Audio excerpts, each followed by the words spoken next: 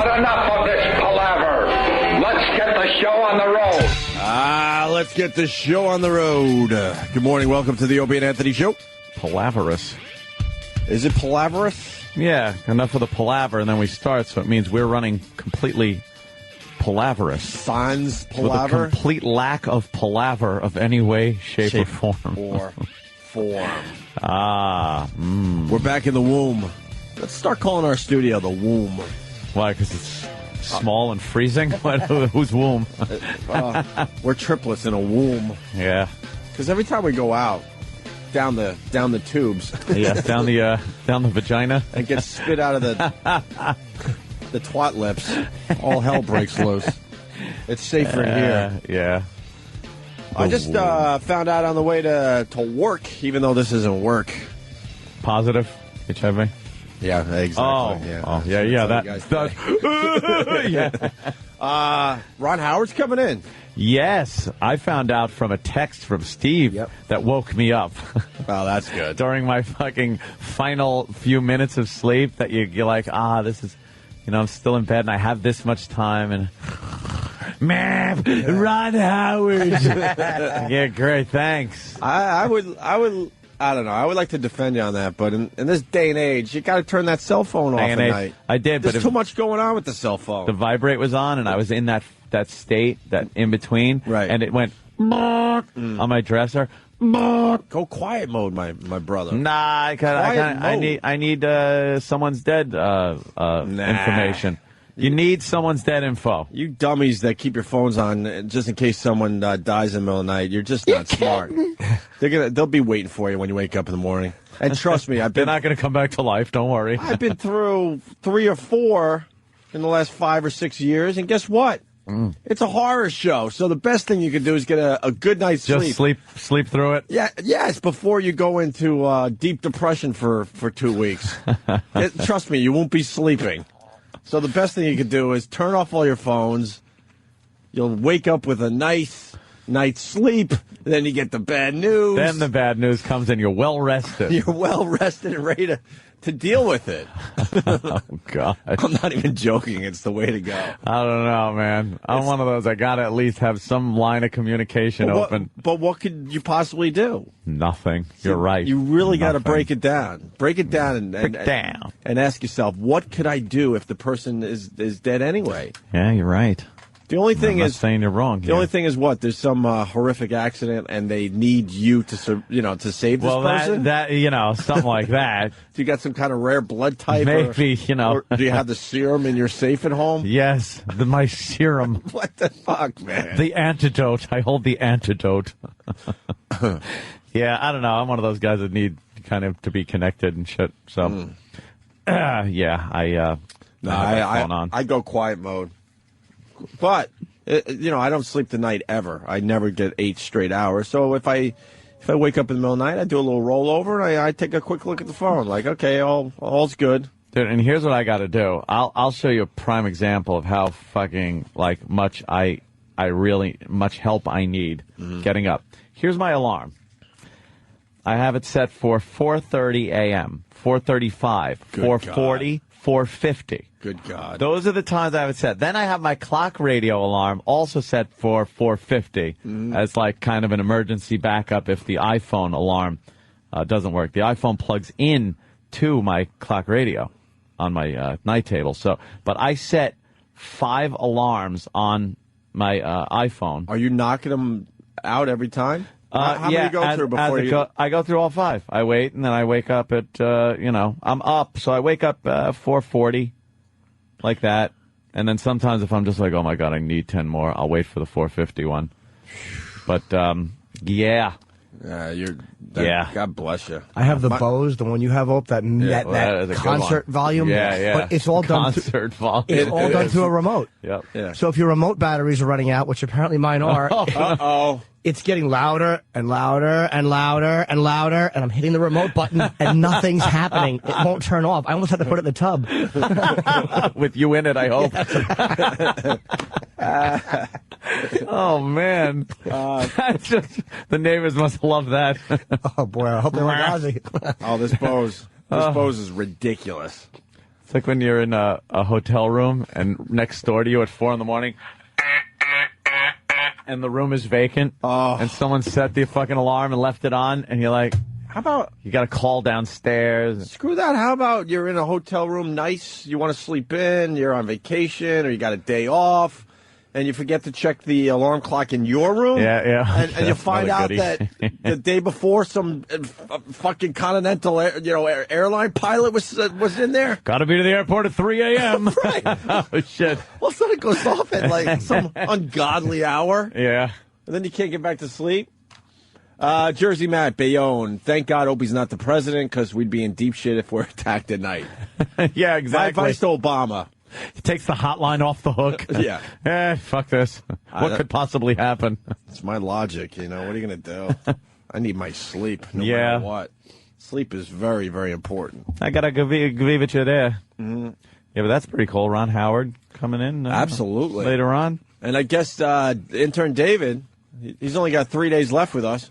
3 days left. He has just been, an intern. Of course, yes, he's been on the air and gave us so many chuckles.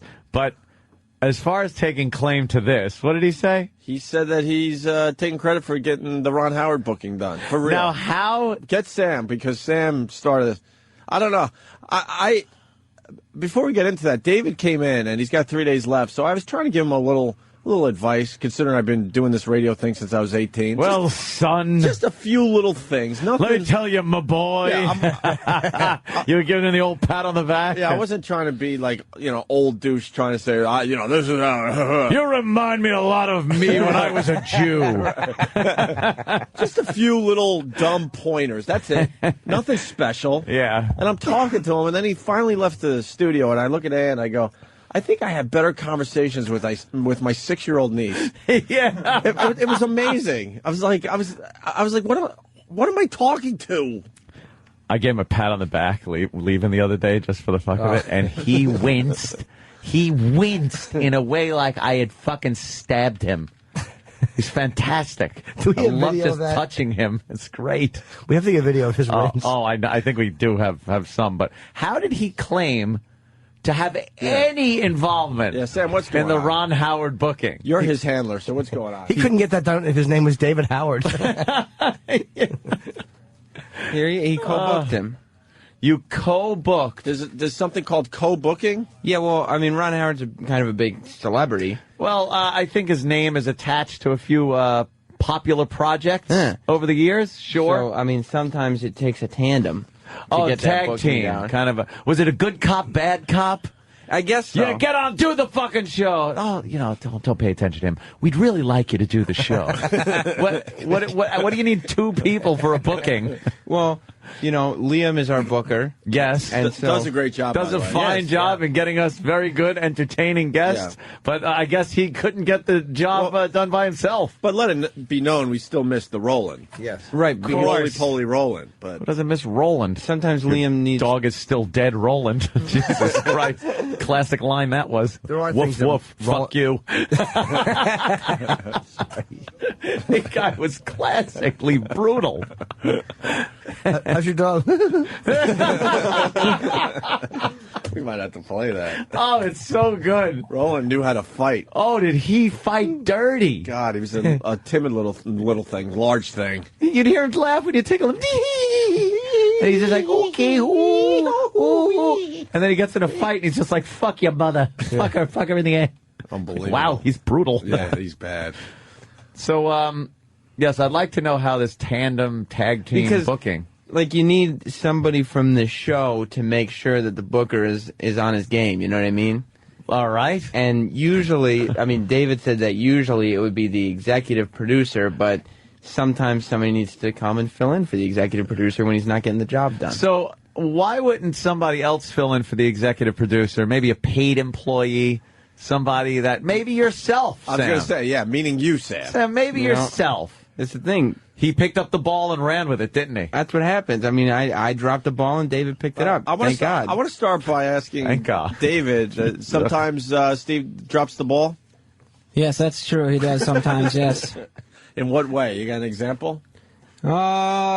He just doesn't do a good job booking things. Like even today he dropped the ball. I heard there's a big mix up today. What? Oh, right. Yeah, there is a bit of a mix up. I heard a little panic. Big mix up today. What is it? Yeah. What's the mix up? Apparently Steve C booked Andrew Dice Clay for the show today, but he's booked at the exact same time that Ron Howard is booked for today.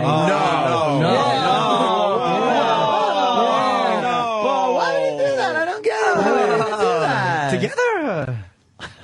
Yeah, so that's commotion. Yes. What? Promotion? Yes. What's that have to do with Commotion. But it's a promotion. No, commotion. Emotion. Yeah. Yeah.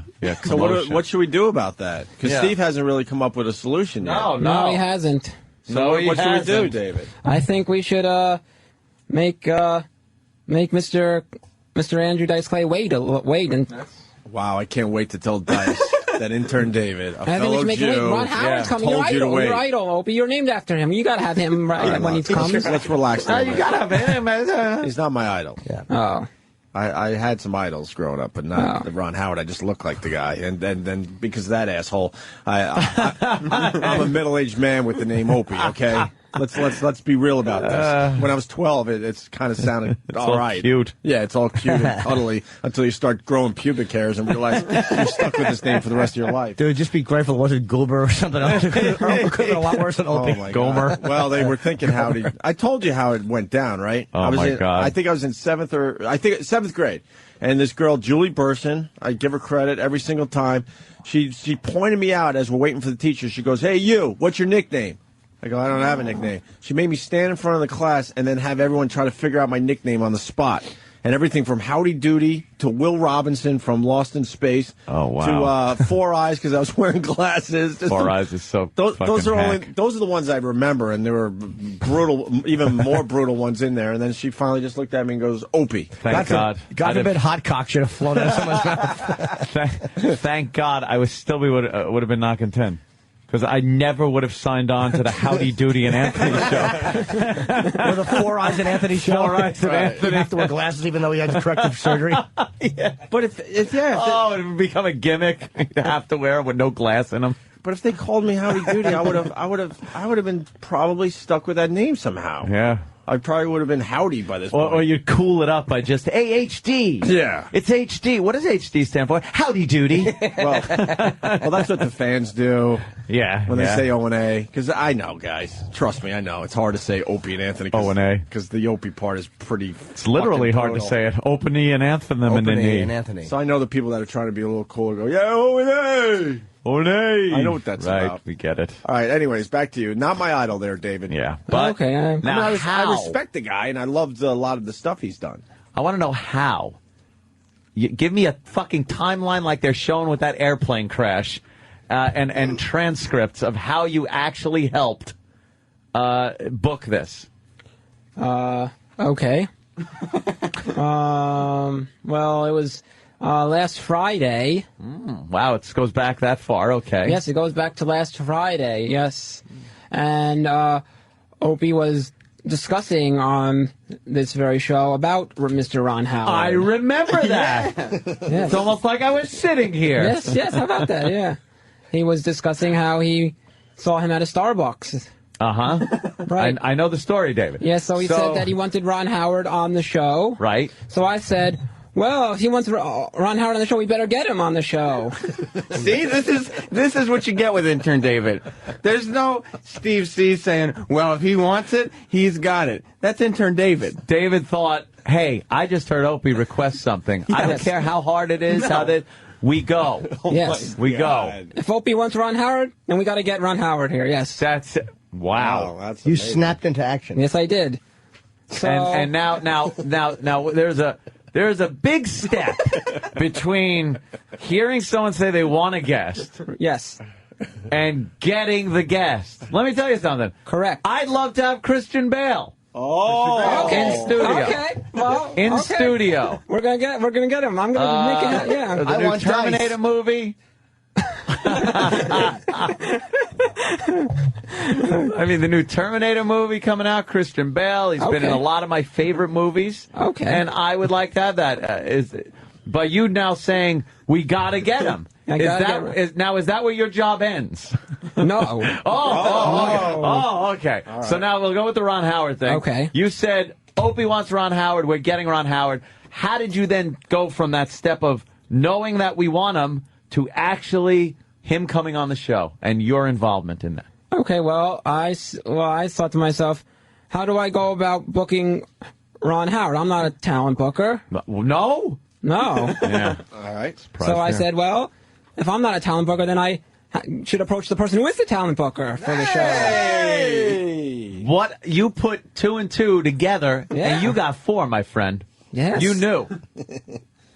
Go to the booker to book a guest. Yes. To request for the booker, ask him if he can book the guest for us.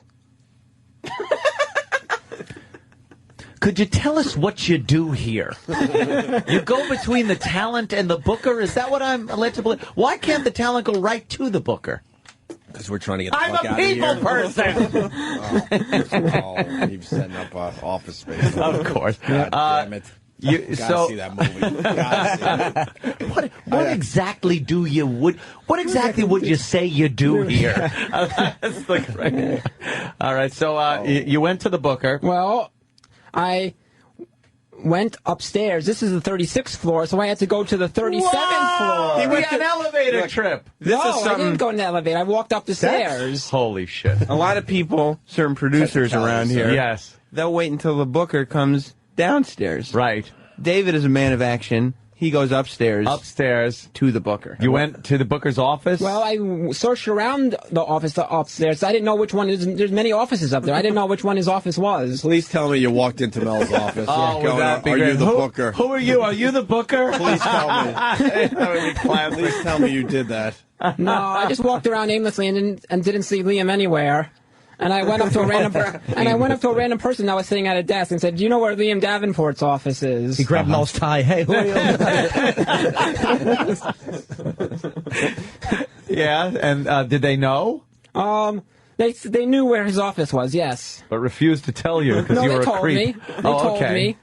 Yeah. And I walked around some more, and I still couldn't find the office. And then I asked another person, "You know where Liam Davenport's office is?" And they pointed. And I looked in the office, and he was not in the office. Uh-oh. All right. Look, now a lot of people at that point would have gone, look, I've gone above and beyond here. Ron Howard won't be on the show. I've walked up the stairs.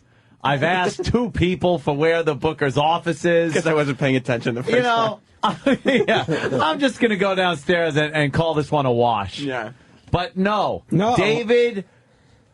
He kept going. You're an amazing man, yes. David. So I went back to the second person who told me where Liam Davenport's office is. And by this point, did they go, "Oh fuck, here he comes again"? He did make a little sound like that, something like that. I think he did. Yeah. Why is he telling the story in real time? Oh, I know. I am the voice of the listener today. This is ridiculous, by the way, David. Holy shit. So you go up to the guy again? Yes, correct. And what happens? And I said to the guy... It's like a 3-part joke. I said to the guy, I'm looking for Liam Davenport. He's not in his office. If you see him, could you tell him that Intern David from the Opie and Anthony show is looking for him? Whoa. You gave your title and everything. Yes. Intern David. I'm sure that was impressive to the person, and they really took note of what you had to say. Right. And then what? Then what happened? He said, okay. Oh, my God. And I left. Then he said, okay. Yeah, and he left. Yeah. So he walked back down the stairs. Yeah, you got it. Jesus Christ. So now, get to the point, the thrilling point of the meeting between you and Liam. Like a half hour, 45 minutes later, I'm down here being an intern, and then Liam comes down here and approaches me. No way. And says, I heard you've been looking for me. Wow. Oh.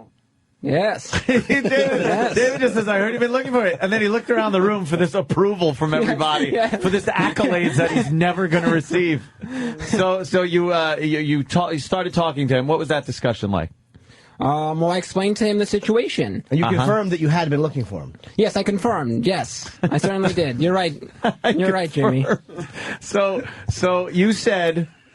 You relayed to him Opie's request to have Ron Howard on the program. Well, it was more than that. And he said, I know. No, it was more than that. I retold Liam the story that Opie said on the show about how he And coming met him from at the you, Starbucks. it must have been captivating. Right. Yeah. I hope you had a 2-hour lunch. and then what did he say to you He said, after you woke him up? that's right, I woke him up, he said. By the way, people are saying, especially Mike in Boston, the whole story could have been told in 2 sentences. Yes. so far. Oh, absolutely. Went upstairs, said, Liam, I need to talk to you. Downstairs, 45 minutes later, Liam came and saw me. The whole upstairs was so unnecessary. It's almost like, what happened? Well, I connected with Liam and I just told him that you needed to. No, he had to walk around, talk to people 3 times to find where he was, leave the message. It's everything. It's amazing. So, it's an amazing story. I'm surprised the accounting department didn't just grab you. Oh, I know, right? And take you hostage. Yeah, you belong up here. Right. So, now where did it come in that the actual booking happened and you were part of it? The actual booking? Yeah. It happened later on in the day, like after this show was over already. Mm-hmm. It was pretty much And like, how were you involved in that? Were you in on the conference call? Did you No, I wasn't talk in to on the- Ron Howard? You talked to Ron's people. No, I didn't even talk to Ron's people. I think that was Liam talked to Ron's people. He had Really? He had Liam do it. Oh, you had Liam do it. Yeah, you delegated responsibility. That's good. So how is he responsible for the Ron Howard booking? Thank Because you. I- Or the co-booking of Ron Howard? Because I asked Liam if he would try to book, if he could try to book Ron Howard for our show. Now, let me ask you something. Hasn't it been a blanket thing here over the past, I don't know, year at least, that we want Ron Howard on this show? Oh, yeah. And hasn't the booker known that we want Ron Howard on the show? Weren't we talking about the fact that Ron Howard's got a new movie coming out and we would like to have him on the show? I just realized I got to give myself a little credit because when I bumped into him on Columbus Avenue, Yes. on that rainy morning, I said, What hey. time was it, Opie? It was very early. It was probably like... How many steps away were you?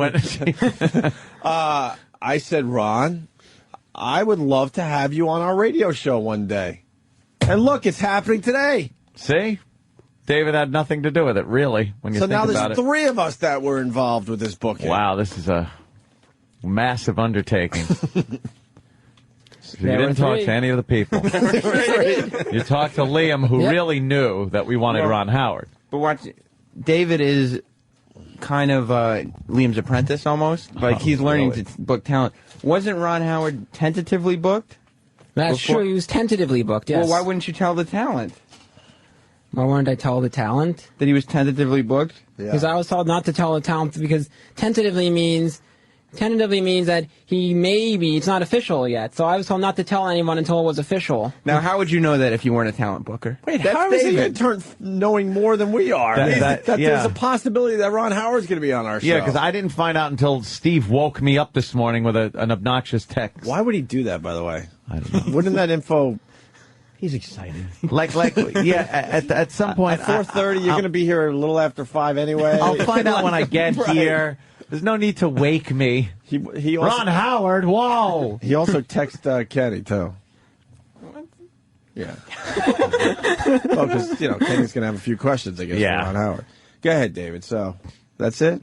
That's pretty much it. So I just knew about him more because I was conferring with Liam every step of the way to see how his progress was going. I guess what we need to ask you is, what did you do that Steve did not do for the Ron Howard booking? As I said, I approached Liam and asked him if he'd be able to book Ron Howard for the show. Steve did not approach Liam and ask him if he could book him. Did Steve know that he wanted to be booked on the show? I don't think Steve had a clue, no. Probably not, no. But doesn't Steve listen to the show, David? You would think so, wouldn't you? I hope he does. You are fucking a gem. Yeah. All right. You like David? I love David. Yeah, he's all right in my book, though. All right, David. Well, we continue with Intern David because Sam did a backstage with O&A with Jason Ellis. You know who Jason Ellis is, right? Yes. Intern David? Yes, I remember him. Does a show on Faction every afternoon, and his best of, or not necessarily the best of, is played on this channel on the weekends. Now, after he did an appearance on our show, he gave you a little advice on men? Yes, Or he did. being a man? Being a man. Oh, well, that's a little different. Well, he did say yes, he did. So, on being a man. Being a man, yes. Okay. And this is how it went down. We might have to stop this a few times. And now, backstage with O&A, here is Primetime Sam Roberts. I'm Primetime Sam Roberts, and Opie and Anthony intern David has been moping around the SiriusXM facility as of late, as his internship is about to end, and there is nothing good going on in his life. Luckily, we found expert on all things manly, Jason Ellis, in the hall, and got him to give David some life-improving tips. This is our intern David. Now, our intern David is very fond of, what's some of your favorite musical artists? I'm a big fan of musical artists like Beyonce, I like Britney Spears, and I like all the top 40 artists. Now, David is 26. Yeah. He lives at home and spends most of his time masturbating in his parents' house while listening to music like this. What could you say as far as maybe character building advice for David? I think that it goes both ways. Like, I can tell what you guys are doing right now, and I think that, you know, a man who's into Britney Spears and Beyonce. At the end of the day, Beyonce is an excellent singer. She does have sideburns, but she does have an excellent voice. Because I think that there's some men out there that go to battle and they fight for the country, and then there's other people that build robots so that they can fight for the country as well. It's people like me and him that unite and make this world a great place. David, you think you can build some robots? And there's no problem in me starting right now. It started nice enough, but after standing in front of intern David for over 60 seconds, his appearance alone was enough to completely frustrate and disgust Jason Ellis. Why don't you thank Mr. Ellis for helping your life? Thank you, Mr. Ellis. I appreciate it. Are you frowning at me right now? No, I'm not frowning at you. No way. Why are you looking down at my shoes now? Are you disrespecting me by looking at my feet? Oh, no. No, I'm certainly not. I'm looking right at you. Keep looking at me. Keep watching. Why do you brush your hair off to the side like that?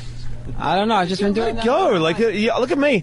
All I ever wanted was my hair back. You go, just frizz it up, man. That's the thing for a tip for girls. This whole side part thing means you don't take chances. You're in a box, man. Bust out. You're like in a Rubik's Cube. Your shirt's cool. Get some new kicks, man. Those things are fried. You look like you're going hiking on a picnic or something. Just trying to help, man. I gotcha. I appreciate the help. Good luck, David. Thank you, Jason. Thank you. Like most, Jason left the meeting with no faith that intern David will ever accomplish anything of substance. Good luck with that, David. I'm Primetime Sam Roberts, and this has been Backstage with O&A. David, you didn't take his advice. You still got the side poof. Yeah, the side poof. You got the your bad part clothes. is way down on the side. Let me see. You have too much hair to be parting your hair like that. Yeah, it's like a comb over part. It starts at the top of your ear. We should have him spike his hair today. You got some gel? You should get all wild. Let's get some gel. Yeah. All right. And spike his hair up. Yeah. Okay. Maybe give him a, what is it called, a man hawk or something? Is Jill here Faux today? hawk. No. Faux hawk. Oh, see, we need a girls kind of. We'll have Steve do it. Oh, yes. I always wanted to do this. Who's got hair product today? I bet E-Rock's got a little gel or something. I'm sure E-Rock does. Of course he does. You want to frost it first? I have some of that in my bag. I don't think E-Rock does the frosting anymore. No, he was, though. Who was he ever? Oh, we beat him up Oh, about he that told one. him he knows never to do that again. The only frosting now is what he eats on cake. You should frost his hair with a lawnmower blade. Put white paint on it. We got one more quickie as far as intern David goes. He says he likes the pop music. Well, he sang a little Lady Gaga for everybody today. You're not a fan of the Lady Gaga? Lady Gaga? Nah. Or him singing it. Can't read my, no, he can't read my poker face. She's got me like nobody. Can't read my, no, he can't read my poker face. She's got me like nobody. Poker face, poker face. Poker face, poker face. I won't tell you that I love you, kiss or hug you, cause I'm bluffing with my muffin. I'm not lying, I'm just stunning with my love glue gunning. Just like a chick in the casino, take your bank before I pay you out. I promise this, check this hand cause I'm marvelous. Can't read my, no he can't read my poker face. She's got me like nobody. Can't read my, no he can't read my poker face. She's got me like nobody. We're like producing these too well, I think. Yeah, these are really getting produced God, now. That was good. Yeah, we know, David. That's what I didn't hear the produce part. Wow. He sounded like. Wow, I'm good. He sounded like that old song, "Putting on the Ritz." Anybody? Kind of that. Who did that? Taco? Yeah, I think it was Taco. Very Putting good. on the Ritz. Putting on the Ranch. All right, David. Very good appearance this morning. Thank you. Yeah, good. We For didn't one learn of your much, last but- appearances. I guess you sort of co-booked Ron Howard. Sort of. What do you suggest with the dice thing? You suggest he should wait Dice should wait, yes. until Ron Howard is done. Correct. We'll make sure we tell Dice that little tidbit. Yeah. Okay. But I mean, just so everybody has the correct idea, David was outside the studio, not so much taking pride in the booking itself, but just taking pride in the fact that he thinks he's outshined Steve C. Well, Which, I mean... not hard to do. And I think he's taking something I told him very seriously. Yeah. What's that, Sam? Well, you, I think on Friday, offhandedly, when you said the Ron Howard thing, David approached you while you were going to the bathroom and said, I'm going to get Ron Howard on the show. I'm going to go talk to Liam. And you, just trying to get back into the studio, brushed him off by saying, hey, you're doing better than Steve already. And so he took that to heart. nice. You know. Yeah. And David, Yeah. how have you been doing? Very well. Better than... Better than Steve C. Wow. You should have a T-shirt made. Better than Steve C. I'd have to print out a lot of them. we need to buy those in bulk.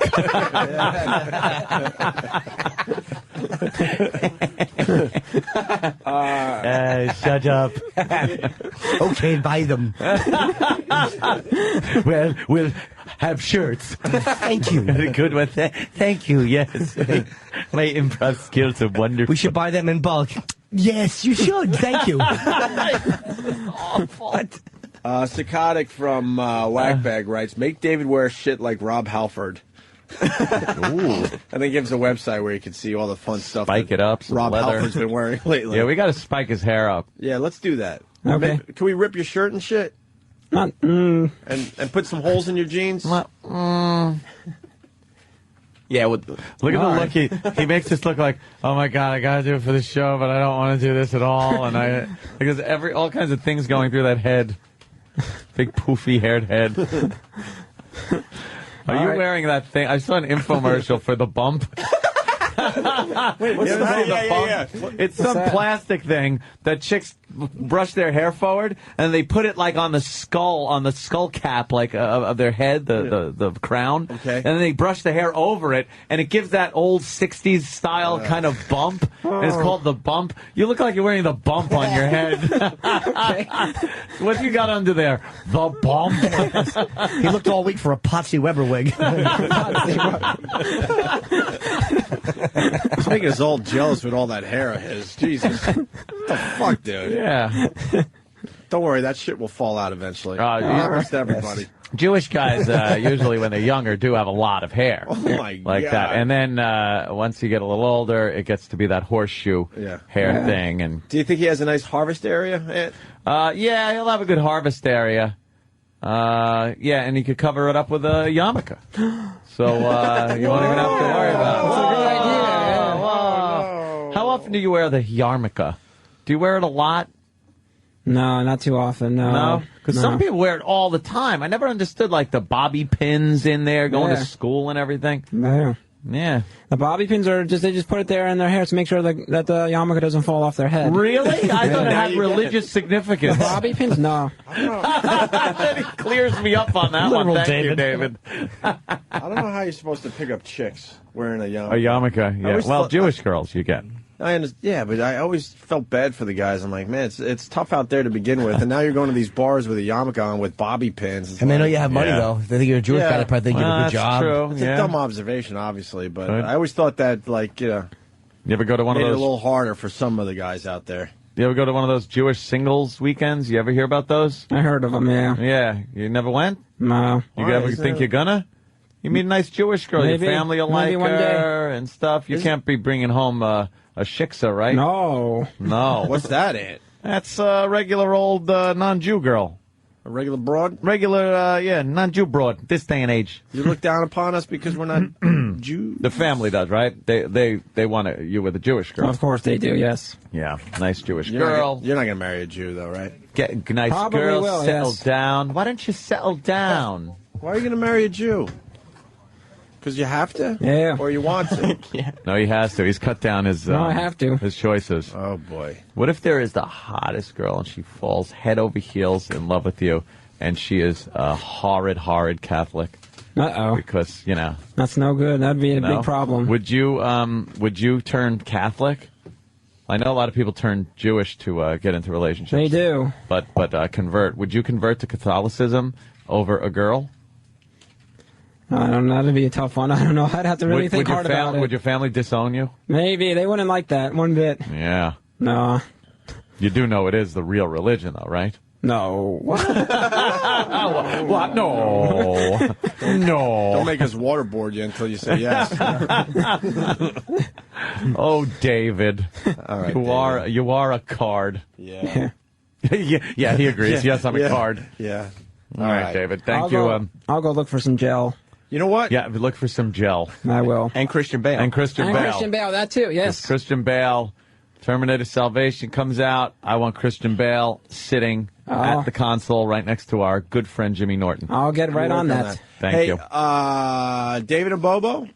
You're doing a David and Bobo show on Friday, your last day? Oh. If he comes in, yes. If he comes in, of course he will. And Bobo on his Twitter last night. Do we have his Twitter? I don't follow Bobo on my Twitter. Go figure. I think it's Mr. Met. It's Mr. Met 8. MRMET number 8. Mr. Met 8. Is his Twitter, yes. He's already advertising. He's already advertising for a new David on his Twitter. Look at that. Really? Can you find that one, Danny? Where is it? Oh, right there at the top. I'm sorry. The search for the new David is on. Bobo needs the new sidekick ASAP. Uh-oh. I need a new sidekick. What kind of stuff does he Twitter? Give me a little sample of some of the stuff there, Danny. The next Twitter says, yo, he's talking directly to Opie. Yo, Opie, how about having me and David eat sliders until one of us makes a I can't hold it fart? What is that? Now he's giving show ideas on Twitter. Oh, fantastic. No, show ideas for him and David. Yes. Now. Yeah, all right. Iron Sheik really needs to wear, that's WHERE, depends. Where? Yeah. This is one of the best moments on the show of all time. Lol, smiley face. Holy shit. Let's see. Yeah, he's a pisser. Oh, he's doing Jersey jokes. The swine flu has hit my hometown of Queens hard.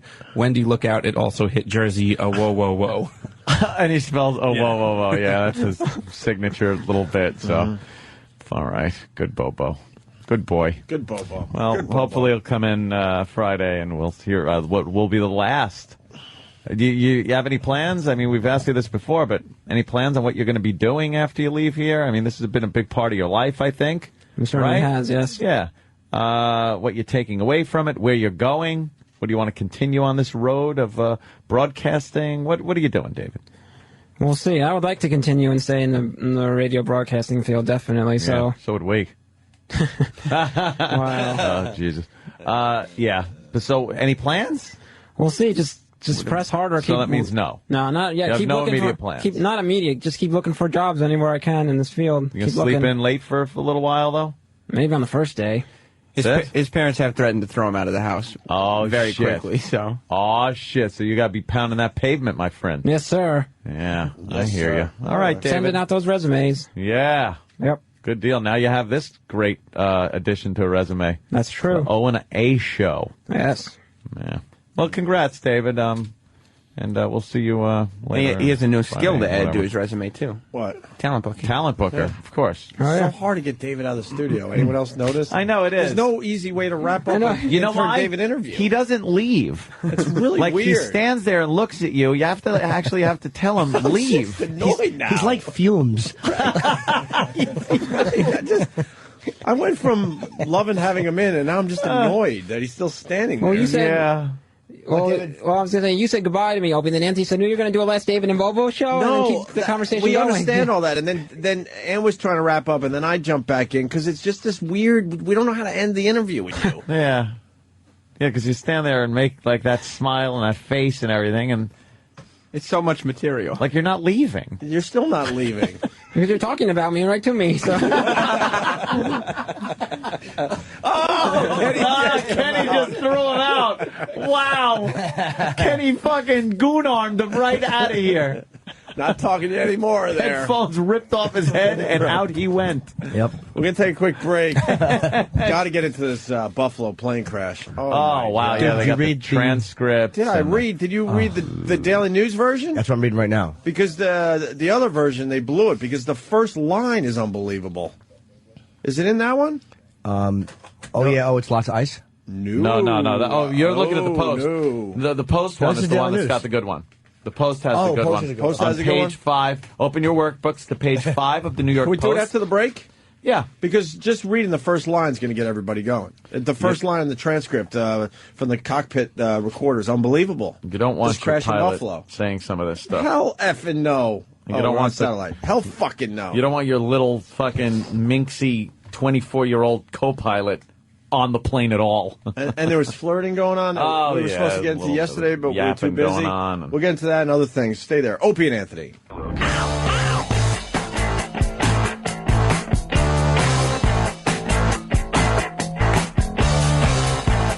Opie and Anthony, Jim Norton, big day. We got Ron Howard stopping in today. Opie, you going to go to L.A.? I want to. I'll give you my flight information. All right. Ooh. I got a pen. Go ahead. Look at you, too. I don't have it with me. I'll kind of give it to you. Go fuck yourself. Then all the fans will be at the plane waiting for us. Yeah. We invited you. It's an open invite? I want a real invitation. And if I had a private plane leaving from your driveway, which, by the way, is a possibility with the size of it, you wouldn't come. I would love you to come to L.A. I know. The motherfucker got me back. Now we're going to L.A. for my birthday, right? I didn't know you were coming out there for my birthday, Jimmy. And we're actually doing that big benefit because of your birthday. Let's get Opie a good gift. Yes. Jay, Corolla, we're all chipping in to get Opie a good gift. No, for real. I want to go out there now next weekend. For real. For real, yo. Let's go to the cockpit recordings of the Buffalo plane crash. Mm-hmm. But we don't have the audio. What's that about? No, they haven't released that yet? Released no audio here. It's we got transcripts. It's all fun and games up until the grim part. And you're definitely an expert on this, even though you have no flying time. But, no, I have. But how you talk about little flight, I feel you could actually. I do have a little flying time under my belt. No, you don't. Yes, I do. With who? Republic Airport for their what did they used to call it? It was a certain program, and you went and they took you up. You took the controls. I've heard those commercials. It's like a little shakedown thing. You did that? Yeah, years ago. Nice. And yeah, guy told me I was a natural. I think he just wanted my money. How you talk crash. How you talk about this stuff? I think you know what you're doing. I just love airplanes. You should fly. It'd be a good hobby for you. Don't like the falling out of the sky part, like these two people. Get a Lee Abrams plane where he's got the parachute. Oh, the parachute. Yeah, he does have the parachute plane. He's got the parachute plane, and he said it's been used. I forgot. Remember, he told that whole story on our show. Yeah, like 6 or 7 guys have used the parachute already. Yeah, and had, and no problems.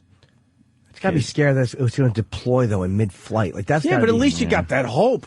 You know how easy flying would be if you had a parachute where you go, okay, God forbid something horrible happens up here, we still have a shot? Yeah. That would take half the fear away. I don't think it works very well if you're really plummeting. Yeah. I think that's you're landing, you're slowed down pretty well, something goes amiss. Oh, great, thanks, Ed. And you pull that thing. I think if you're at cruising speed and at altitude and you pull that thing, could be some problems. It'll rip off. The space shuttle has a parachute because it can't retake off.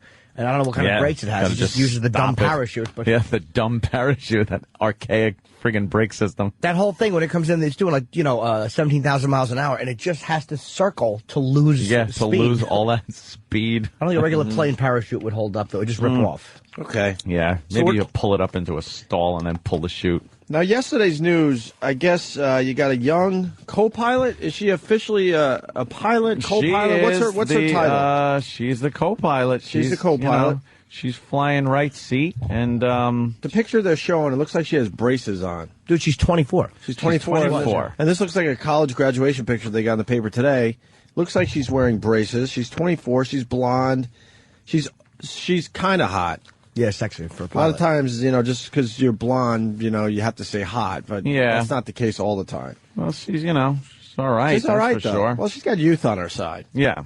Youth makes things a lot better. And then you got 47-year-old Marvin Renslow, who is the pilot, and he is just, I don't know. Look at Marvin. I think Marvin wanted to get a little tail. I think we understand why this plane crashed. Yeah. You look at Marvin and the desperation in his eyes, and then he's matched up with this young co-pilot, fresh out of college. I think that there's a lot of chit-chat going on here. A lot of non-plane chit-chat going on. Didn't it come out yesterday they were flirting? Or I'm assuming that Marvin was doing more of the flirting? There's just this flirty kind of atmosphere going on and the stuff they're talking about. And the thing is, as you read these transcripts, you realize they don't start talking about the icing until 2213,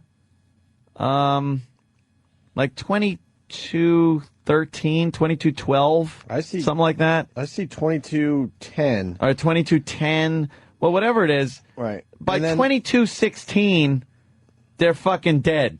So barely 5-6 minutes. That's it. And they start talking about how much ice is on the plane. Yep. But there's no conversation beforehand of, hey, I'm noticing some ice on the plane. Like, get it at a level where it's manageable. And you could start thinking about how you're going to get rid of this ice or divert or just something where you're not all of a sudden looking out the window going, that's the most ice I've ever seen. Perhaps if you weren't yapping with your fucking 24-year-old co-pilot, you'd have done something. Wow. And also, these planes... I was just going to say, because Danny popped the picture up, the first 2 years out of college were not kind for her. A little drop-off. Like she was eating a little... She's cute there, though. Like, chubby in the face. She just looks like any college girl. She doesn't look like a pilot. No. Apparently she didn't fly like one either. Tell you the truth. Go ahead, Ann. I'm sorry. She was kind of scared of the ice, and you read these transcripts. There's parts of it where she's saying she didn't want to fly in ice. She's afraid they would crash. Said that like minutes before she crashed. And the plane, like the pilot wasn't experienced on this plane, and it has a feature where if you're starting to stall, which is a wing stall, not an engine stall, it means you're not going fast enough. And with more ice on the wings, the faster you have to go to keep that thing in the air. And they're approaching a landing, so they're cutting back on the speed. And this thing starts to wing over on him, and he loses control. What the plane automatically does is it pitches nose down, which sounds scary, but it's to build the speed back up. The plane knows, look, I got to fucking pitch my nose down and fly down to pick up some speed and then level off. And it knows what the altitude is, so it knows it can't do it at 800 feet or something. And they weren't at 800 feet. They were apparently at the proper altitude where this plane could do that. And the pilot was fighting that. The nose went down. He's pulling back on the yoke, trying to get the nose of the plane back up. And this is causing that rocking back and forth, up and down. So he didn't realize that the plane was doing what it's supposed to do at that point? Yeah, the plane was doing what it was supposed to do when it's going to stall, which is pitch the nose down. Shit. Yeah. And then it just started rolling because as you're pulling the nose up, the plane's slowing down even more. So they wing over. You get the one wing will always get a little more lift than the other because nothing's perfect. So it wings over, and now they're upside down, falling, and goodbye. Can you recover from that if you're like the right height, if you're at the right altitude? From a wing over? Yeah. Like, you can? It used to be a combat move. You'd wing over and then go into like an inside half loop and come out of it going the opposite direction. It's like a really cool fucking move. But if you have enough altitude, you can pretty much get out of anything. I saw a goddamn 707 do a barrel roll. Lost a lot of altitude, but he went all the way around. He did all right. This is really fucking twisted. Well, the first part of the transcript. The first line of the transcript. What? Yeah, that right there sets the mood. I'm not, you know what, Jimmy? I got to cancel my LA trip. I'll tell you why you don't. No, you don't. Yeah, because my confidence gets shattered when I read like that first line shatters my confidence. That's okay. You guys are taking Continental. And, 757 planes piloted different. This guy was not qualified to fly a 757. Well, she starts in the transcript by saying, "Are you ready?" No, he does. Oh, that's a he. Renslow's a he. Yeah, he said that. What? He's even worse. I thought it was the broad that was saying this. He's trying to be like, look how young I am. Oh my! Hey, this is fun, right? Until look at this chippy. Until this very moment, I thought it was the young, inexperienced co-pilot that said this. No, Renslow is the guy. Holy shit! Well, Renslow, ready for this, kids? He says, "Wee, this is fun." Yeah. This is fun. That's I'm all about like pilots lighten up the mood a little bit when you're flying, like, making you feel good. But I don't want to hear this is fun. Now if he's an experienced pilot, it would be, hey, this is routine. That's what you want. You don't want this is fun. No. Coming out of your pilot's mouth. Never. I think he was doing that just to hey, nudge the little chick next to you. Yeah. Like, hey, fun, right? This is fun. And she says, yeah. And then he says, autopilot's engaged. She says, yeah, again. And he goes, probably a good thing. What? Why? Because you can't fly the plane? Like, what the fuck? It's not a good start. Obviously, we know how this ends, but... Yeah. And then he decides to just recount a little story of a false fire report in the avionics of a plane. He was flying over Texas. Ground support in Houston drove to Alexandria, Texas to fix the problem after he landed. So he's giving a little, little manly, yeah, had a little problem, but I dealt with it. War stories. Yeah, a little war story. He's trying to pick faulty her up. Avionics. He's trying to pick her up with war stories. Yeah. Did I ever tell you the time? Because they changed the deal out. Anyway, we went, of course. After that day, we all went to the steakhouse. We ate a steak, baked potato, and drank a mess load of beer. He's flirting and with she goes, yeah, again. Every answer she has is yeah. Which means she's not interested in his babble. No. He goes, it was just one of those days, yeah. And she goes, one of those days where you have to have a few beers to at the end. This sounds like me and Danny talking about the show. Yes. Not fucking pilots. Yeah, Danny just goes, yeah. And then Renslow, of course, he's going, that was a good time. I like flying the Saab. Saab is another type of aircraft, better. Like Saab makes some really kick-ass fucking planes. A neat airplane to fly, not like this. And she goes, yeah, right. And he says, the Saab turboprop, like mom's SUV or minivan, the soccer mom van. You don't have to fly with your hands and your feet. You just fly with your hands. So they're just kind of talking, bullshitting around. Renslow and Shaw continue comparison of the Saab turboprop and their Dash Q400 Bombardier. I think Shaw says, I think it's fun flying with captains. Not so much any lately, but right at first they came from the Saab and they'd see the rudder and they're like, aw, shit, and kick it real hard and fling the plane back and forth. Now the Saab, I guess, there's no foot pedal rudders. I guess you'd fly it with your hands. Mm-hmm.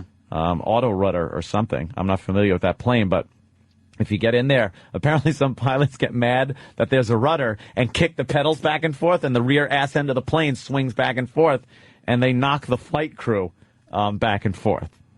I don't know if this is done with passengers on the plane, maybe on the flight back. Kind of like I did a little while ago, Renslow says. I flew with some captains that were doing it real bad, like knocking the flight attendants down in the back. Yeah, and then they're laughing. That's the girl saying that last line. Yeah. And the girl continues. Like, I'd see the flight attendants afterward, and they were like, who was flying? And then Renslow goes, that would be the bonehead captain. more laughter and hijinks. Renslow receives instruction from air traffic control in Buffalo. Renslow, 33. Try not to be dyslexic. Last time I flew in here, 233, the inbound course, I put in 223. Putting in the wrong fucking coordinates. Renslow laments that the controllers up north aren't as laid back as the ones in Texas. Oh. And he'd give us, this is Renslow, some type of clearance to Houston. Colgan 9526, you're cleared for the George Herbert Walker. George Herbert Walker Bush Intergalactical Airport. Ha ha ha ha ha. This guy's a regular fucking jokester, isn't he? Yeah, he sure is. And then Renslow just continues. Would you like me to read the girl's part so you don't have to keep saying the names? Oh, okay, please. I'll do it in my regular voice. Yes. And I would try to read it back exactly the same way. Went in there, I don't know, about 3 or 4 months before I left, and he was just as calm and quiet. I could tell it was him. Said, "Hey, man, what happened to that Eastwood Airport information? Echo." He said, "Yeah, they clipped my wings." Oh, no, they didn't like him doing that? I just like the flying down there a whole lot better. Oh, yeah. Oh, it's lots of ice. Yeah, this is where we get into the little problem. Ice. This is before the crash, they say. Mm-hmm. Yeah, lots of ice. This is about 8 minutes, 7 minutes after that previous conversation. And 6 minutes before the crash, and 6 minutes before they actually crashed. Right. She said lots of ice. He goes, "Oh, yeah, that's the most ice I've seen. Most ice I've seen on the leading edge in a long time. In a while, anyway, I should say." Flying in the Northeast, I've 1,600 hours. I had more actual time on my first day of IOE, which is initial operating experience, than I did in the 1,600 hours I did when I came here. But as a matter of fact, I got hired with about 625 hours here. Oh, wow. That's not much for back when you got hired. No, but out of that, 250 hours was Port or 121 turbine, multi-engine turbine. Oh, that's right, yeah. Like, I'm wondering right now if she's realizing, like, oh, God, this guy isn't as experienced. There's a fucking issue, and, yeah, he's not experienced. We're not experienced enough to handle, because it looks like they're looking at the ice on the wing, right? Like, they could probably look out and see the ice. They just started noticing that there's a fuckload of ice forming on the leading edge of the wing. So she says, oh, that's right, yeah. No, but all these guys are complaining. They're saying, how we're supposed to be upgraded by now. I'm thinking, you know what? I really wouldn't mind going through a winter in the Northeast before I have to upgrade to captain. I've never seen icing conditions. I've never de-iced. I've never experienced any of that. I don't want to have to experience that and make those kind of calls. I'd have freaked out. I'd have freaked out. She said that. I'd have freaked out. I'd have, seen this much ice and thought, oh, my gosh, we're going to crash. She said that, by the way. Yeah, these are all direct quotes from the co-pilot. She said that 4 minutes before the actual crash. They actually, crashed. GPWS. Holy shit. GPWS landing flap selected. 15 degrees. Fuel transfer off. Hydraulic pressure and quantity down. Quantity check. Caution warning lights check. Seatbelt sign check. On and external lights on. Approach checklist complete. And Renslow says, "Rock and roll." Is he Johnny Race? Ling-a-ling. Oh, my God. Now, this is a few seconds from the crash. This is, yeah. What do you think, maybe 30 seconds before the crash? No, this is the 3 minutes. 3 minutes. 3 minutes. 22 hours, 16 minutes, 52 seconds. This is seconds before the crash. Then it goes 16. Yeah, it is. 22 hours, 16 minutes, 52 seconds is the crash. Oh, I thought you meant the rock and roll line. I'm sorry. The rock and roll line. Yeah, rock and roll line. When he said rock and roll, he was 4 minutes from crashing. I'm sorry. 4 minutes. Yeah, now you guys are talking seconds. Rock and roll. Seconds from the crash. Yes, you're right. I'm sorry. Shaw goes gears down. Flaps 15 before landing checklist. Sounds similar to flap handle movement. So you hear that ka-chunk as he's moving the flaps down. And now she gets her first little inkling that there is a huge fucking problem. She goes, sounds similar to stick shaker, lasting 6.7 seconds.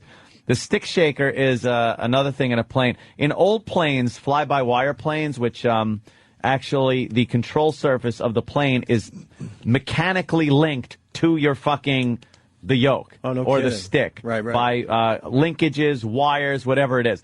So if your plane starts to stall and you feel like the plane will vibrate pretty nasty, your stick will have vibrated. Now they electronically put in a shaker, which actually literally shakes the yoke to simulate that feeling that the pilot used to get from the control surfaces shaking. So you could hear the bop, the stick shaking, which means we're fucking stalling. The wing is stalling. It's not getting enough air over the surface of the wing to hold the plane up in the air. Yeah, so a stick shake lasting 6.7 seconds. Then we have a similar sound to autopilot disconnect. Horn repeats until end of recording. So now you're getting autopilot disconnect horn. Sound of a click comes on. Sound similar to increase in engine power. Now this is, like I said, the nose is now probably pitching up and down because the plane is trying to get speed up. Yeah. And also increasing the power, either on its own or the pilot's doing it. And then Renslow says, Jesus Christ, not a good thing you want the pilot to be saying. Sounds similar to stick shaker lasting until end of recording. And then she says, I put the flaps up. Sound of 2 clicks. Sound of grunt, unintelligible, the bear. And then she asks... Yes! I don't understand what Renslow is trying to say. He's grunting. He's fighting the controls. Well, Thurbear. Their bear. Yeah. Thurbear. T-H-E-R. Bear. But that's the end of some kind of word they can't... Bear. Unintelligible, their bear. Yeah. And then she says, should the gear be up? Gear up. Oh, shit. Or fuck. It says expletive, but I'm thinking gear up. Oh, shit. Increase in ambient noise. So you're getting a lot of cockpit noise. I guess warnings, maybe whooshing, things like that. And then Renzo says, we're down. Wait, so he's talking after it hit the ground? I don't think that means that, no. Oh, no, okay. I'm thinking, see, he goes, gear up, oh shit. So now he goes, we're down. I think he's just, the fact that there's nothing he can do. He goes, we're down, we're crashing, we're down. Right. Okay. The sound of thump, is after which I'm thinking is the gear kicking up. Although gear up at 22, 16, 46, 6, 47, 48, 49, 50, 51, 5 seconds for gear up, maybe. Yeah, that sounds about right, doesn't it? Yeah, on a small plane like that. That could have been the gear coming up. And then Shaw just says... That's the girl. She says, we're... That's it. And then sound of scream. I bet you that's where they finally... Because they show graphics where it's going left and right and forward and backwards. And I bet you the scream comes when they actually finally roll upside down and pitch straight down. Straight in. Yeah. There's nothing they could do at that point. If they weren't... Now they're saying, if they weren't talking so much... Blabbing their way to icy doom is what the headline is here. Crew kept up chat amid a wing freeze. Glaring signs, small talk became big problem. Yeah, if the first thing you say about icing is this is the most ice I've ever seen, perhaps you should have noticed it a little sooner and stopped your yapping with your little chippy co-pilot. Yeah, he's flirting with her as the ice is just building up outside the windows. Yeah. No one's looking outside No one's looking at the fucking icing conditions on your plane. Unbelievable. That's why I won't fly those little planes. Like if I do Pittsburgh or something like that, Continental is running these routes now where they used to use the Embraers, which are like 51-seat jets, which fly the speed of a jet, even though they're small. These are propellers, and I won't fly. I will not do it. You won't fly a turbo? I will not fly the prop. They frighten me, man. Let's say hi to Tony in Texas. You're on the Opie and Anthony show. Tony? Hey, morning, guys. Good morning. Hey, what I got out of it when he said we're down, I think is meaning that the gear is still down after they were trying Oh, really? Yeah, that's what I was thinking. It's like, oh, shit, we're still down. Like, the gear is still down. We're down. Oh, I gotcha. It didn't go up like they thought it was supposed to. That's why it took so long. That's what I got out of it. Maybe. I think by that point, it Yeah, didn't right matter on. if the fucking But gear I was got- up, down, thanks, falling Tony. off the plane or anything. Okay, let's go to Andrew in Queens. Andrew. Yeah, I was reading the paper. It's kind of funny / ironic. The first line they say, and then the last line they say. What? We, this is fun, and then the last line, we're fucked, and she's screaming. It's kind of crazy. Yeah, there's a couple different emotions going on. Like, this is fun, and then the last one, we're dead. But she doesn't say She doesn't say she was we're gonna anything. Say something, but she says we're like. I bet you that they were going back like left and right, and she was probably going, we're gonna flip, and then all of a sudden they flipped, and she just lost her thought and screamed. Yeah, that's probably. I don't think she cursed at that point. Oof, yeah, creepy. All right, boys. Oh. Well, we'll talk to a corporate pilot. I'm not right on everything. Yeah. Dan, the corporate pilot. Dan, the man. What's up, man? Hey, Dan. Hey, what's up, guys? Hi. What was going on in there? Well, what happened was they had the autopilot on way too long. I mean, that stick trigger came on. Yeah. And within less than a second, they should have had the autopilot off. Really? At that point, you're at 1,000 feet, and when you're in a stall, I mean, you're going to lose altitude, and at that point, you're way too low to try to recover. So, I mean, you're going to hit the ground. So they were fucked regardless at that altitude. At that point, I mean, yeah, they should have been paying more attention. Yeah. What would you do about de-icing the wings if you notice ice building up? What should they have done earlier on if they noticed ice was building up? Well, okay, as far as that, as I know, that airplane has boots. I mean, I don't fly that airplane. I fly jet, so it's different. But it still has what they call de-ice boots, and they're like rubber boots on the front that inflate to break the ice. Oh. Whether it has auto anti-ice, I'm not sure because, some airplanes, they come on automatically. Other airplanes, like when I fly, you have to turn it on manually. So if it wasn't on, they should have had it on, obviously. But if it was already on, then the whole flying it with the autopilot, I mean, like they could have had, like the autopilot trims the airplane a certain way. Mm-hmm. And when it's trimmed nose up, or it will trim the airplane nose up when you have ice on the wings because the wing is getting less lift. The ice on the wings is obviously not good. Yeah. And so if it's already trimmed up and it starts getting into a stall situation, by the time you shut off the autopilot, you're going to have to be fighting all kinds of forces from the trim to the stick pusher.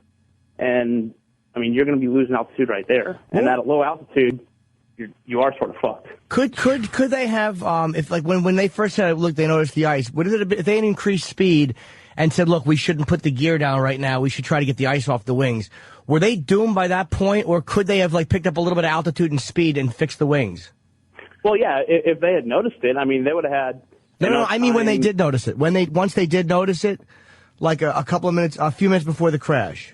It sounds like that's what they tried to do, bring up the flaps and the gear and just goose it and try to get out of that problem. But at that point... Yeah, exactly. Because at that point, you want to clean up the airplane. You want to get as much drag off the airplane as possible. So you're going to bring up the gear. And the flaps, that's a matter of technique. Because a lot of people say once you get yourself in a situation like that, so close to the ground, you leave everything where it is, try to recover. And then once you recover, then start cleaning up the airplane because but if it's all drag and you can't, if you got so much shit hanging off of there and ice, you should probably start sucking up some of those surfaces. Well, the gear wasn't down. They noticed the ice 6 minutes before they crashed. This was 10:10 at night. They noticed the ice. The first line is she goes, it's lots of ice. And he goes, yeah, that's the most ice I've ever seen. They didn't crash for 6 minutes. Like, the landing gear was not down at that point. How about solving the ice problem before you then get yourself into a big problem? Like, if he was a more experienced guy in this situation, would he have known that ice is going to be a problem in a couple of minutes? Let's pick up altitude and go to Montreal or wherever you go to fly north. Yeah, that's exactly what it is. And, like, they have a 600-hour pilot in the right seat, which is, I mean, just way too little hours to be putting anybody in an airline, I think. I used to fly for the airlines, and, they didn't hire me with any less than 1,000. So I don't, they didn't know the severity of the situation until it happened. I mean, because they see the ice, and you fly through ice all the time. You see the ice. It's like, okay, we have ice. Let's try any ice. But they see the ice and they're like, oh, we'll be fine. It's just ice. It'll break off. That's what the anti-ice is on for until they put the flaps down and they realize, oh, shit, we got a problem. How many hours do you need to fly like a 757 passenger plane? Well, that's... Okay, first you got to get the job with the airline, and when usually you need at least 2,500 hours with the airline, and then from there, whatever... however long it takes you to climb up the seniority list is how many hours you're going to have to get they into train you. They train you, don't they? The airline itself will hire you and then train you to fly a certain aircraft, right? Yeah, exactly. I mean, and when you get in on the bottom, or at the bottom of the seniority list, you're going to fly the smallest airplane they have. Yeah. Oof. That's just the way. It's all about seniority. Yeah. Yeah. So basically, if you're on a small plane, less experienced pilots. Yep. Pretty much. I hate flying in winter, man. And this isn't going to help that fear. Yeah, I mean, unfortunately, that's the way it's got to be. But everything's got to be brought up from the bottom line. Yep. Because they hire, first officers with 400 hours, and then you basically have one experienced pilot in the airplane. Yeah, I'm sort of a big proponent for, put in your work before you start working for the airlines. Because when I went to the airlines, I had 1,200 hours. Is like the propeller plane like this? This is obviously like I said. I try to fly the Embraers with the 51 seat and the jet engines. Those are less likely to have icing, right? Well, actually, that airplane has a lot better of an anti-ice system because that has an automatic anti-ice system. I used to fly that airplane for American Eagle. What, the Embraer? Yeah, exactly. Okay. And it doesn't have boots. It has what they call a heated wing, which is a lot more effective in melting off the ice. Do you have to add a lot of power before you inflate that leading edge? Yeah. I would assume that depends on the airplane. Yeah. I mean, some airplanes it'll work fine with little power. Some airplanes you have to add a lot of power for the anti-ice to work. Yeah, it would seem like it would really fuck up the aerodynamics of the wing a little bit there. It sure does, Ant. I feel like I'm in French class, and it's a class where they refuse to speak English. I'm asking 5-year-old boy questions. Does the plane go faster with big engines? I'm I know afraid nothing. to fly during the winter time. And there's Anthony. Two aliens talking. Pilots like aircraft. I know you do. It's your hobby. All right, sir. Thank you. Thank you. Dan, the corporate pilot. Yes, sir. If you need any help with anything, I'll be glad to be your instructor. Oh, you're an instructor too? Yeah, sure am. Out of where? Well, out of Houston, but... Oh, okay, yeah, well... If you pay me better than my current job, I'd be glad to go up there and work for you. Might as well add another person on the payroll. Yeah, you can Personal pilot. That'd be awesome. All right, Dan, take it easy, man. Listen, we have a lot of phone calls, but we're also getting word that Ron Howard's going to be here in like a few minutes, and we should probably take a break and regroup so we could get ready for Ron Howard. Yes. Do you want any of these calls real fast, Ed? But I think we pretty much covered it, right? With that guy. There's other people. A lot of interest in this topic, obviously. The phones are lit. A lot of pilots listen, which is kind of cool. So we all fly, and we're all scared that a pilot is not as experienced as you need him to be. That's the scariest part. Yeah. By the way, because people are wondering, because we did bring it up yesterday, how did the meeting go yesterday after the show? It went. It went. What do we tell these people? We got to give them Party A spoke with Party B. Yeah. And they didn't see it our way whatsoever. That was about it. They didn't see it our way whatsoever. Yeah, well, and what are you going to do? And honestly, I hate to admit this, but we just got to take it. Yeah, that's all I can say about But we that. are. We just have to take it.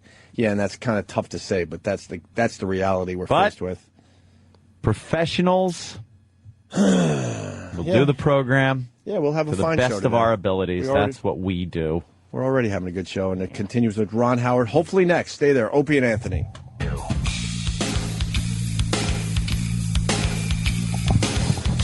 It's Opie and Anthony, Jim Norton, Ron Howard. Going to be on the show in a few minutes here from Angels and Demons. I'll be on Red Eye tomorrow, too, if anybody gives a turkey. We give a turkey. I certainly do. Excuse my language. We got to talk to Ron Howard about his greatest project ever. You want to guess what the greatest project ever was for Ron Howard? Don't cheat. His greatest project ever. I know what. In my humble opinion. I know what my favorite is. What's your favorite? Apollo 13. Oh, of course. I should have. It was great. Mine is Happy Days. Uh-huh. Mine, Arrested Development, my friends. Oh, yeah. Arrested Very Development. funny.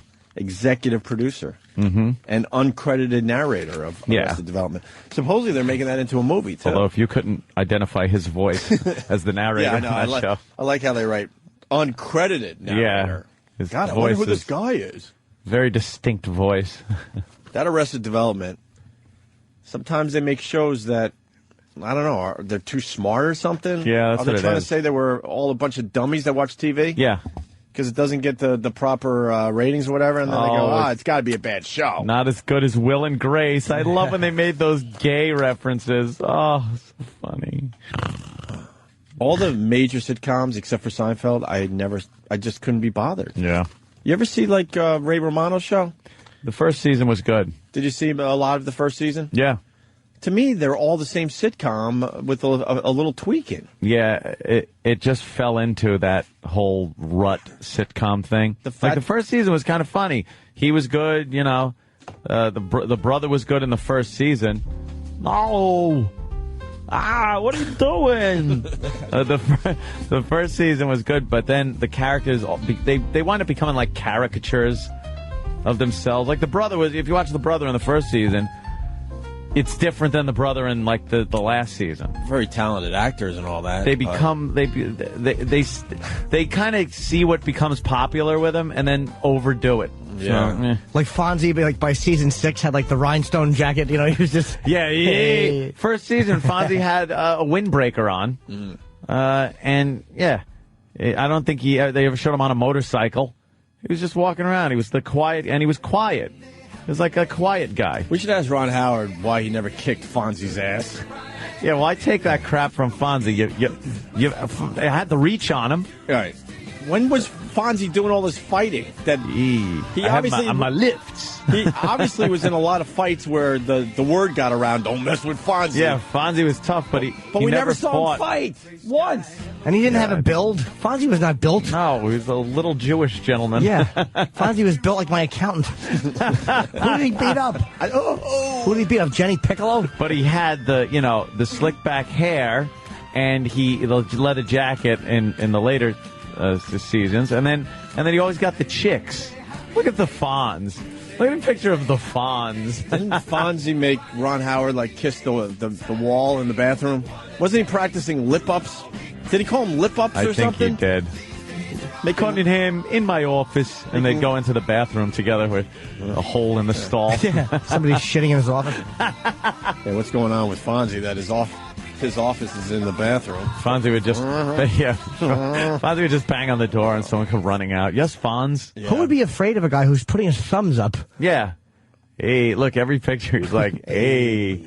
All right, what photographer was like, all right, I need something different. Could you put your thumbs up? Do that in every fucking shot. I'm sick of it. I guarantee you every fan picture he takes, he thumbs up. Oh, it's gotta go, hey. Poor Henry. He's so tired of it. He wants to cut his own thumbs off and throw them. Chop them off with fucking wire cutters. He's still doing it, I'm sure, with the awful gray hair. Probably didn't really change his hairstyle because he wants people to recognize him as the Fonz. I love that about celebrities. They have some weird look that worked in the 70s, let's say, or the 80s. Yeah. And you see them nowadays, they got the exact same look because they want to be recognized still. That's the only reason. I don't have a really good example. Maybe Gossage.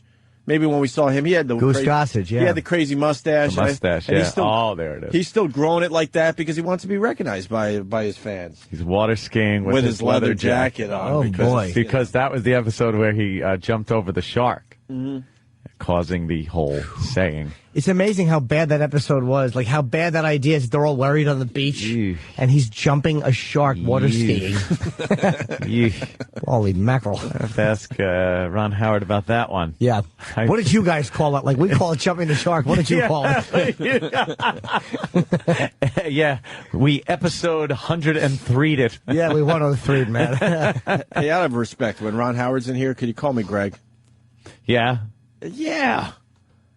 Out of respect. Dude, I got my name from him. It's a little bizarre to be like, yeah. What? Welcome to the Opie and Anthony show, and he'll look at me How about we call you Ron? Yeah. Hey, can we get Intern David? I guess they did his makeover. Oh, it was Intern David makeover. Yeah, We're waiting for Ron Howard to go from one studio to the other here. Down the Green Mile. Jesus. Oh, my God. Dead man walking. What the fuck? Dead man walking here. Yeah. Speaking of the Fonz. Looks like Bowser. Yes. He does look like Bowser. Oh, no. Built like the Fonz. Yeah. Wow. Oh, my God. You gave him gang tattoos on his cheek? The 2 tears? You gave him You can't put tear tattoos Sharpie on him. gang tattoos. Oh, and then he's got David written on his knuckles. Yep. There's only one D. Oh, spiderweb tat. And what are the other ones? A skull and crossbones, and then a mom heart tattoo. Well, on the other arm. Oh, sorry, I can't hear you. That mic is off. How are you? Good. Good. There you go. Wow. He's almost doing the Bowser kind of. On the other arm, there's a lightning bolt. And you can see his new nickname. Show him your other arm, David. David. Lightning. Oh, Lightning. Yeah. David Jewish Lightning. That's when they burn the place down to get the insurance money. Yeah. Wow. You're not looking tough, though. You're smiling when you take the picture. Now he's shananaing. Well, can you see the chunks of gel in his hair? That's tough. There are chunks of gel in that hair. How hard was it to get that poof out? Well, I actually decided to just dump like half the jar of gel in his hair and let it sit on top, and then I sprayed him with hairspray, and then I told him to go talk to Troy because Troy knows more about hair gelling than I do. Did you cut the sleeves off his really nice white T-shirt? Yeah, he was wearing. His parents are gonna kill you guys. I asked permission if we could cut the sleeves off his shirt so he would look cooler, and he reluctantly said yes. Who drew the tats? That was me and Troy combined. Oh, okay. I could see you did the skull and crossbones. Yes. And he did the heart. That's correct. Yeah, I could tell because there's such different artistry there. Yours looks like an infant drew it. I did the teardrops, too. Yeah. Oh. On his eye. And what does that represent? That you've killed somebody? Well, either that you've committed a homicide or you've done a bit in prison. Right. Oh. I thought you had a... So we're disrespecting some guys out there today. Some Great. Gang. David is. That's one. David will walk David out of the street and just get his is. ass handed to him. No kidding. The spiderweb also apparently is a biker thing that means you've killed someone. Oh, I heard that was rumor. That's what I heard. That's rumor. Yep. Go to Snopes. I know it's rumor. Just means you have spiders on you. Yeah, there's spiders on your elbows. Means you got bit by a spider in the middle of the night. Wow, you could stop flexing. It's radio. I know. He's flexing and not talking. He's flexing. He's in such bad shape. Months ago. When you make a muscle, his ass cheeks actually tighten up, like his whole body just. Well, what do you think, David? Look. Could you take your glasses off? Let me see what you look like without your glasses. Maybe a little tougher.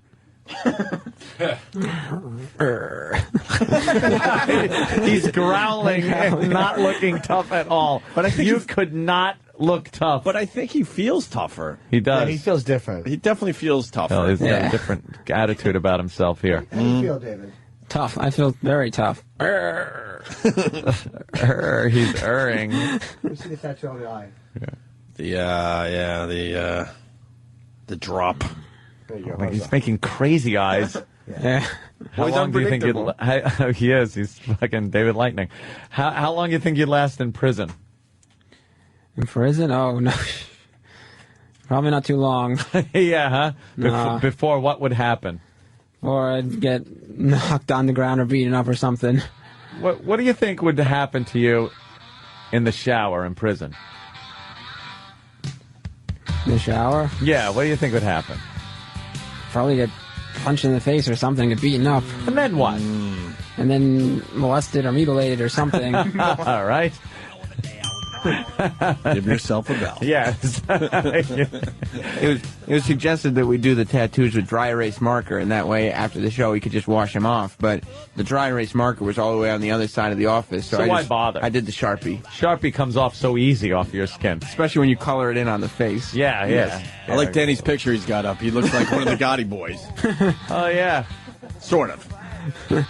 Oh, there you go. All right, well, that's all we got there, David. Thank you. All right, sure. What else are we going to do? You're going to walk around like that the whole day now, right? Yes, sir. Yeah. All day. You kind of fit in this place, though. Everyone's got a cool Yeah, there's hip a lot of look. people looking like this, yeah. Yeah. Yeah, just like this. With gang tattoos and... Who looks like that, Dave? Yeah. There's a lot of people walking, bunch of the producers walking around. How about you name one? One guy that looks I don't almost know like... I don't know what their names are. Well, as soon as you find one, drag him in here. Yeah. And go, I look like this guy. And Okay. then we'll meet a new person here. Okay, that's my task. Okay, sure. All right. Thanks, David. We got ETA on Ron Howard, or we're still waiting? All right. Well, the boys put this together. We had Eddie Money in studio. Certainly did. He was great. Was a lot Are you going of to go see that one-man show of his in Dix Hills? At some point. I have his phone number. I could call him and get tickets. Oh, I got a lot. Okay. I saw a lot of people kind of walking by. I thought, Did you think, yeah, usually you just start seeing people arrive and then finally. Yeah, then the you man see it and you go, himself. hey, I know that face. That's when you know you're talking to like an A-lister. Yeah. A lot of our guests, they come by themselves. Yeah, I know. They just kind of That's the wander difference in. between us and other shows. They have trouble at security. Right. Sorry, guys, I would have been here an hour ago, but Yeah. they didn't believe that I was here to do an interview. But lately, getting some of the A-listers where you see the entourage. It's kind of nice. The entourage is a interesting sight, to say the least. All right, when Ron walks in, we should just go, what? Yeah, that'll busy. work. Ah, you're interrupting. Anyway, Eddie Money. Eddie. We noticed that he was quite the jokester. Yeah. So Derek and Steve put this together. Eddie Money taught a generation how to rock and how to love. Now, Long Island's own Money Man is trying to make you laugh. I like coming back to New York. But I like playing in L.A. because I get to sleep in my own house, you know. I'm actually from Plain Edge, Levittown. Levittown, never down, baby. It's Eddie Money's one-night stand-up. My probation officer came to the show the other night. I said, I'm looking for some clean urine. My blood type is B. Can anybody help me out here? Come on, you get it.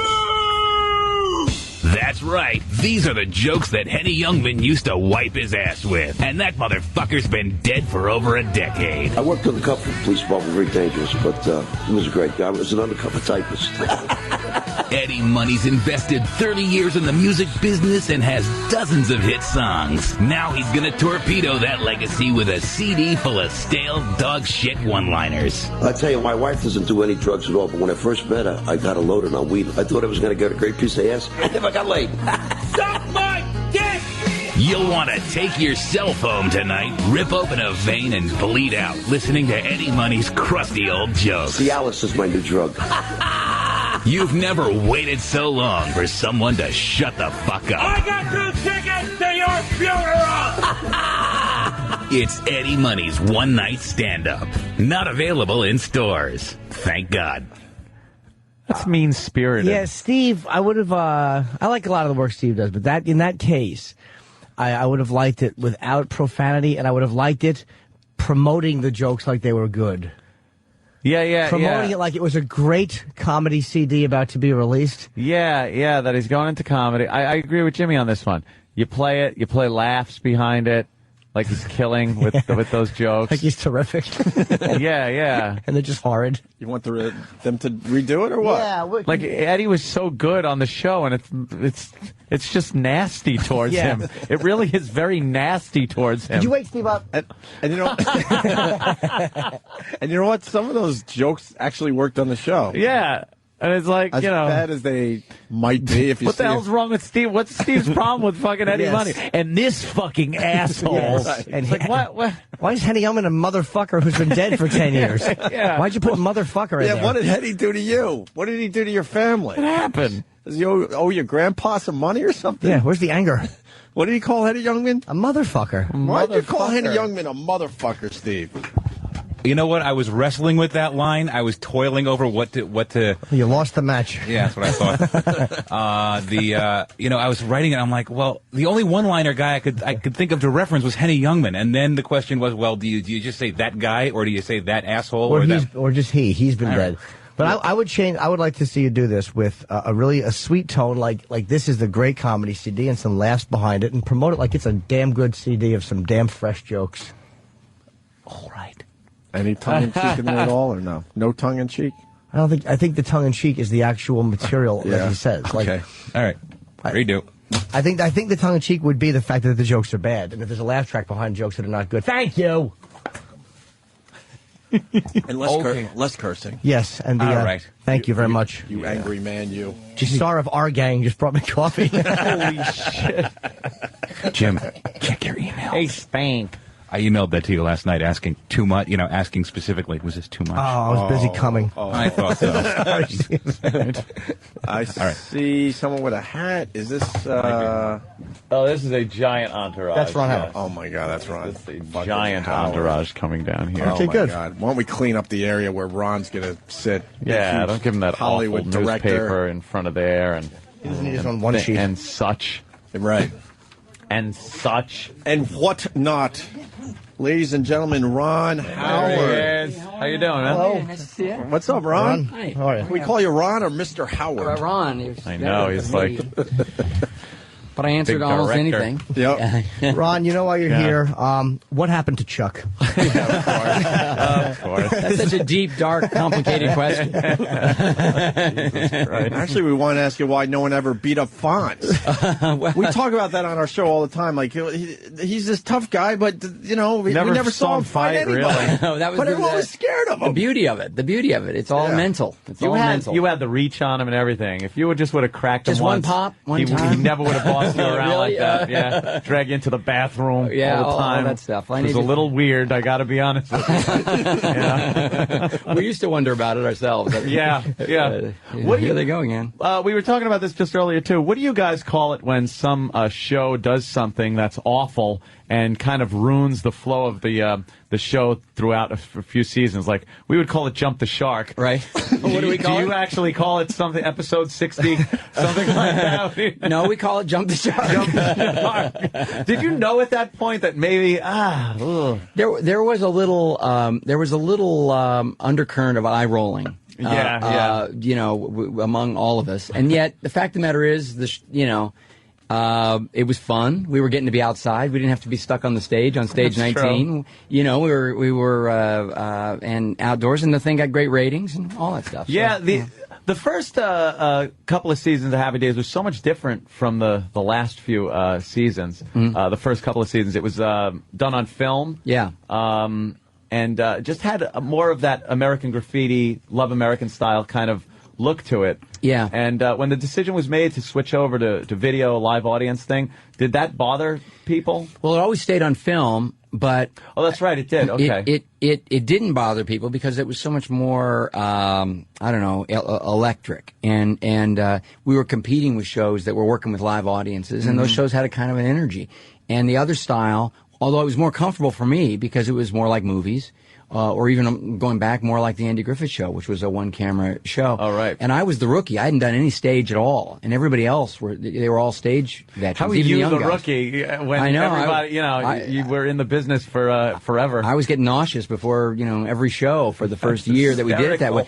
But in retrospect, as a director, I was so glad that we did it because later it taught me so much more about comedy. Because when you really are dealing with an audience and you actually are hearing what gets a laugh, what doesn't, what's the timing, how you can screw up a joke, how you can intensify a laugh and things like that. It really helped later when I started directing things like Night Shift and Splash and others to know that. Yeah, sometimes it's just an energy breath, or it's a lean. There's just sometimes something that will propel a laugh forward that you can't write. There's like a kind of there's a rhythm to it, and it's sort of an algebra. I mean, the comedy writers are fantastic. The way they'll break down a thing, and you change a syllable, and suddenly it gets a laugh. Yeah, then it's funny. Yeah. Put the funny word at the end of the sentence instead of in the middle, so you don't step all over it. And Gary Marshall was brilliant. He was like this great teacher because we do the run-throughs. He was a creator of the show, and he's also a great director now, but then he was sort of one of the kings of television. And he'd come in, and we've done the show, and suddenly he would give like 8 notes. And they'd be little things like that. Change a word. Why don't you lean in? Take a pause. Right. And every time, suddenly that new fix would just make it a joke, make it a laugh, get a laugh. And he was kind of a genius at it. Yeah. How did you avoid the obvious pitfalls of child stardom and keep your career going? and then get into directing. I mean, it's one of those things where it's very rare that you do see that from a child star, especially from the era where a lot of people had no money afterwards. There wasn't as many laws in place. You know, it's luck. I mean, first of all, I was already at that point where money was put aside. Oh, they were? But my folks were great and did put the money aside. So when I turned 18, you know, I was in good shape from Andy Griffith's show and all that. And you knew you wanted to go into directing pretty I knew early on. Really early. Yeah. I knew really early. By the time I used to even talk about it when I was really like 8 or 9, but by the time I was 14 or 15, I was thinking about it every day. Telling Andy Griffith he should stand over here. I think it'd be better if Barney comes in off the left. And you know, the thing is about that show is that the environment was unbelievably creative and it was fun, and yet because of Andy, who set this tone all 8 years, never getting lazy about it. It was really about doing something for the audience. Let's make this as good as it can be. And nobody would ever walk through it. Nobody would ever be allowed to be. And yet, there was a lot of laughter on the sets. And as a director, one of the reasons I like working with Tom Hanks so much is he has that understanding, he has that quality of, you know, we don't have to make this an agonizing experience. We can have a lot of laughs, and yet, you know, we're here for one reason, and we're trying to achieve some level of excellence. When you killed that bird, I know that's and then had to nurse the little baby birds. I actually bumped into that episode. Did you? And watched it about a couple of months ago. Yeah. How is that for you watching? Because all I can equate that to is watching home movies of when you're a little kid. You know, but I mean, this was seen by everybody. What do you feel when you're watching those? Well, two things happen. Well, first of all, it is like home movies because I remember. Do you critique yourself also? And that's part two. I wind up critiquing it at such a young age, and now you still look back and go, well, I could have been maybe a little better. I could have done this. Yeah, but. It was, you know, it was just a great jumping off place that show. Yeah. And I'm, you know, and I used to bother me. People would say, "Hey Opie, hey Richie," or Eddie Murphy, "Hey Opie Cunningham," or whatever. And and now I just view it as this great nickname. And you know, of course, as a director, I've been able to achieve the things that I wanted to achieve. Yeah, you transcended that whole thing where, you know, some people have to do that for the rest of their life, and they're, you know, working in parking garages or something. You're, you know, obviously a named director. You've made a few films I think we've seen. Frost Nixon blew me away. Yeah, thank you. Do you see Frost Nixon? No, I haven't seen that yet. I didn't know what to expect out of it. I'm like, that's kind of a documentary type thing. It was amazing how good it was. It was been a great 2 years because I was working on Frost Nixon and Angels and Demons kind of simultaneously, preparing them both. Then I shot Frost Nixon.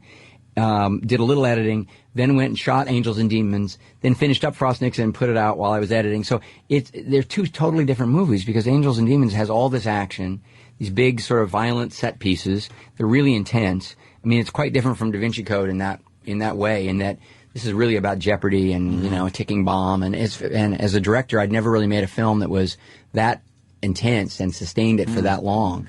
Maybe a little like Backdraft in some ways, but you know, you and Tom Hanks must be on a level now where you can just get together and work without having to really even talk to each other. I mean, you know, it's always kind of been like that, and maybe because we both came out of TV, maybe it's just a similar sensibility. But going back on Splash, I remember thinking, you know, I'm a couple of years older than Tom, but I was a veteran compared to Tom at that point. I remember thinking, look how relaxed this guy is. Look how creative he is. And then when I worked with him on Apollo 13, I saw that he was all that, and yet he'd reached this other level, which is what gives him so much power as a dramatic actor. Which is he's not just entertaining; he's engrossing. Even when he's not talking, he's like taking you, the audience, on a story.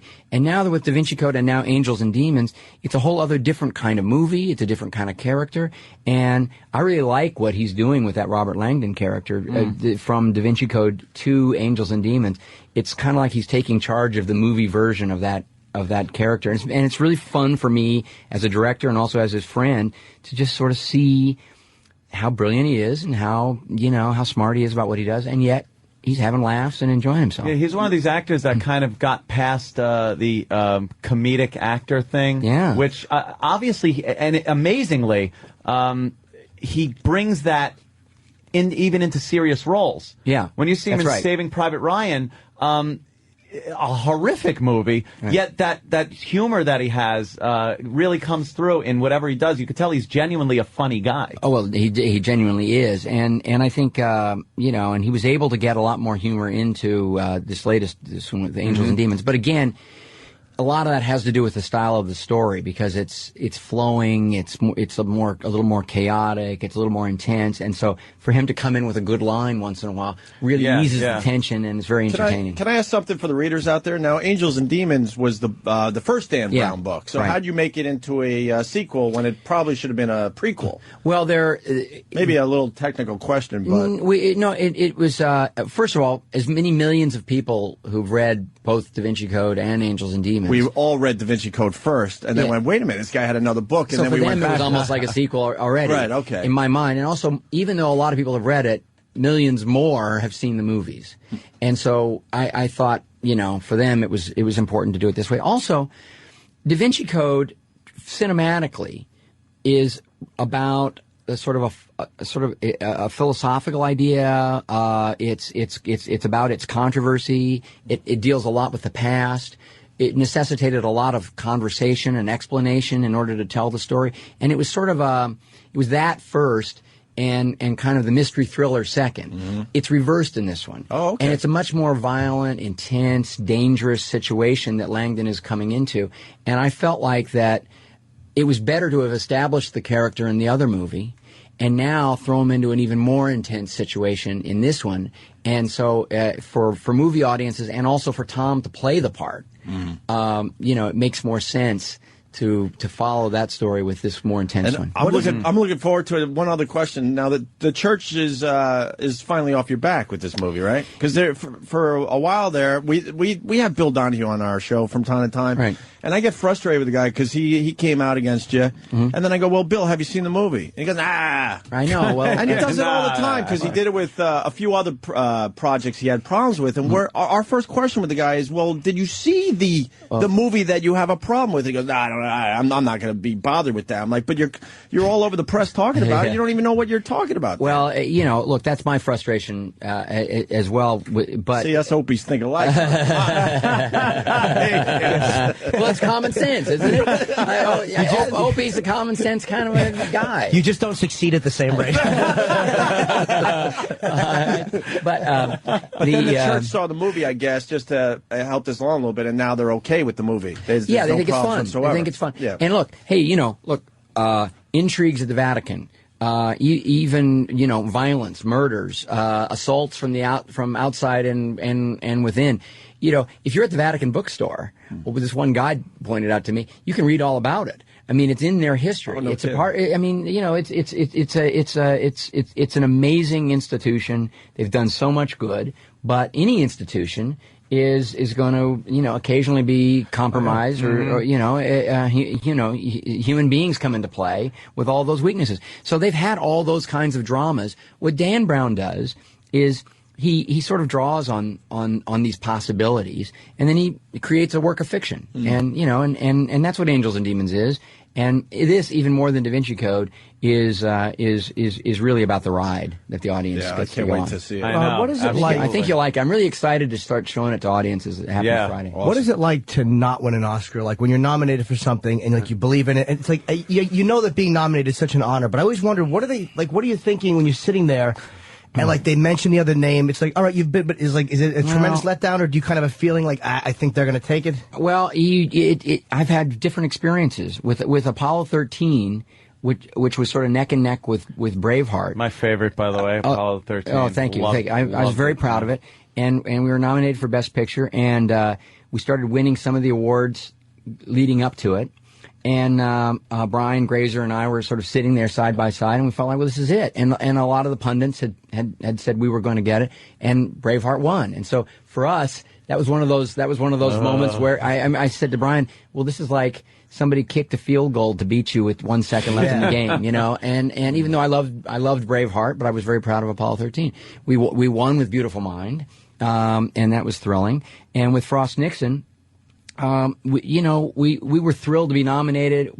I don't think Brian or I either won, really expected to win. Slumdog Millionaire was a great movie. We loved it. It had a lot of momentum, and clearly, it was the favorite. And still, you're sitting there, and you just upsets happen in those award shows, and it'd be thrilling to get to the microphone and talk about your movie and get an award. So. I guess it's easier once you've won a couple too. Like that would be nice. Number 7.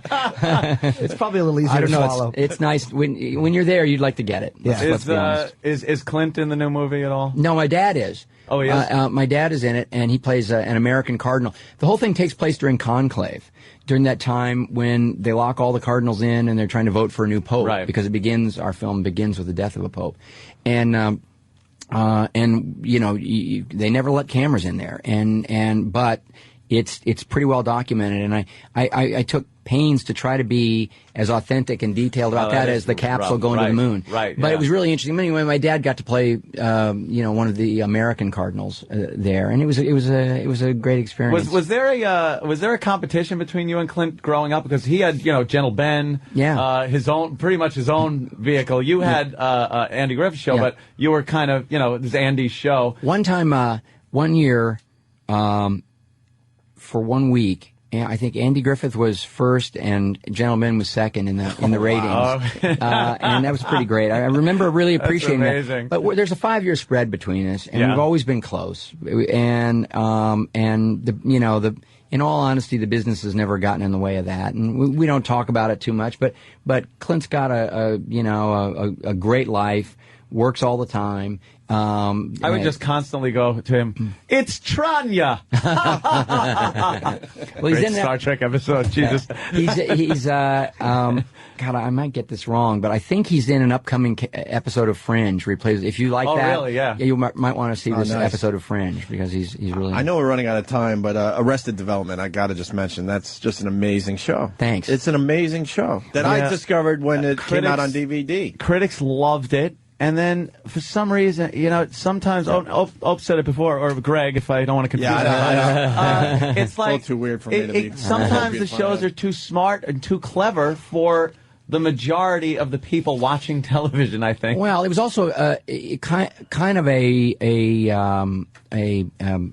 breakthrough stylistically in terms of what a half-hour TV comedy could look like and sound like. Yeah, it looked totally different than now there's The Office and 30 Rock a little bit. I didn't even realize that. It started with Arrested Development, my friends. Yeah. That's what I'm getting at. But Mitch Hurwitz, the creator of the show, is working on a screenplay along with the guy Jim Valet, and Fox Searchlight really wants to make a movie of it. Wow. And so I'm excited because it's another announcer gig for me. Yeah. You're not going to be narrator. involved with the creative process though of the movie? Well, a little bit, but that became Mitch's baby, and I was involved early on with the show creatively, and then soon it just completely. He really owns it. He's a brilliant guy. He would also direct this, so he's writing as we speak. I loved how it was uncredited narrator announcer. That. It's like if everyone in the world doesn't know Ron Howard's voice, why would you be uncredited? Why would you be uncredited? What is that? I don't know what that means. It was almost silly for him to be credited because you knew it was Ron Howard's voice. And I don't mean to be naive. I mean I'm an actor. It was sort of it was sort of an accident because in the beginning I did the narration as just a temp thing, and we expected to get somebody else, and then they liked the narration and it tested well, and Mitch liked it, and he asked if I would do it, and I hadn't been credited on the pilot, and then there was a lot of people sort of saying, "Is that Ron Howard's voice? Is it not?" I don't know. So we just thought going into the new season, it'd be more interesting to do it that way. So we just kept it that way. It's kind of a statement how famous you are, too, and how well-known you are. Where you're like, no need for credit. Like, don't to recognize Ron Howard's voice. Can I pitch a future project for you, Ron? Sure. Here you go. Please. A documentary on all the Opies out there. Yeah, there must be some. Hey, do you know where the name came from, by the way? No idea. I know where mine came from. It was you. Was it? Well, Andy, everybody always said, well, is it short for something? Yeah. And he said, no, when he was a kid, in North Carolina, and it was before TV. There was radio, but they were in a small town, And the biggest thing that would happen is once in a while a circus would come through or a carnival. But the other thing is these traveling music shows. And there was a band leader named Opie something who had this band that he would come through. And he loved music, would always see the show, and always remembered that name. And so when they were looking for the name of his son, Look at got a you, little just knowledge got some today. info. A little knowledge. That's like finding out something about your family tree. Was there some alcoholic that would travel playing accordion? But you won't like shave your head in sympathy with me. If you put me in I'll do whatever you want. I'll say goodbye to these two guys in a second. I got to say, I met Ron on the streets. I was never, I mean, we get starstruck every once in a while, but I was out of my freaking mind. And I don't know if you remember, but then I ran home to get a camera. I'm like, what am I doing? And my wife, she wasn't my wife at the time. I'm like, I got to go back. I got to get a picture. And I never do that. Well, and I like bumping into you. And did I tell you what happened in that Starbucks? I was recognized. We were both in the Starbucks. I know these guys have heard the story, but I got two big stars. No, I'm not even going there. I'm not even going there. But I'm in the Starbucks. It's really early, and I get recognized. Going, I can't believe, Opie, you're in the Starbucks. And I go, do you understand how surreal this is? You're saying that as the guy I'm named after is right over there putting whatever he's putting in his coffee. And then I blew that guy off to go talk to you. And then Ron blew you off to go talk to you. Of course he did. Well, whatever. It was one of those moments I'll never forget. It was awesome. It was fun. I enjoyed it too. Hey, when you hear something like the Christian Bale meltdown, which happens, I'm sure, with actors, does stuff like that kind of happen? Maybe not to that level, but commonly on sets where it just never gets recorded, or where people just kind of freak on each other a little bit. Well, that was pretty intense. My daughter Bryce was in that scene. With him. Okay, I forgot. And so I heard all about it way before it ever broke. And it was, it was uncomfortable for her, and she was surprised because that's not who he is. So clearly he was in an intense scene.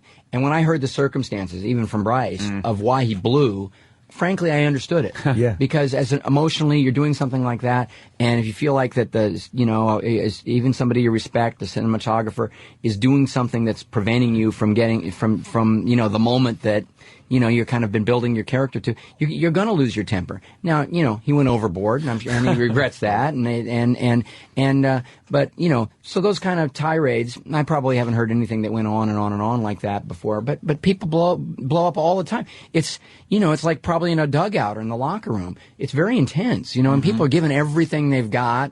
And let's face it, it's not the kind of career that draws people who are, all emotionally stable. Emotionally stable. Okay. Ron's got to go. Okay. We got to respect his time. I mean, this was great, Ron. I appreciate it. Love having you, and best of luck on the movie. Angels and Demons. It's in theaters this Friday, but there are midnight screenings starting tomorrow night, Thursday night at midnight. Wow. Which is smart, and you'll News to obviously me. have people at the midnight screenings. Cool. So, much anticipated sequel, and I'm sure it's going to succeed. Cool. Yeah. Thanks a lot. Break, Thanks. The great Ron Howard, Bye-bye. everyone. Thanks. Opie and Anthony. Wait a minute. I got to find out about it. Opie and Anthony, back live. Star-studded today. Yes. First of all, I want to say, Ron Howard, how cool was he? It was great. He was amazing. Yeah. Now that we broke the ice, I think he comes back for every project he does. Yes, and he knew a man like me understood. Oh, when you said, I'm an actor. Jesus, Jimmy. And of course, we got Dyson Studio. Get him involved in the conversation. That was here. so ham-handed. Well, yeah, it was a joke. I'm an actor. No, it was you are? Because I'm casting, and you would be perfect that's for what us. you were hoping. That's what Jimmy was hoping for. I was completely kidding. That Ron Howard would ask you. Oh, you weren't hoping that perhaps Ron Howard would put you in a movie? It wouldn't So be I feasible. should get involved? You could get involved. Maybe you could get involved. That's the intro. Yeah. All right, I'm on. All right. No, I got to tell you something. You're not an actor. I am. No, I'm very good. Let me tell you something. I got him on film against Kenny's kid, Jeffrey, doing a scene. And Jeff was right in the pocket with his part, and he was baffling Norton. Jeff had an easier part, though. I had to do a whole bunch of stuff. No, I'm he very didn't. good. No, he didn't. Very My good. part was to be he was baffled. all insecure No, that was about the it. part? Well, Jeffrey was to be threatening. baffled. Wasn't the part like he was telling you what he was going to do to you, like beating-wise? I vaguely remember it, but I'm so in the moment with that stuff. He was It's like doing I'm- that. Where's Kenny? I'm living it. Look at the big fucking dinosaur. But Jeffrey, Kenny's son, has this whole monologue he gives somebody before he caves their skull in. Do you know the monologue, Kenny? Remember the one that he did to Norton on film with the warning? Hold the mic. He's picked it up. Hello? He is a goon. Kenny is a goon. Kenny sit over here. Just picks up the entire mic stand. He's got a mic stand. I mean, it's so I gotta short. be honest, Opie. I gotta be honest. I mean, I know Kenny. I don't know this man. That's Danny. And he's sitting behind me, and I don't trust anybody behind me unless I know him. Yeah, that's Danny. Now I'm you not know saying you're not a great guy. But now you know him, so now you can sit there. And I like the T-shirt. Thank you. But can Kenny sit there a minute? Of course Kenny can sit there. Yeah, so why are you having an attitude about it? Let the guy sit down. The minute you walk in, people Danny's a good friend of mine. No, but do you remember?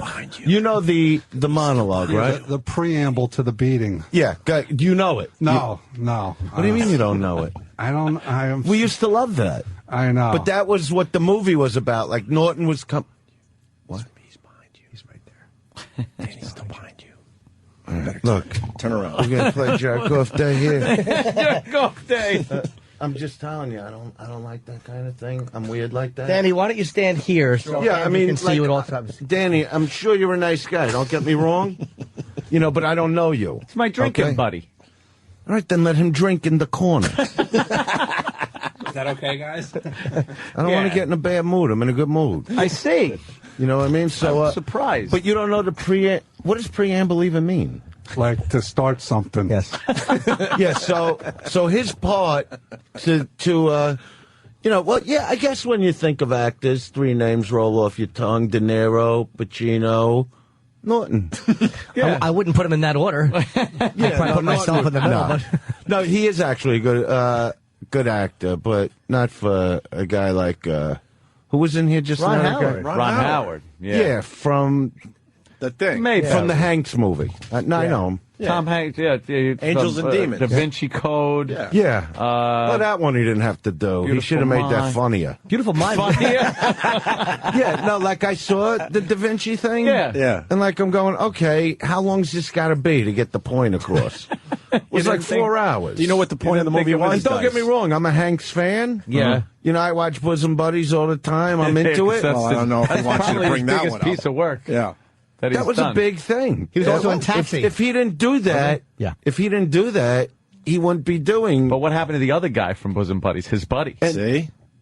He left him. He left him in the dust. Fucking ditch him. You know what that guy's like? That guy's like the Pete Best of sitcoms. Right. Yeah. He's Who is the that guy? No, I he don't was even know like his the name. He was like the first drummer of the Beatles. Yeah, That's still walking around going, why? I was with Tom's not accepting my calls. What happened? That's messed up. You think he calls him? Remember That's when what's we were on fucked Bosom up Buddies? in I'm show doing a business. new movie. Sorry, I can't. Yeah, and they were in a show called Bosom Buddies. You would think they would keep in touch after all these years. I guess they weren't. Da Vinci Code. Yeah, what, Dice, you said what was the point? I'm not saying there's what any- was the point of Da Vinci Code? I didn't know, so I shut it off. You never got to the end. Never. It's like a just whole religious so thing. fucking Yeah. slow moving. You wanted more laughs. Yeah, like when he did, when Hanks did like the retard role, the Gump thing. Funny. Oh, Forrest Gump. Funny. No, that's what he's good at. You know what I mean? He's a great comedic act. No, he wasn't. Well, that's what he was playing. He was playing a version of a Todd.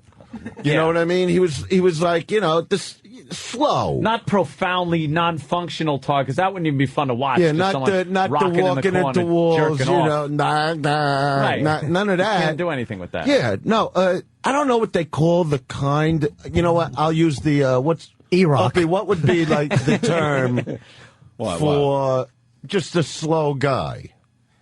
Slow guy. Waterhead. No. What? Yeah, I'm a fan of the Waterhead. No, I'm saying what Tom Hanks did in Gump. I mean, it was phenomenal. Right. And he knew the kind of asshole things he was doing. It like when he would play the paddleball. Right. He was really being an asshole about it, Sure. and he knew how ridiculous that was because Even being kind of a retard. Yeah, and just everything happening great for him, But the ping pong shit, hysterical. What about when he made cumsies in his pants when the girl leaned over and touched him? I think I ruined your robe. He goes, I think I ruined your robe. He touched her tit, and he goes, oh, and came in his pants. No, but I love funny. Because Hanks knows how ridiculous. Let's not go to the filth. Let's keep this a little PG. Is this Bizarro Dice? What happened? I don't know what happened. You know what I mean? We're having a conversation, but what I'm saying is I like Hanks and Rolls. I mean, Gump had a serious overtone. Yeah. But yet, it's one of the funniest films ever made. By the way, you just Other heard than that What About Bob? From the guy that came up with Hickory Dickory Dock.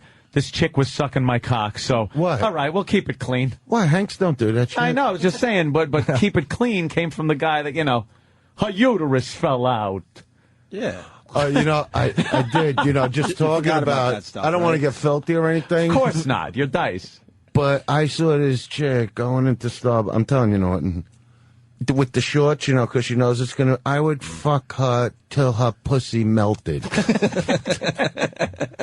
I was in the car with the two guys, and I'm going, look at that fucking meat pocket between her legs. This little fucking slob. Willing to take the cold weather on, knowing it's going to get hot. Yeah, just to wear that. I would just keep fucking slapping my fucking sack against that fucking meat pocket till it just... either fucking melted from the heat or exploded. They explode? I didn't know they had the potential to explode if you fucking... Yeah, I've gone through it all. Yeah. The other night, I fucked this one chick. Her asshole popped out. You ever do that? You pink socked her. You know what I mean? No, they're nuts today. You're not... What do you think? I'm not alone here. No. No, it's the truth. These chicks go fucking wild. God forbid you don't dislocate a shoulder, they don't moan. You know what I mean? I hear you, Dice. Yeah. And then in the middle of it, I mean, you're going fucking nuts, right? You're just fucking clobbering her with your cock. And all of a sudden she goes, I have to go to the bathroom. On me? I mean, this is what goes on today. Yeah. You know what I'm talking about. It's a different world out there. What do you do? How do you even send a little love note? This isn't even material because, I've been stuck in a hotel room. You know what I mean? And, you try to make believe you're not going to watch adult films.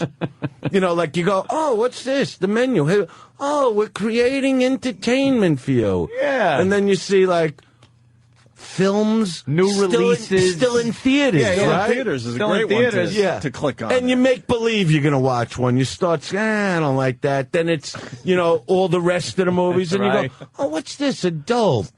What's this? But you know what? Those aren't films like I'd show my kids.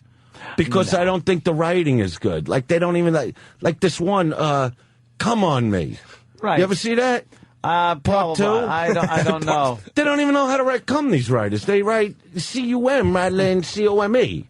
They're stupid people. Yeah, and it made it through all the proofreaders and everything. And went all the way to the but you know what? This is where they get all their fucking ideas. It's So now you send a girl. You go out with a girl one time.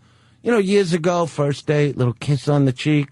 Today, if they just think you're okay, come in the alley. Let me whack your bag against the brick wall. Because that's not really sex. And then they're leaving, and you're like, don't worry. Keep the tissues. I'll finish up here. Go ahead. Nice meeting you. That's that's like kissing was. Is it a hand job or a blow job or something like that? That's now. Yeah, now, today. Right. Yeah. That's like what's just going out to and the then movies. You send her a little letter about your day. Oh, I really had a great time with you. You're a really sweet girl. Right. I loved the part where I had both hands around your fucking throat. Then I thought I was going to squeeze the last breath out of you, and my fucking balls are banging against your ass. And you remember when you said to me, punch me in the back? You're really sweet. I'm going to call you again. Yeah. I mean, it's just absolute violence in bed. I don't know what happened. Intern David is outside the studio. And who? Intern David decided that you needed to wait and we had to get Ron Howard on first. And I figured you might have a problem with that, Dice, so I'm bringing David I really in. didn't. But he's the one that decided. So you might want to look at this kid. Well, not me. David, why did you decide that Ron Howard should be on the show before Andrew Dice Clay? Why did I decide that? Yeah, he's right here. Tell him to his face. I like how you repeat the question like you're being like. That's good. That's thank what you. You're doing interviews. It certainly is, yes. Go ahead. Tell I decided that because Ron Howard, because you, Opie, are a big fan of Ron Howard, and I'm just named after the guy. Actually, I do like his work, but I know you're just named after him, but it was important to you to meet him, and I'm not saying I'm not trying to be rude to Dice, but he's been on the show numerous times, and you know him, him already. So no, you didn't. You didn't. So I thought it was I thought it would be important for you guys. Listen to me. What's your name again? I'm David. David. By the way, he doesn't look like this every day, Dice. We try to do a little makeover. Say on him. what you said. It's okay. You'll feel better. Yeah, that's what I was saying. Yeah. Go ahead. Say what you're feeling. Don't be holding back on. Yeah, you're holding back a little. No, I'm not holding back. No, I'm not. All right. What was it again? I just said it. You really think what? No, I what? See, he's all flustered for the first time. All right, what I said was that I thought because Ron Howard was a very important interview, and that you wanted to. And Dice isn't important. No, I didn't say he's not important. No, why would you say that? He's a comedy legend. What the fuck? He's right here. He's I didn't say he's not important. I said he's less. I meant he's less. Ron Howard's more important because he's. Oh, you're saying that he's more important. Why do you say that, Dice? Well, Dice would understand that. I would have to agree with that on a certain level.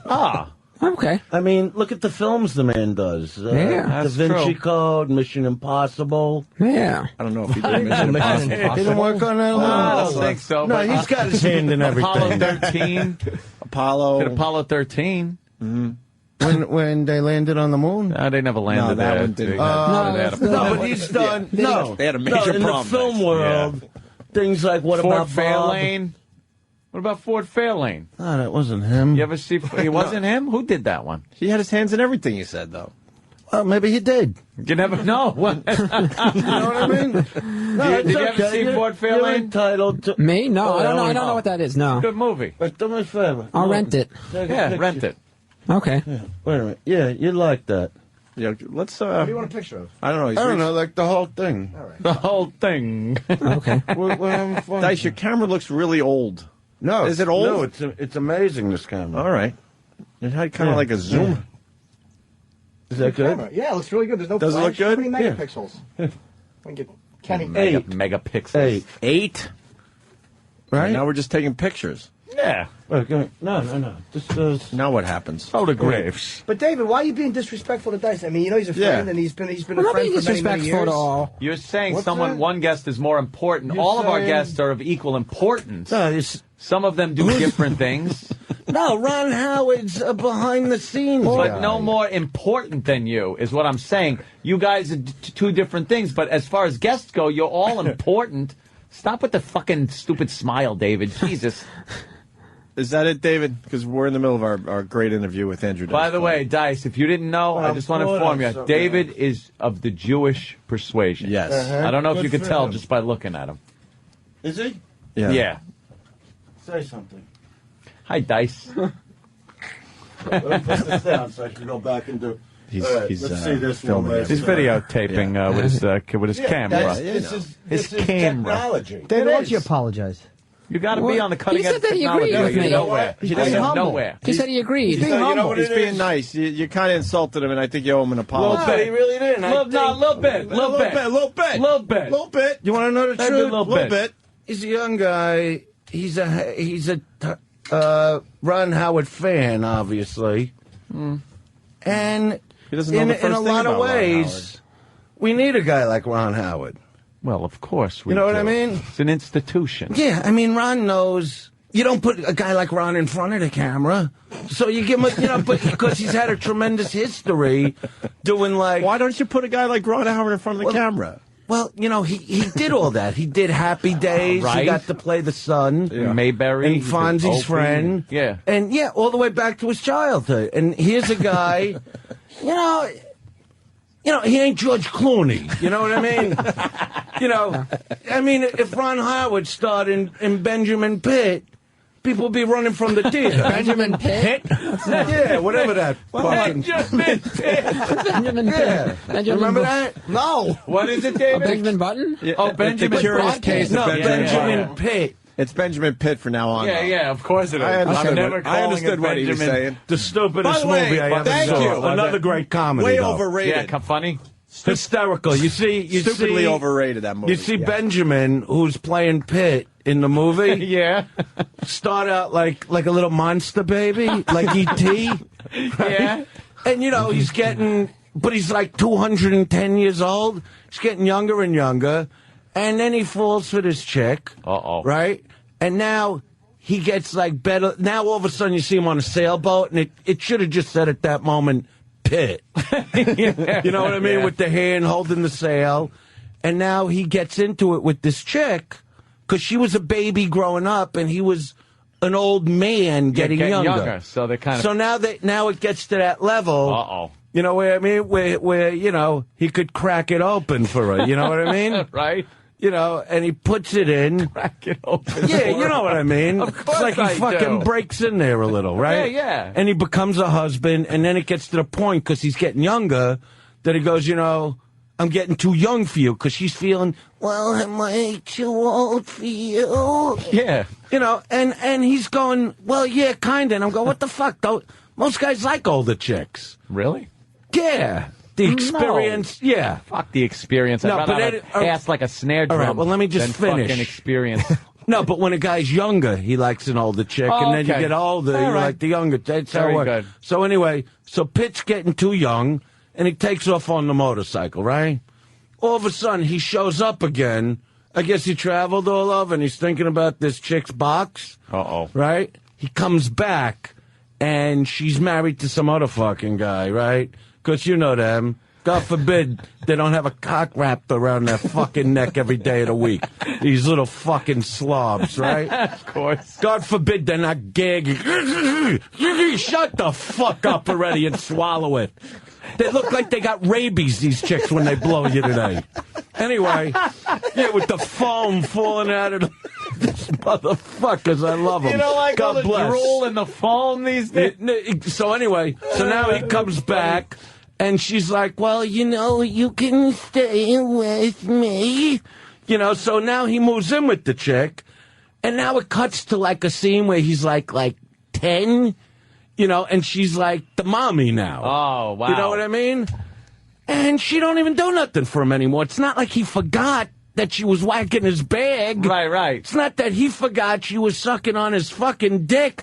All right, he's a kid.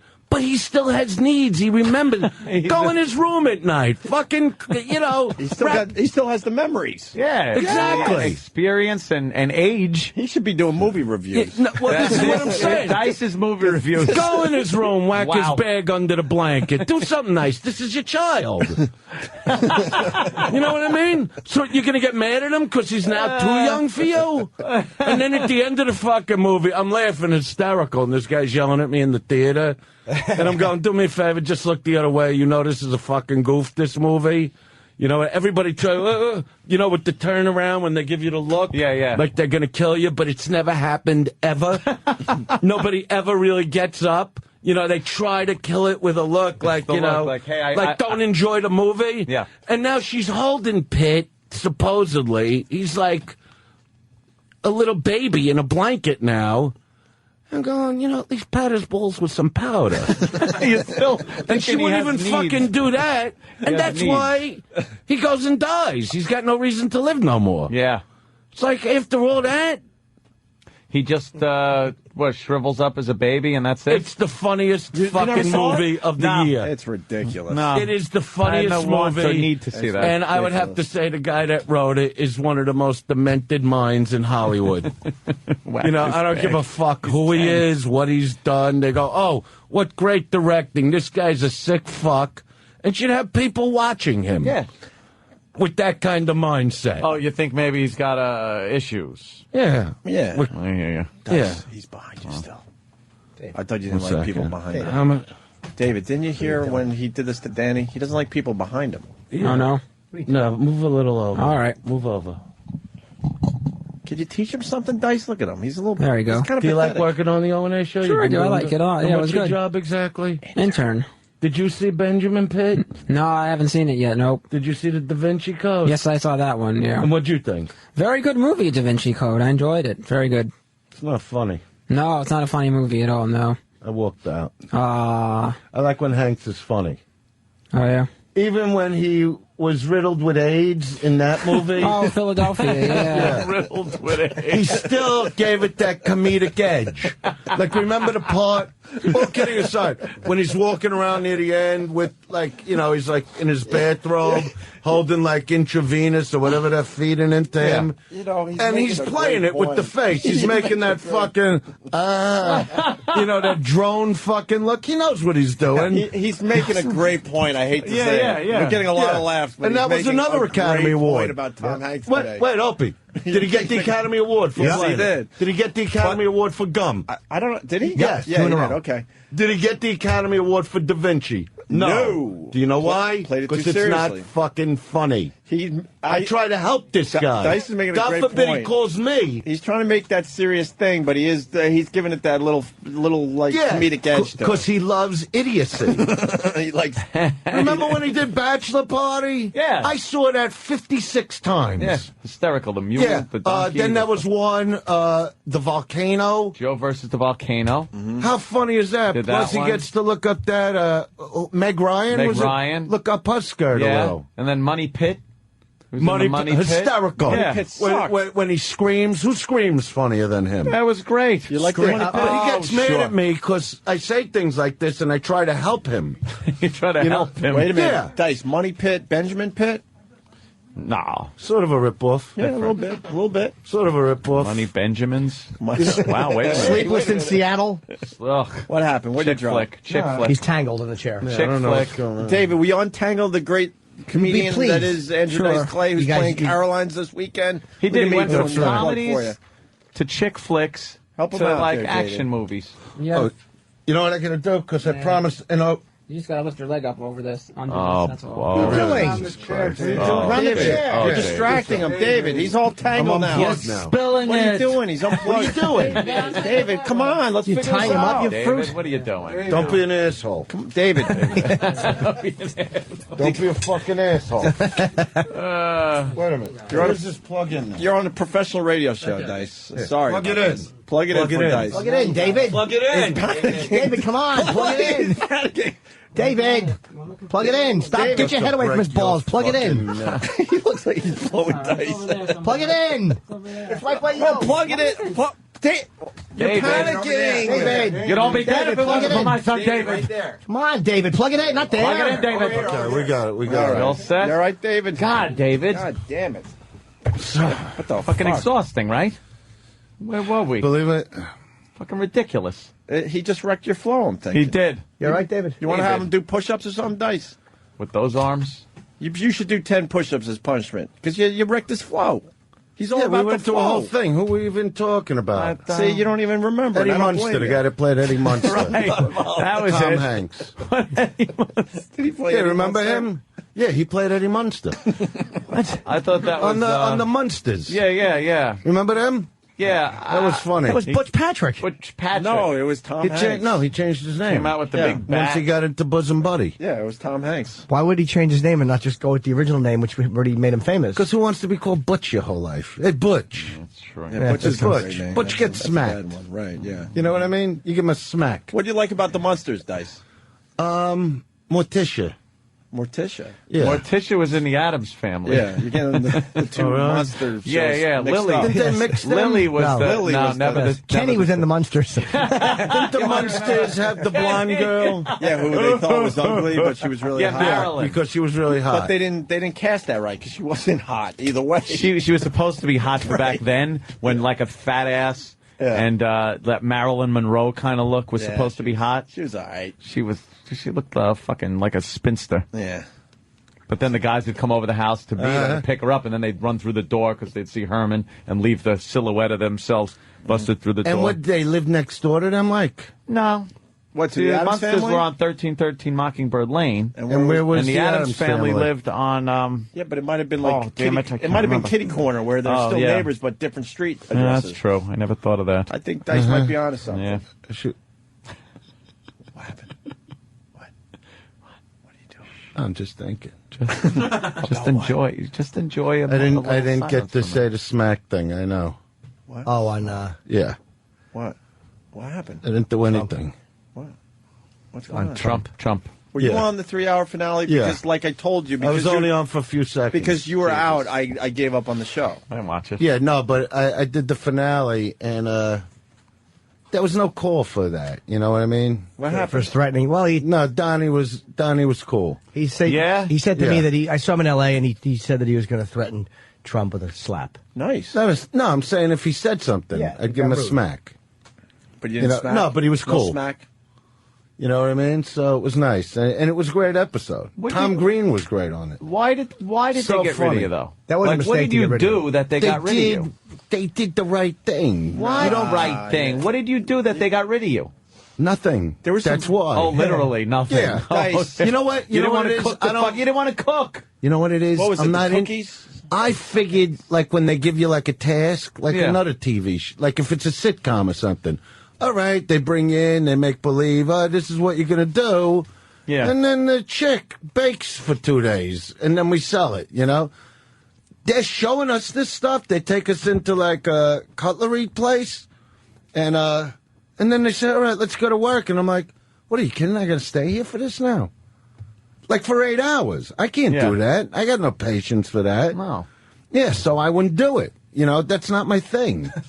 Like, even when she was explaining how you make the fucking things, I'm, like, not listening, because I'm figuring she's going to do it anyway. You know what I mean? I'm a guy. I think what he's getting at is, like, And if Donnie would have used his fucking brain, you don't give a task like that. You go like this, all right, work in a gas station, pump gas, clean people's windshield. Yeah. Something that I don't look like a jerk-off in front of my friends. You're baking cookies. That looks silly for you. It's stupid. It's not a dice. You know what I mean? thing. So when I was fired, I sort of appreciated it. Yeah. Yeah, but they should have kept you around for the good TV. Well, yeah, They had I a mean, lot of, I would, they had a lot you of, know, they had a lot of dullards they kept around. Yeah, no, I mean, let's admit, you know, it's star power, and that would have been the thing. Yeah, that's the thing. That I mean, would've I been know the how to thing. make something entertaining, That and would've been the thing. But he even admitted that, you know, he shouldn't have got rid of me, and you know. Did he say that? Yeah. Yeah, it was a mistake. Yeah, it was a mistake. It's still a ratings-based TV show. You want people to watch it and enjoy it. I mean, if he you doesn't gotta want to have bake some fucking cookies, Yeah, you keep them there. You don't have a guy like me do that. You're the loose cannon. That's right. A The guy show like needs a me loose cannon. thrills America. You know, let Brian McKnight bake. You know what I mean? Let Clint Black bake in Yeah. between sessions of therapy. And you could just walk around and go, You know what I mean? What are you baking? Clint Black, all he wanted to do, he only wanted to, like, heckle with me, this asshole. You know, and I, like, warned him before the show. How good of a heckler could Clint Black That's be? You know what I love? Guys that think they're clever and fast. You know, so I just told him, I said, is that what you want to do today? Yeah. You wanna? You know, I said, go ahead. If you really want to be in therapy, go ahead. It's like the kid that comes into town looking for the gunslinger dice. That's it. You know, Doc and where do they Holliday. end up? On the fucking ground with a bullet in them. That's right. Don't bring Doc your guns to Holliday. town. That's right. Just say when. Clint Black Just say fucking wants to when. spar, wants to fucking spar You know with what- the dice but man. you know what I want to play? I don't know if we Yeah, can. I'll play whatever Do you the wa- fuck. No, What do you got? but throw it at me. obviously now that we're all family again, of course, I can involve my kid. Norton knows my kids. They're doing L.A. Rocks. That's their band, and he came over for Pesach. Yep. Norton told me the story. You went to Dice's for a religious holiday. I could not have the Can consulta fish. I got to jump in, Dice, because it'll help, by the way. We're sharing a cab. Norton's going, I went out to L.A., I saw Dice, and all of a sudden we hear this music coming from another room, and it was really good. You didn't know it was his son at first? I didn't know that they were actually playing live because we were in the other room and we came in and it was the two boys play, and it's weird when It's it's Max and Dylan. Yeah. Do you know Dylan too? Yeah, of course. Okay. He was a little thing when we met him, but it's weird when it's your Dylan's the younger one. Right? Yeah, I got Yeah, to yeah. I got to show him before we play. When it's your friend, when it's your friend's kids, it's different because you're like, what if they're not good? You want to be polite. But they were really, and I'm being really honest, they were really good. That's man. what I wanted to tell Dice. That's exactly what he said in the Yeah, I cab, wanna and then he hear goes, it was so good that everybody wanted to hear another song. Yeah, it wasn't a polite request either. It was like it was surprising. So I told him maybe the guys will play a cut from this. play it. All right, so they told me if you play a cut to play track 3. Now let me just explain. Dylan's 14, plays guitar, sings, and writes all the music. 14. Yeah, he's only 14. Jesus. Okay, and Max is 18, and he's on drums. That's the whole band. Okay. So how is Max 18 already? That's fucked up. I know. So Christ. who's playing all the other instruments then? they're on That's them. it. So wait, it's a drummer and a guitarist and vocal. I got you. Okay. Yeah, so Dylan sings, writes the song. He's singing and playing at the same. Yeah, that's a talent. yeah, right so what there. they're hearing is really kids. And so I hand this to you. So track 3 is what you want to play, because that's what they requested. What's the name of track 3? Junkyard. Okay. And he writes the words, the What's music. the name of their band? L.A. Rocks. And they'll actually be with me at the Canyon Club in L.A. in a few weeks. Ooh. Here it is.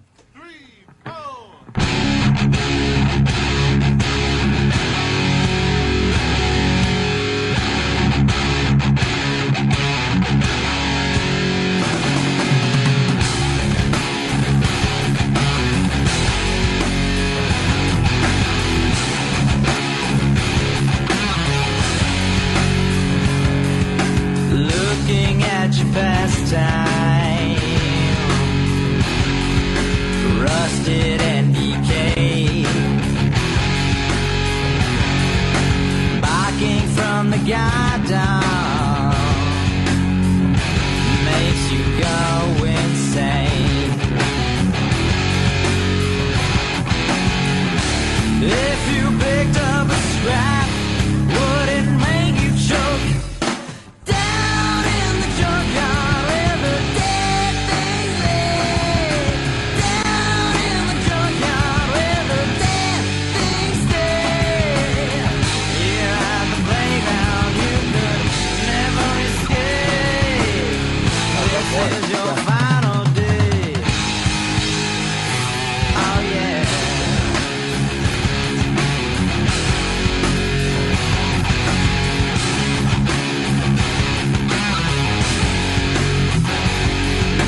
Soaking in the carnage, breathing in the smoke, looking at destruction like it's one big fucking joke. If you picked up a scrap, would it make you choke?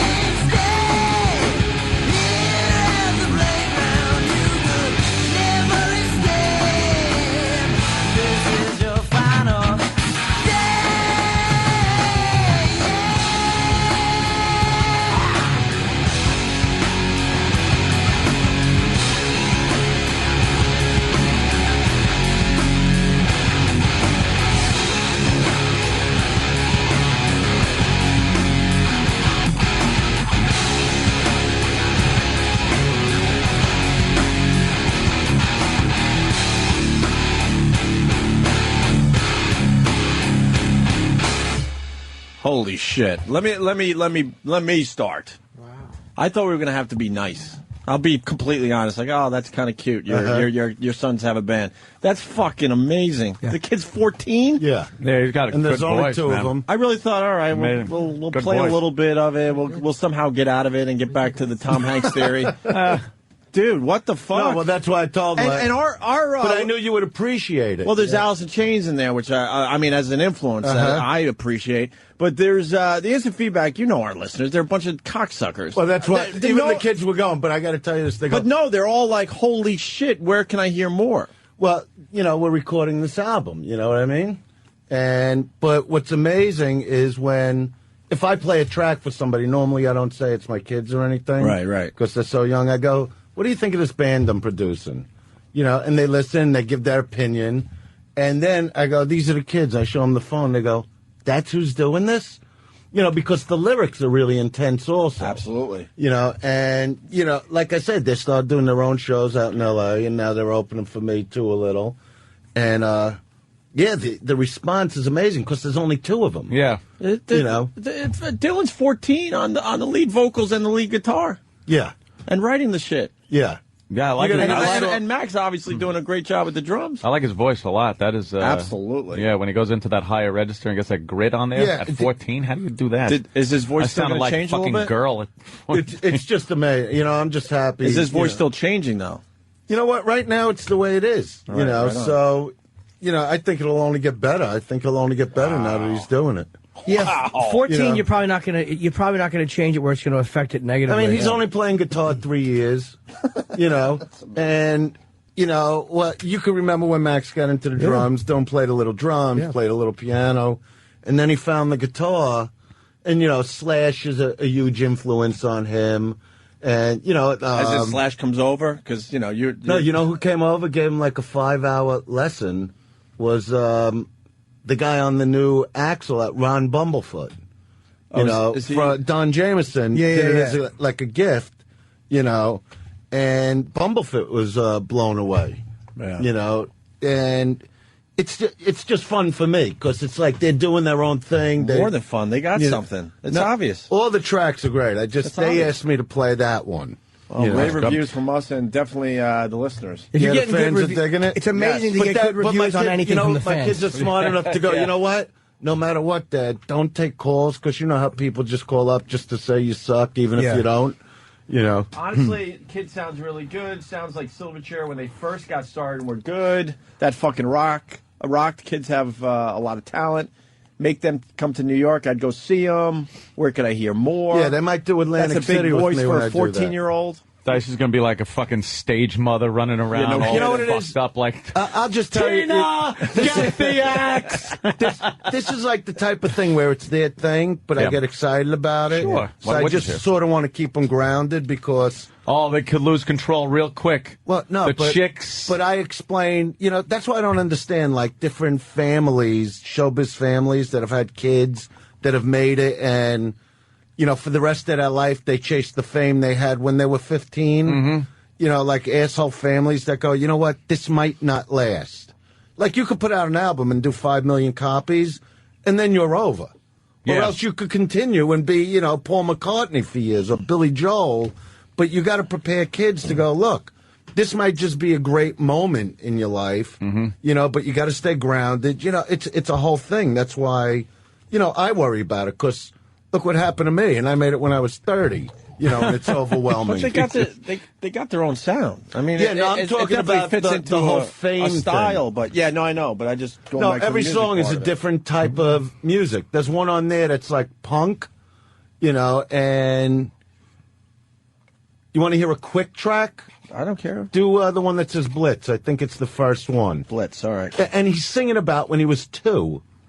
Well, what? It's just How do you fucking think about when you're 2? No, you'll hear what he's singing though. But being, the son of Dice, I mean, you got some stuff to write about. Well, we won't play Outlaw. Here's Blitz.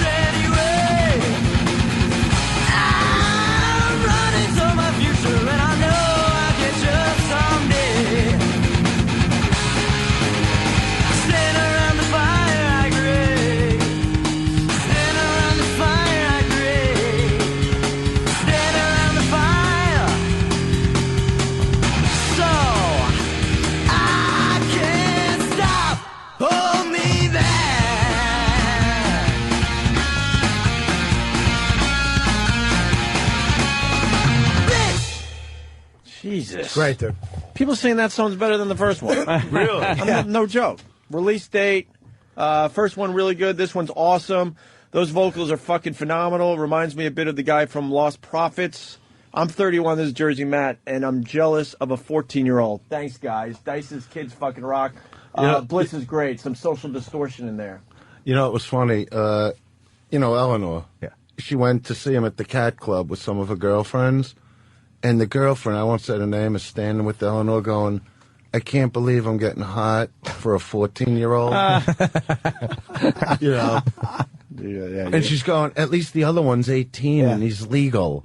You know, me and Max. You know, I mean, it's amazing. The kid is 14. I got to keep stressing that. He's 14. Max is 18. The smart ones know to fucking pick up a guitar. That's it. The smart fucking kids know to pick up a guitar because then you're set, at least as far as girls go. Yeah. Yeah. If you want to work forever, you pick up a bass. If you want to work till you're 75, because bands always need a bass player. Yeah. Always. But if you want to get laid, you pick up a guitar. Exactly. Are they going to keep the name L.A. Rocks? Yeah. Yeah, they love that name. Yeah. It's where they, it's where they live. And are they getting a little attention out in L.A.? I mean, where are we at with this? No, what's happening now is people, like record people, are calling me about meetings with them.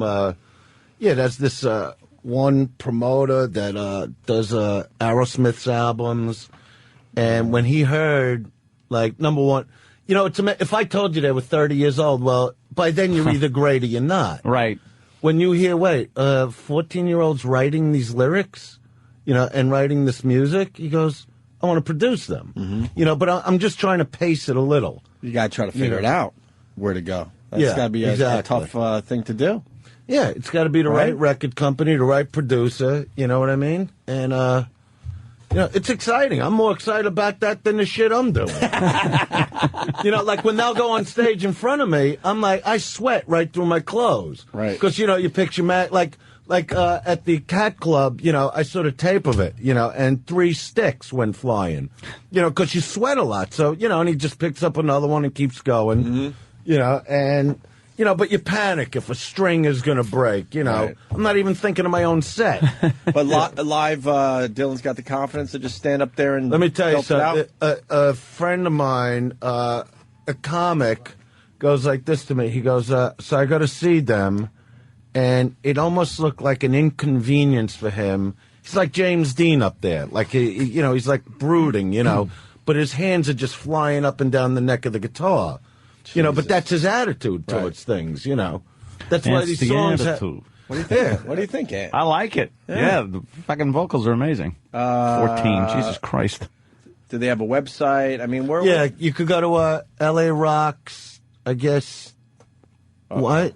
On MySpace. They have a MySpace. Oh, okay. All right. The official LA Rocks site. Okay, yeah, they'll find it. And, What music did he listen to growing up? Because you they love Led Zeppelin. Yeah, Guns but you're N' like more of a I don't know. What do you listen Elvis, to? Sammy. Yeah, Elvis. That's right. Yeah, but I love rock bands too. Led Zeppelin, Guns N' Roses, obviously. But this is what they listen to. They loved everything. They listen to everything from Jim Morrison to Led Zeppelin to Metallica.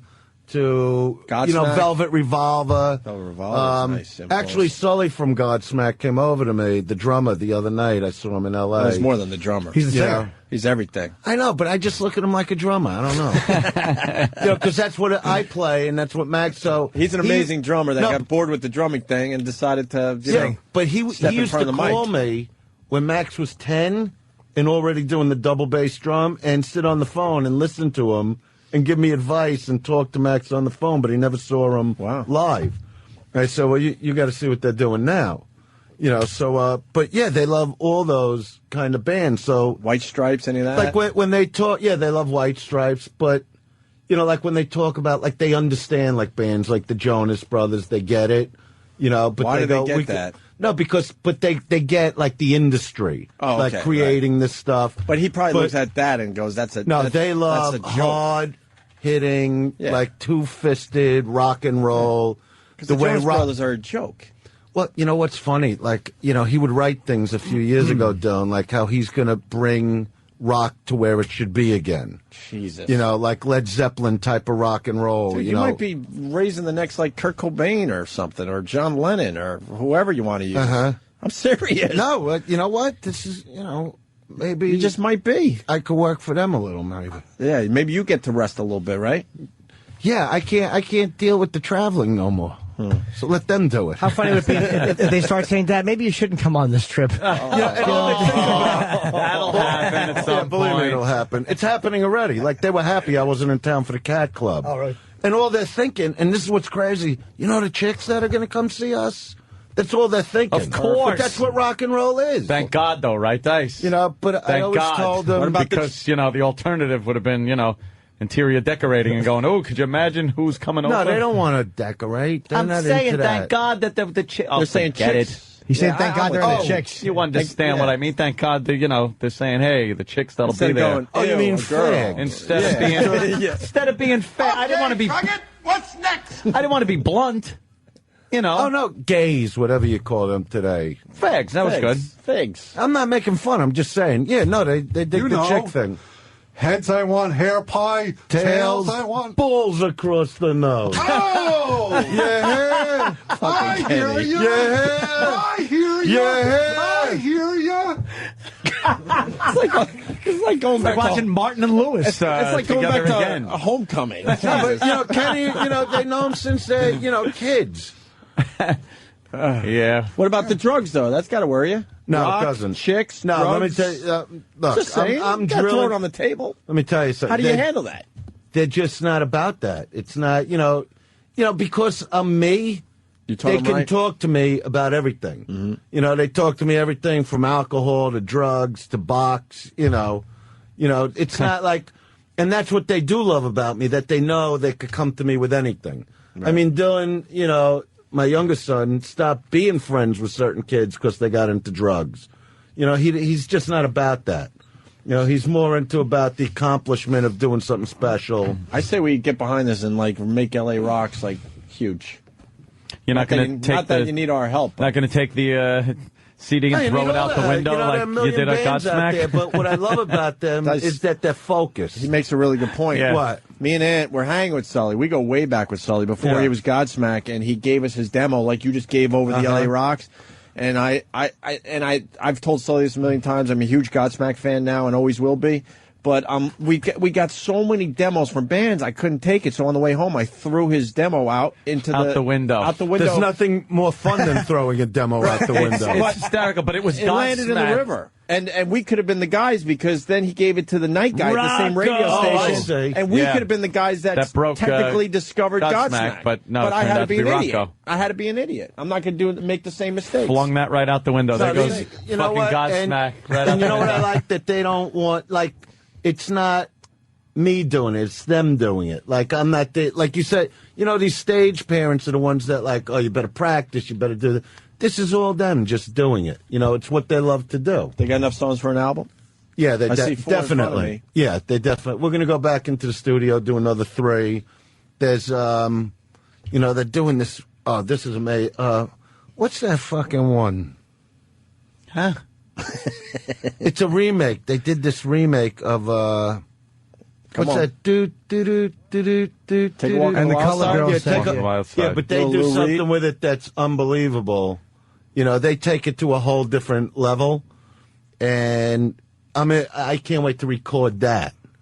You know, because that has this. I mean, it's almost like a Jimi Hendrix Maybe guitar solo. You throw that on the CD as a little taste too. Yeah, no, they're going to record it. Yeah, cool. But you know, I mean, Max's skill as a drummer also is like in the vein of like a Ginger Baker. He goes to that level when he plays like live solos and I mean, when I saw the tape of the Cat Club, it looked like they speeded the film up. You know, but he doesn't just go wild. It's precise what he's doing. There's another LA Rocks, but their official MySpace is, and I won't give it out just in case it's people are confused. They're trying to find the MySpace page. Is there another? Yeah, band? no, it's they have the official. Is it a? I don't want to say it just LA in case. In case of what? It's somebody else. No, don't We got say a lot of theirs. people- That's Don't what I'm say- saying. That's why I'm writing it down. There is like another LA Rocks floating around out there. Is it? Okay, but fuck them. Official LA Rocks on MySpace. All one word, obviously. Official LA Rocks. Yeah. But the W's? Can you go to it to see if their picture comes up? Well, you kicked the guy out. That was good at all that stuff. I didn't kick anybody. See what happened? Bring him back in. See what you did? So we could tell him. Because look what you do now. Yeah, Danny was too close to you, remember? Roy. By the way, David is still behind you, Dice. Dave, what are you standing there for? Are you the guy that does that? Did you like LA Rocks? Yeah, I liked it. I thought it was incredible. Yeah, really good. All right, here's Danny. Now Dice, you got to apologize because he's the guy that would have helped you out. I'm the nicest guy in the world. What are you talking about? But you got were you a little insulted? A little bit. You can find this by the legend? Never. He said that sarcastically, Dice. No, I did not. I can't believe how you threw Kenny out of his seat. That's not right. Yeah, but he's doing the thing for you. Kenny. He's doing the MySpace thing for you. Yeah, that's right. Yeah, that's them. So what is it? That's myspace.com/official LA Rocks. Yeah, and there's actually a song on there. There's not a video, but there's a song. You're going to get a lot of hits on that site today, Dice. You're going to see what we could do for you. You're going to get a lot of freaking hits. They get to hear a song we didn't play here called Rotten Core. Well, we could play it here. This is our thing. We don't care. It's better than commercials. Well, you want to hear Rotten Core? If you think it's good enough to play, it's your call. Yeah, it's good enough to play. Of course it is. Rotten. And this is actually the first song they recorded a couple months ago. And by the way, you're going to be which is also going to be on the new Dice CD, which would be the break of them, you know. And so they play me up to it, called "Filthy Animal," but it's not out yet. And but you could hear it now if you want to play it. I don't know. I just had a weird. You would like Rotten Core. No, we're going to play end. it, but I just had a question. Yeah, go ahead. Have they ever? And I don't want to use the word as a goof, but let's just say it as a goof. Do they like mess around with some of your stand up and try to like put it to music and stuff? No, but sometimes when we perform, we'll do like the Elvis stuff together. You know, I'll bring them back out, and I mean, I can't believe where they get their stage presence from. I mean, I know it's got to come from me a little bit. Of course.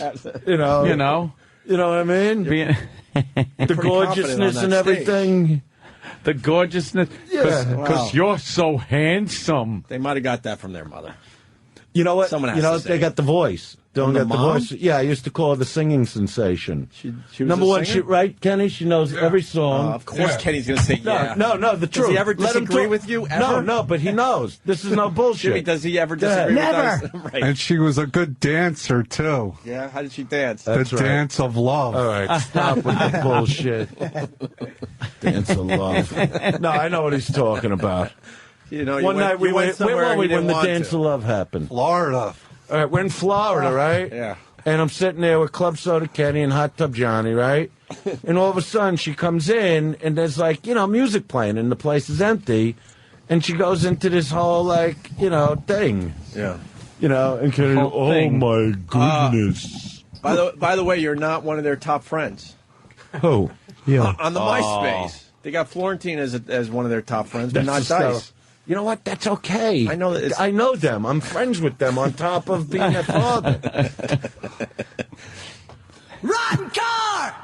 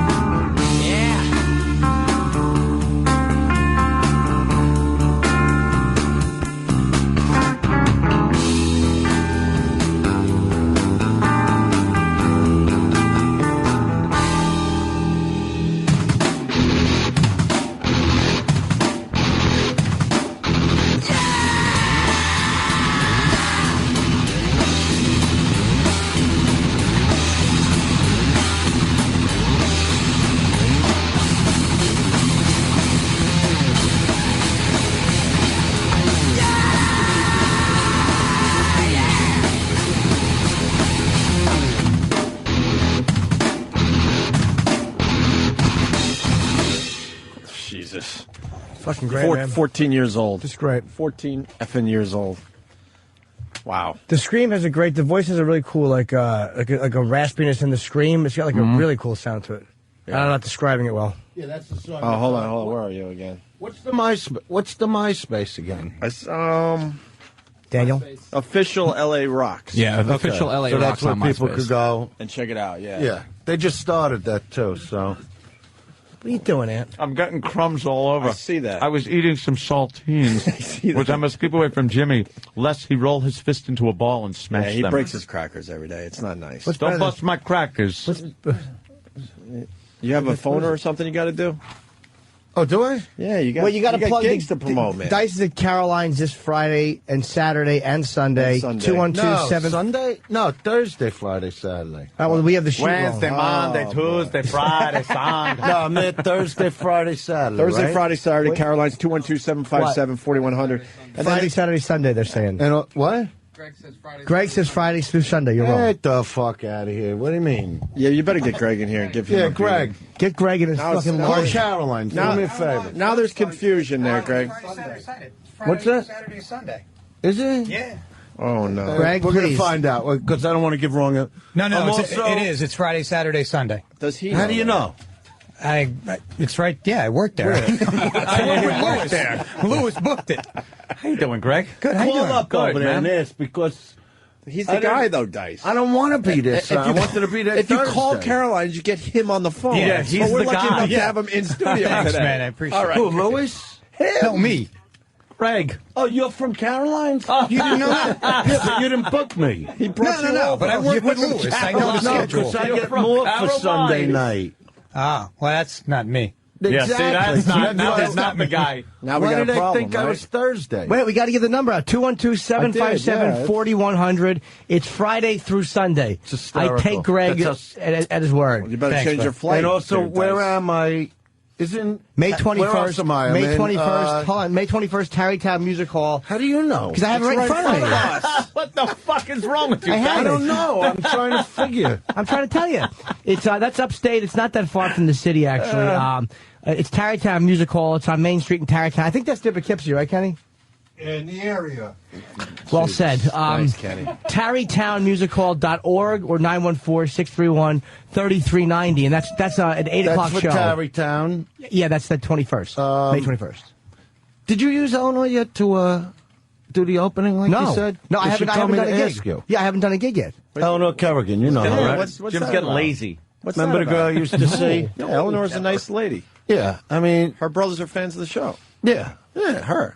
I Yeah, like her and Joan Rivers, I'd have to say, are like the best female comics in the country. Eleanor's good on this. I never. Yeah, she's like a, she's like a young Joan Rivers. Was that the Tappan Zee over there? It's close to the Tappan Yeah, Z. Okay, you're What close is? to the Tappan Z. How far away is Syracuse? Like, no, really. 4 hours, maybe 5 hours? You might 5 hours. 5. You got 5 hours. By car, yeah. By plane, I can't 45 believe minutes. this. My agent tells me like it's like 2 hours. No, By not even plane close. or by helicopter. yeah. Why don't they just tell Get a me? dice copter. Because they figure once you're here. What are you doing in Syracuse? So you didn't. So she didn't open for you. She lied to me. Not yet. She hasn't. No. But I told her we would work together. But I haven't done gigs since I saw you. I haven't done any headline gigs. And you're the one that told her that No, she's she- like Joan Rivers. No. She's Who's better, Eleanor or Joan Rivers, in your opinion? I haven't seen Eleanor. Yeah, no, she goes like to the audience, like and I'm just talking about it because because I was just with Joan Rivers. No, I don't go with her no more. You know what I mean? You don't I haven't like- gone you with don't- her in years. Do you like the Joan Rivers? I love Joan Rivers. I like her a lot better than the daughter. Well, I don't know what the daughter does really. Exactly. You know what I So mean? why is she on TV every time we turn it on? I saw Joan do an You hour should have a set. thing if And you're she gonna don't be on even TV play every day. guitar. Right. Oh, look Why at was I Paitlin. handed this? That's an E-Rock call. I'm trying. I have tried to figure out what happened. Why I was handed. This girl up came there by. would be a great He porno threw this star. Look at down. that blonde. It is nothing but I don't know what's going on distracting to me. 'Cause I have no idea what this But I is. do. Telling me, Rock, E-Rock, E-Rock, what is this, and why was it handed to This to was a everybody? Steve C call because this Oh, is now it's a Steve Seagal. Look. If we noticed, a pass the buck just happened. I like that. because this is the morning show that Dice has to make a phoner for. So we wanted to see if he wanted to do it live here on the air and call this other show. Oh, really? Yeah. But it should maybe it should have said something I on don't really here. want to go here.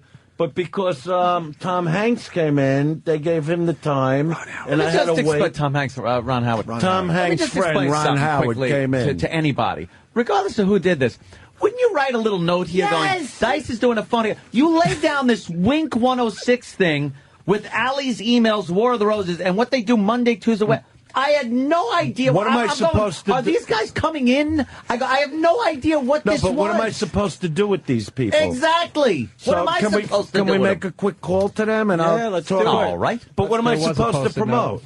What? On what? I guess Ope has it right in front of him. There should be one on everybody's. What do I got? Because I can't then in the middle ask Ope, hey, Ope, what is that was just handed to you in the middle of a conversation or something? Why are you talking to the wake-up crew in Elmira, New York? Don't you have high blood pressure?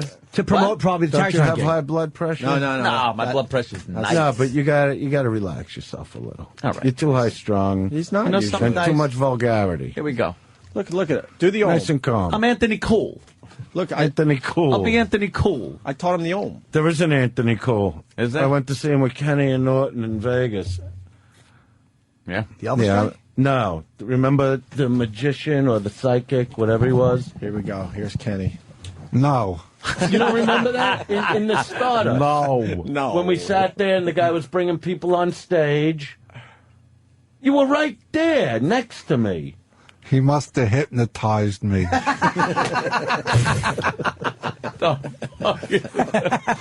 guess. Wait, you were explaining a TV appearance where you got paid because what the fuck was it? Conan. Oh, the Conan appearance. Oh, when you did the dog tricks? Yeah. He brought him out and made Kenny do dog tricks. Yeah, roll over and shit. Oh, yeah, but Conan didn't appreciate. Remember when we did the Elvis thing? Yeah. Yeah, he couldn't bring that up, right? Yeah. What did he say? Yeah, he said, it's good to see, Dice, that you demean men as equally as you demean women. Oh. Yeah, after we did such a great Elvis number. Yeah, you sang like a songbird. Yeah. I mean, it's amazing. You want to sing some Elvis for You everybody? boys sang like birds. You don't have the music. Show him. I got a tinkle. Go get some fucking Elvis music so we can hear Dice. We're going to show him where his son got the vocals from. Let me warm up. Yeah, well, how do you I got to warm up. I got to do the scale. How do you warm up? I got to turn into him. Okay. I got to turn into him. All right, focus. Well.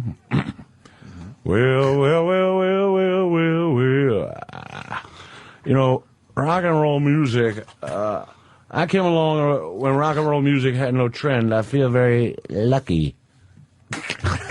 Wait, let me take a drink, man. Let me take a drink. Well. Where's the music, though? They don't know what song to bring. What song What do you think? You just do any key, any... How about In the Ghetto? Nah, that bores me too much. How about, what are some of those... If I was with Elvis back then... try. Yeah. I can walk out. That's awful. See, I hate that. Like karaoke. love you too much. What, no?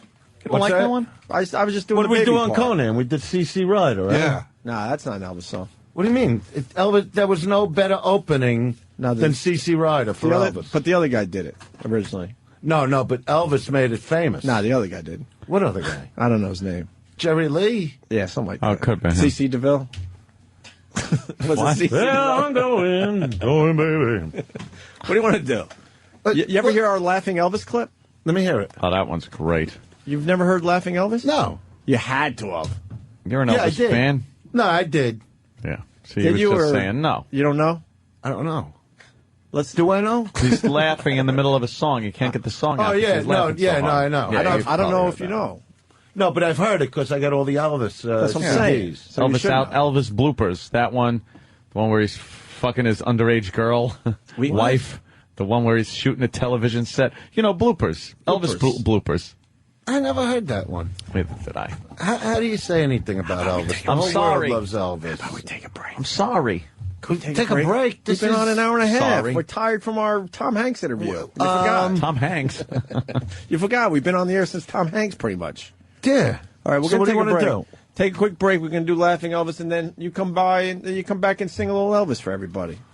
We bring it down Let's a see little what bit. song. You warm up the voice. We play Laughing Elvis. We come back and we do more. Yeah, but you're going to play the Laughing Elvis through the song. You know what you're going to do. No, I ain't messing with it. Oh, really? We're doing that into break.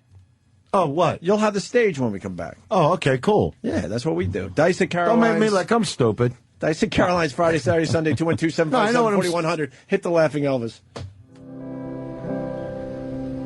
Are you lonesome tonight?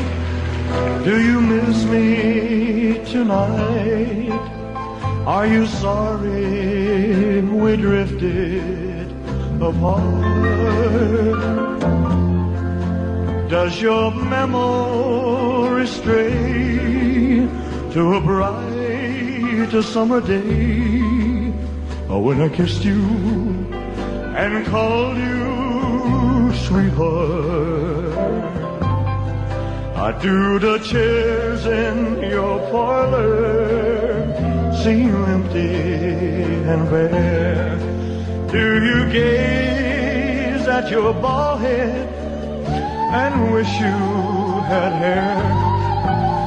Is your heart filled with pain? Shall I come back? Tell me, dear, are you lonesome? Oh, Lord, Lord. I wonder.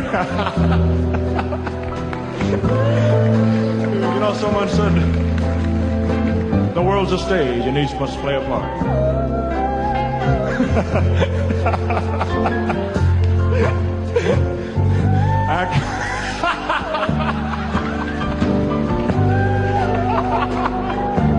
Oh, God. Oh, man, I tell you. Ooh, Lord.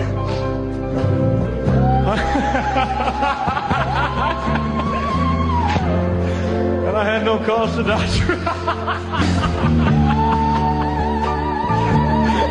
Oh. Sing it, baby. Shall I come back again? Tell me, dear, are you lonesome? Is your heart filled with pain? Shall I come back again? Tell me, dear, are you lonesome tonight?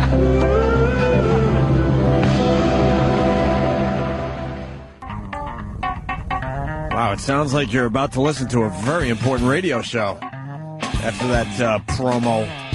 Opie and Anthony, what? What? There's whispering going on. Tell me too. Thank God Dice is back in studio.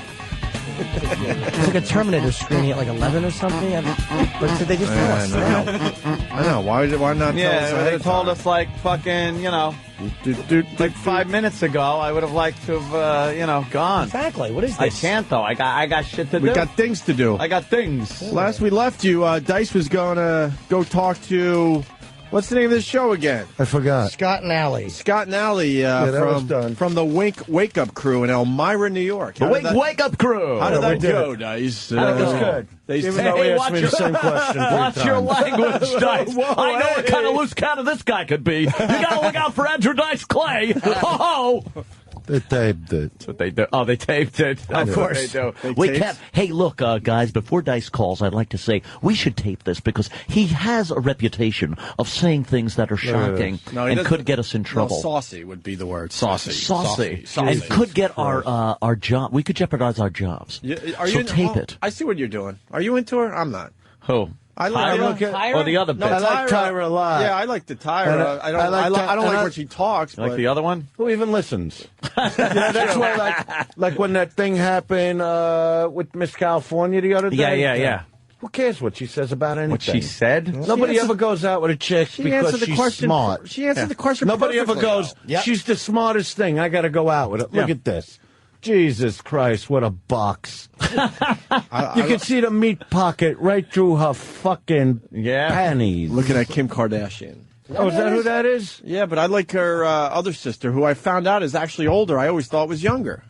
Who, Chloe, the one that was on Apprentice? Chloe, got herself together. She's starting to look all right. She was a... Oh, yeah? I don't know if you know her, but she was kind of a slob, and now she's, losing the weight and looking pretty good. I got one word, Chloe. Treadmill.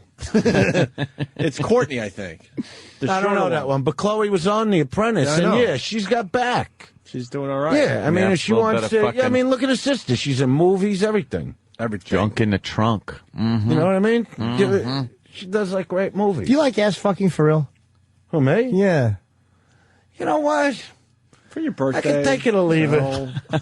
You know what? It's not like what I look for. Wait a minute. Kenny's Wait a gonna minute. help Wait you a minute. out. Kenny's on the mic. Yes, Kenny.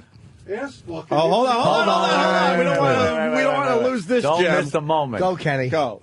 Ass fucking. It's an art form. Did he say that once? That's the whole thing? Yeah. Because he knows all my stuff better than me.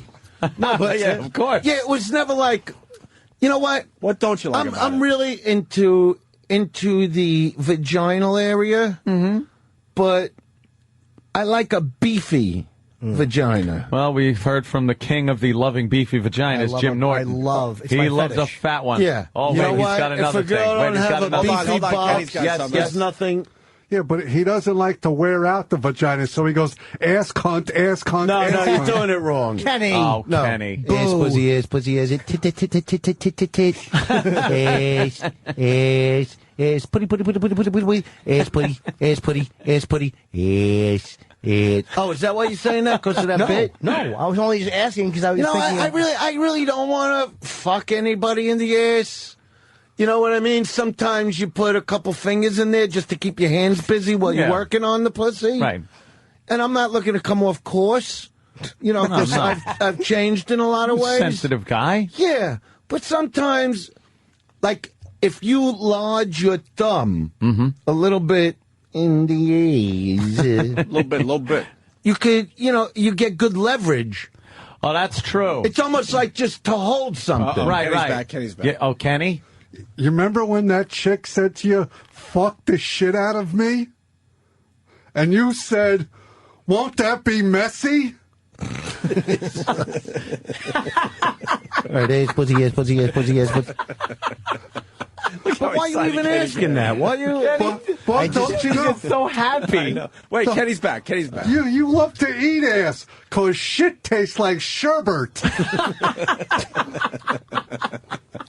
You get in there wide. You open it up with like a Tonka truck. You stick it in there.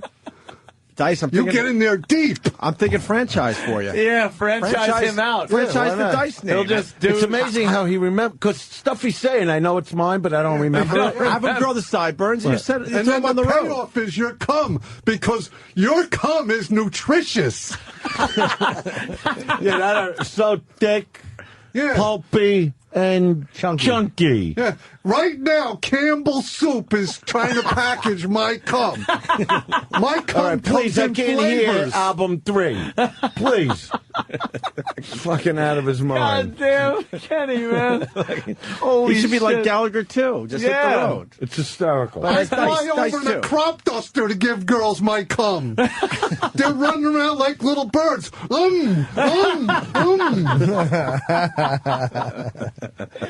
So when you started? with you?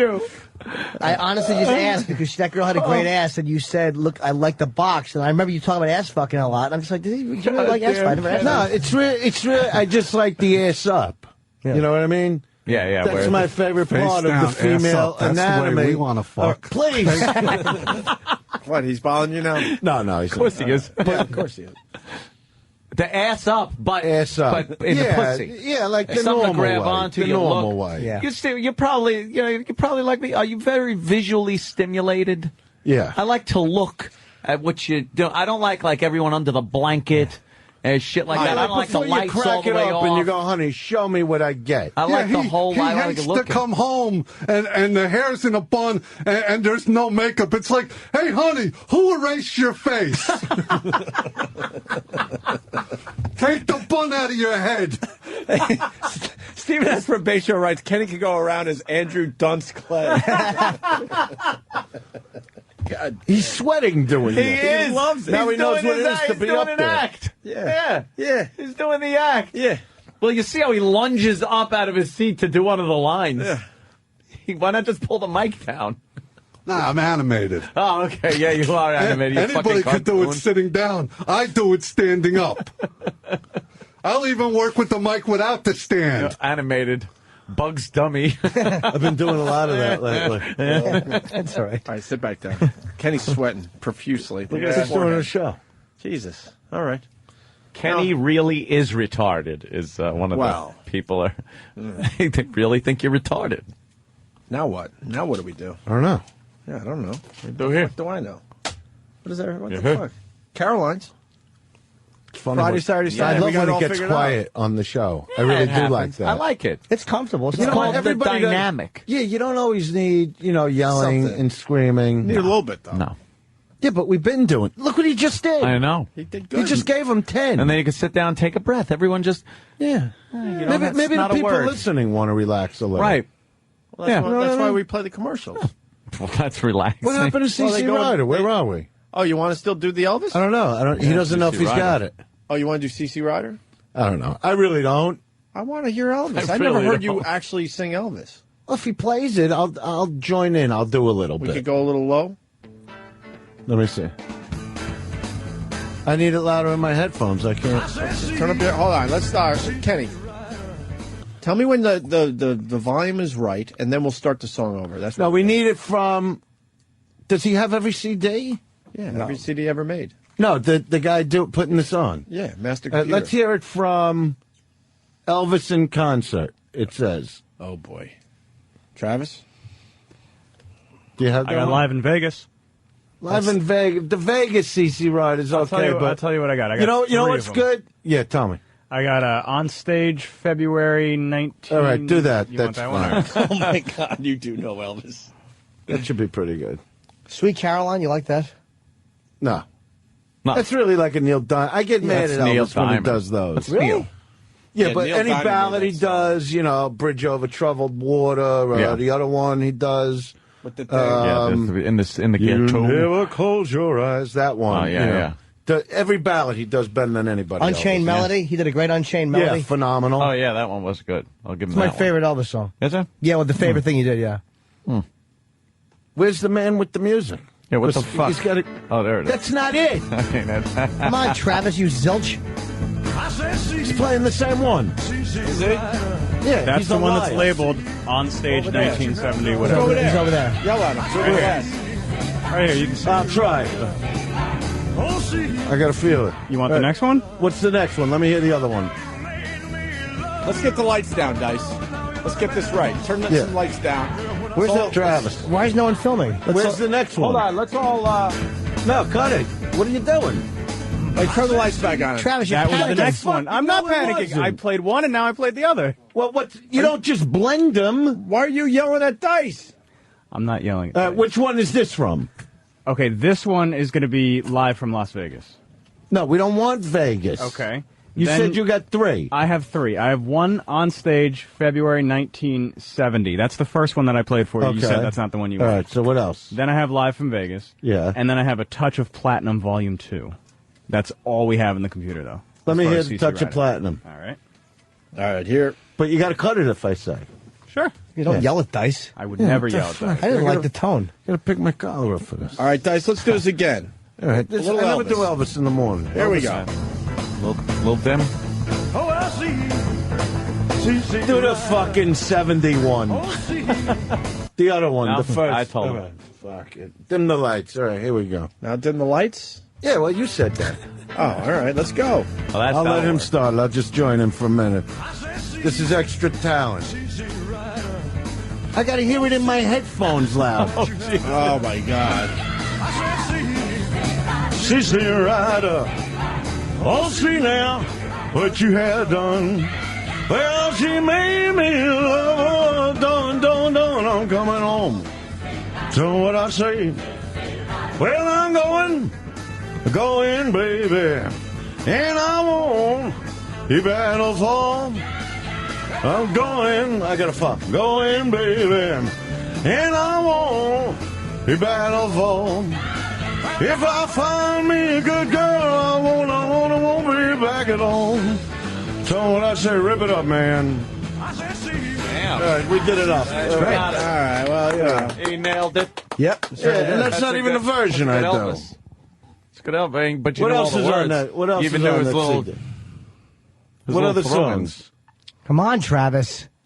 Fucking making everybody wait. Yeah, he's panicking. He is. He's hitting the Costello. I'm not What's the panicking. list of songs? Do you know how many Elvis songs we have in here? Well, why don't you tell us? Name some. Start naming them. You want stuff from on stage? Yeah. All right, hang on. I gotta Hey, go Travis, you annoyed with Dice? I hear it in your voice. Yep. No, Let's get it out on the radio. No. I would never What's the be problem? annoyed No, with that. Travis, I what's just the do problem? things a certain way. I know. I'm trying You know to what I mean? accommodate you. All right, from on stage 1970. Okay, yeah, that's The it. Wonder of You. Nah, I'm bored. Sweet Caroline. Fuck that. Proud Mary. And that's No, it. that's it? That's all from that album. All right, what's yeah. from Vegas? What do you got in Vegas? Vegas, hang on. How much Elvis we got to do here? I don't know. See, normally Elvis should do at night. You only Always did at night. one. Let's do another one. I'm gonna film from above. Let's do Grease Lightning. No, stop it, Kenny. All right, I only do this for certain What are you guests. doing, All right, so- Opie? I go up over here now. You're gonna hurt All right, yourself. well, let's find the Don't song fall. first. On the console. Don't fall. I have a I'm mortgage. going to do all your favorite songs, ladies and gentlemen. All Viva Las Vegas. 5,452 of them. Let's make a video. Hold it, my lip. Oh, look at is this jam. This is like Quentin Tarantino angle stuff, man. You ready? See what's filmed? Well, I got to find the song. He's not You're not naming ready. songs. All right, from Viva Las Vegas. What? From Viva Las Vegas, the album Viva Las Vegas. Oh boy, now we got issues. Viva Las Vegas? Yeah, Viva Las Vegas. It's a good one. If you say you don't need me, baby. No, Hard Knocks, What I'd Say, Big Love, Big Heartache, Viva Las Vegas, Do the Vega, It's a Wonderful World. Do the Vega. And you wonder why Elvis went nuts. You wonder why I was doing 60 pills a day. Do the Vega. Now I'm real close to you there. What else you Let's got? go. It's Carnival Time, You're the Boss, Come On Everybody, The Lady Loves Me. Come on, we need Robert Santa for Come On Everybody. No, we need a hit so people out there know. So go back to the concert stuff. Go to Vegas. All right, hang on. This guy's supposed to be so Do you know the name of the album? album? I'm sorry, I'm not a huge Elvis guy. Do you know the name of the album you're looking for? Because then I could just go to that album. Oh, really? Yeah. Yeah, go with Okay, go to the thing. go to Elvis like at Madison Square Garden. All right. We could have done this an hour ago. Elvis. Oh, I've got a lot more Elvis from Las Vegas. That might be. But that's earlier. not what I told you to do. Elvis in concert. Elvis. Holy shit! Elvis in concert. Okay. That was the right CC Rider. Yeah, he asked you for that we don't- before. But we don't have that from Elvis in concert. They've Well, only why got not? 8 or 9 songs. All right, let's hear the songs. You got to tell me the songs. My Way, Nah. Hawaiian Wedding Song. No. And actually, that's it. The rest of them is just him What? talking. You said, oh, a bunch of talking Elvis tracks. fans' comments. Keep going. That's it. That's all from Elvis in concert. All right, so Didn't you say 8 or 9 songs? Yeah. Yeah, that's before I give me saw more. that some Give of me them were more comments. All right, what else you got? I have Elvis 56. I love how he keeps saying I got Elvis 56. What else you got? Collection, Christmas duets. Can't you pull up an album? Yeah, I'm reading you the albums. Get a lower Hawaii. Get the Hawaii album.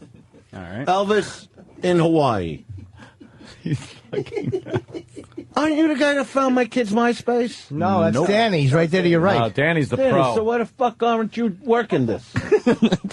Wait, get Danny's mic on over there. That's his thing. Yeah, Danny. What can I do from the couch? I can't help. Did you get it yet? You already put him on the couch. He can't. It do was nothing only in from over there. 170 countries they played that special. Tyson's got everyone frazzled. Yeah. Danny's on the You got Elvis 68 comeback special? Travis, come on. That was a big one. Oh, that's a big one. Huh? That's a big one, Travis. We all know that one. I have Elvis 56. Oh. He didn't ask you for that. That's not what I asked the you Elvis for. 56 I have Elvis is back. Doing what? I don't know. I will be home again like a baby. Fever. Reconsider baby. No, that's not the album I asked for. Elvis Platinum. Look at me. Look at me through the... Look at me. Elvis in Hawaii. Can you We find don't it? have that. All right. Can you find... All right. Elvis something else. Just something From else. Nashville to Memphis. Give us a song, Dice. At this point, we need I'm a song. trying. I'm trying If to you give me a song, I can Come tell on. you which versions Might of have that to go song in I the have. ghetto. All right. What's going on here? Because I could only go so high right now. That's All right. you know. All right. What's Love Me? Treat Me Like a Fool. Love Me. Love Me? Yeah, you'll know it if you hear it. Hang on. Let's see. What do you want me to do? Love Me. You want me to film from Let's above? see. In concert, though. Love Me, I have Love Me from Heart and Soul, and then Love Me Tender. No, just Love Me, I just have from Heart and Soul. Let me hear what it sounds like. right. Let me see if maybe I'll go into it if I. That's when he started out. That's all I got, though. I need in I don't concert. Make it. I don't have that in concert. Holy Jesus! I don't even Travis. know if I could go. I didn't make the let. You My know that, voice is Anthony. too deep for that particular one. We need it in concert. Hang on. Maybe I he did might it in have the Hawaiian Vegas. album. Hang on. He keeps saying you have a lot of albums that you don't have. Yeah, he's full all right. of shit, Okay. this guy. No, it's the computer, not me. No, it's not. I know what you're doing. What am I doing? You wish you could do Elvis. No. You want me to do Elvis? You want me to do Elvis? No. I have some Hawaiian songs. You want to hear what they got? Yeah. All right. From Aloha from Hawaii, American Trilogy. This one is Aloha from Hawaii. Welcome to My World. Welcome to my world. My Way. Steamroller Blues. I'll do a little steamroller. All right. You don't want to, though. It's What else obvious. you got? What else? Yeah, I saw it in your face. That's it from What else? From Aloha from Hawaii. All right, do steamroller. All right. Are we doing this, Dice? Yeah, we're gonna do it. All right, here's Dice doing more Elvis. Bring it up, baby. Here we go. This should work. We'll try this one, man. I'm a steamroller, baby. I'm gonna roll all over you. I'm a steamroller, baby. I'm gonna roll all over you. I'm gonna inject my soul with some sweet rock and roll. A good rhythm and take it up, man. I'm a cement mixer. I turn and earn a burning funk. I'm a cement mixer. I turn and earn a burning funk. I'm a demolition derby, baby. A hefty hunk of steaming junk. We're gonna wail on the guitar now. Yeah.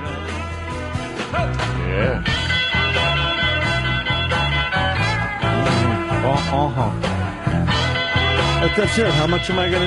Yeah, Travis, what are you gonna do? Play the guitar too? Do it all day? How many songs am I gonna? Yeah, put on a little American Trilogy. You want to hear that? Oh. I'll give you a little bit of that. Yeah, hit that one. Watch the genius of Dice. Without even, this is extra town. Do you have an album preference? What you just had is fine. All right, you want American Trilogy from Hawaii? Yeah. I'm not feeling chemistry between Travis and I like him, but, you know, he's no not chemistry. the brightest pencil in I want to the make box. sure Dice gets exactly what he wants. There's no chemistry Go ahead, between you put it two, on, though. Put it on. Go ahead. Yeah. I'll do just a little of this one. This is a hard one. All right, this is a toughie. Yeah, I'd have to have my friend. I'll do a end it. different camera angle then. That'll help. Different camera. Little louder. Stupid. Stupid. In the land of cotton, old It's a times beautiful are song. not forgotten. Keep it going. I'll feel it. I gotta feel it. Look away, Dixieland. I'll come in after the backups. Oh, I wish I was. Look at Kenny, just reliving it.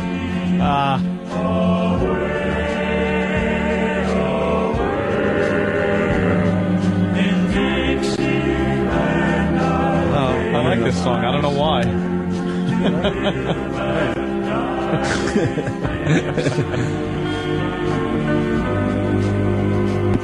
For Dixieland, where I was born. Early Lord, one frosty morn. Look away, look away, look away. Dixieland. All right, we're going to take it up a little now. I don't know if I could even do it. Glory, glory, hallelujah.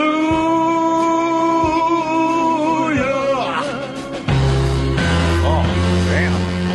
Glory, glory, hallelujah. take it up now. Glory, glory, hallelujah. His truth is marching on.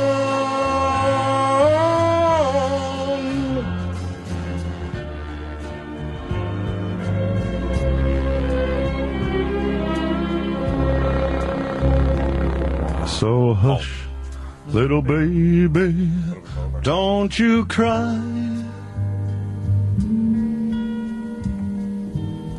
You know your daddy's bound to die.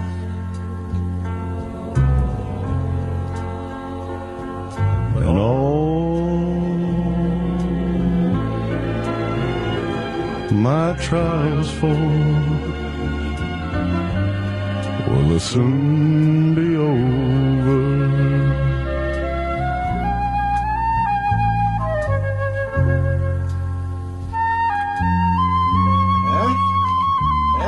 And we'll get a start.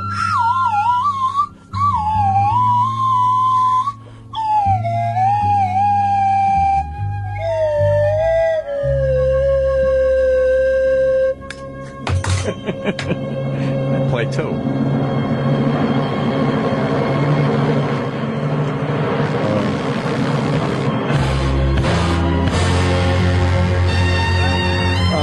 We gotta take this.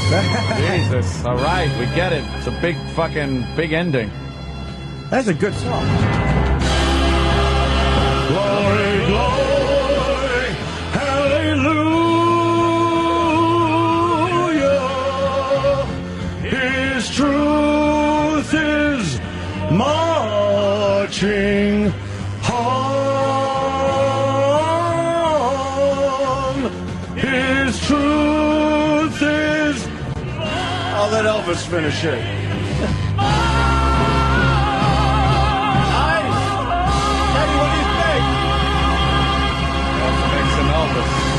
Take it out, baby. I remember the first time I heard him sing that song in Atlanta, there wasn't a dry eye in the house. Yeah, we used to do that. We were doing that during the, Desert Storm. Yeah, the war just broke out. It was really a heartfelt moment. But why we have to do such a downer? It's not a downer, but, you don't have, a fast one? Oh, my God. Me? Not you. All right. What else did you have from that? You got, we got to end it on an up. No. We're going to do it all day. Well, we could do Sammy. We'll do Sammy Davis Jr., yeah. Oh, you do Sammy, too? How about a sing-along? What? Now? Dice, we want to be involved. Kind of fool am I? You don't even give me reverb. He You does don't these even help me. impersonations. Dice. You think it was the real people? Ever know? I got an idea. Yeah. We're almost done. We should all do a sing-along. Sing along. We should all sing together. Yeah, we should all sing together. How great would it be? Exactly. We did Sing along a what? I ain't promoting no All right, so you got to follow me. You come in on work, all right? What do I do? Are we doing the religious song? Yeah. Okay. I won't remember it, though. All right. What do I do? But I'll lead you. Okay. So after I do work, that's when you come in on the first thing I say. All right. Okay? Everyone's calling you a pussy if you don't do Kentucky Rain, though. Kentucky Rain. I don't even know if I know that. Kentucky Rain. What other songs they like? That's the one. All right, I'll do a sing-along. What do you get? The song, the work song that they sing at the Passover, right? Yeah. Oh, what do I do? Play, work. Where we go? Play. No. Then he comes in on where you come in. After you come in. When do I come in? Play on work. After work. But after play, work. Play, run. Work. Go. Run. Feel. It's a sing along. I caught up to you. I'm too good. It's not like row your boat. Yeah, it's like that. Is it? It's like a round. Which was the greatest part of the Passover Seder. You had to see us at the table doing this. Yeah? We all had yarmulkes on. We're just singing in a circle. Yeah. You had a yarmulke on? I certainly did. It was the best. Why is there a picture of of that? best. I want to see a little picture of Jimmy that with a should have been yarmulke. 15 cameras. No kidding. Yeah. Well, Lordy, Lordy, Lordy, Miss Claudia. Take it up, Anthony. I don't know that one. Come on, you do. It's Elvis. I swear I don't. We don't know every Elvis song. I don't know a lot of Elvis. You sure look. Who plays guitar? I can't believe play air guitar, I was good. never a big Elvis fan. Well, please don't excite me, baby. Boo, doo, doo, doo, doo. You know I it, that right? part. I'll do the boo boo boo boo. All right. Well, Lordy, Lordy, Lordy. You do the audience will drumming, do the Kenny. boo boo boo. Come on, we'll get a band together. I'll do the boo boo boo. There you go. Well, Lordy, Lordy, Lordy, Miss Claudia. Girl, you sure look good to me. Well, please don't excite me, baby. You know it can't be me. Do do do do do do. Well, I give you all my loving. Girl, should he do it with Sammy? They're not doing anything. I don't know this. I don't know it either. I don't know much. I'm just doing the boo boo boo. I don't know that. I don't know this. Give a part to Jimmy and Ant. Did you say you're just doing the boo boo boo? Yeah, I'm doing the boo boo. Think along. How many more minutes you got? We could end with another. We want everyone involved. No, I got it. But how many minutes you got? Because we could end with 5 minutes. We could end with another LA Rock song if you want. We could do that. We could play Outlaw. Finish up the. Yeah, but we want to do a little group sing along participation. Well, here. Kenny knows this, right? Hold on. We're going up. Dice. We're going down. We're going up, down, down, up, anywhere you want to go, baby. All right, Dice, listen. Yeah. Dice. You got me doing what you want me, baby, honey, what do you want me to do? Yeah, what? Dice, listen to me. Think if Elvis did that at the end of the song. What? You were on something. Then the ADD kicked in. You got him on the drums. You got me on the boo boo boo boo boo. He's got a slide whistle. Well, and then you give Jimmy something. We got a little thing going on here. We're doing it. Have Jimmy play the water bottle or something. I don't know. What do you want him to do? You're creative. That doesn't sound good when you play. No, but he's not musically. Every time we get to the end of a verse, you go like this. Okay. I play the wacky horn. What about it? I'll play the bell. He plays that slide thing. You play the slide whistle. You want him to just freestyle with the slide thing? I'm pretty good with this. All right. Yeah, he's good. Here we go. A little bit up. All right. There we go. It's a little I've jug been band. traveling over mountains, even through the valleys too. I kept traveling night and day. No, you got to hit the dynamics. You cut at that point, you come back in. Oh. You see what I'm saying? Okay, here we'll try it Gotta again. play through it. No, What the fuck? Get the fuck out! Get the fuck out of my house! Yeah, shit, motherfucker. Yeah. Come on, Randy. Yeah, motherfucker, where we going at? Like, yeah, shit, I'm going to get me some Asian pussy today. Here we go. We all got our parts. Okay. I've been traveling over mountains, even through the valleys too. I kept traveling night and day. I kept running all the way, baby, trying to get to you. Solo.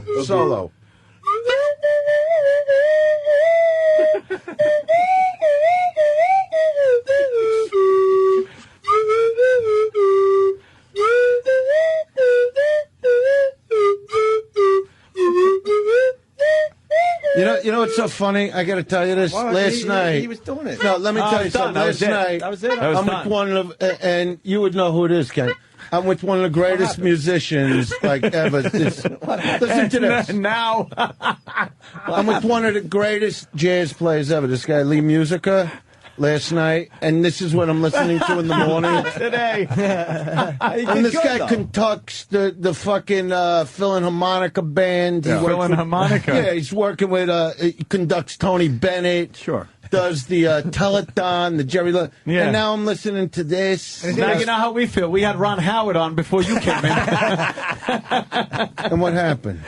See, it's a joke. Because then all of a sudden you come here, and we got you. And Ron Howard's over there. You know how a Kenny G concert ends? The janitor goes, "Hey, pal, wake the fuck up." More material from... Yeah. It's also how a Club Soda Kenny Album 3. Album 3? He's just doing I'm not album sure 3. what album that is. He's only doing no, album that's 3. actually a special. Oh, shit. I was liking the freestyle thing. I know, but... The horn was just kind of... We were ready to all gotta kick take in it. after the fucking solo, and you They had got a to go little somewhere accent else. to it. Yeah. It's all right, though. I kind of like the horn, Jimmy. I like playing String horn. submarine band. That's what that was. Was his name Phil Musica, the guy? No, Lee. Music. Well, convenient that he got into music with a name like Lee Musica. Musica. No, that's You should the see my real... friend Ted Mechanica. I fix bus engines.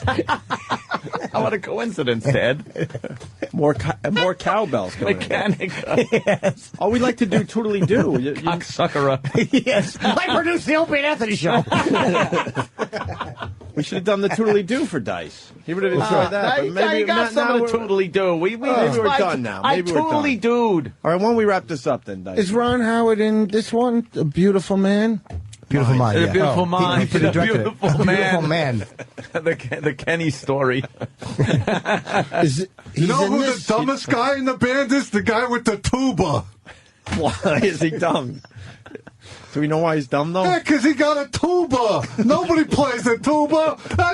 Get the fuck out of here.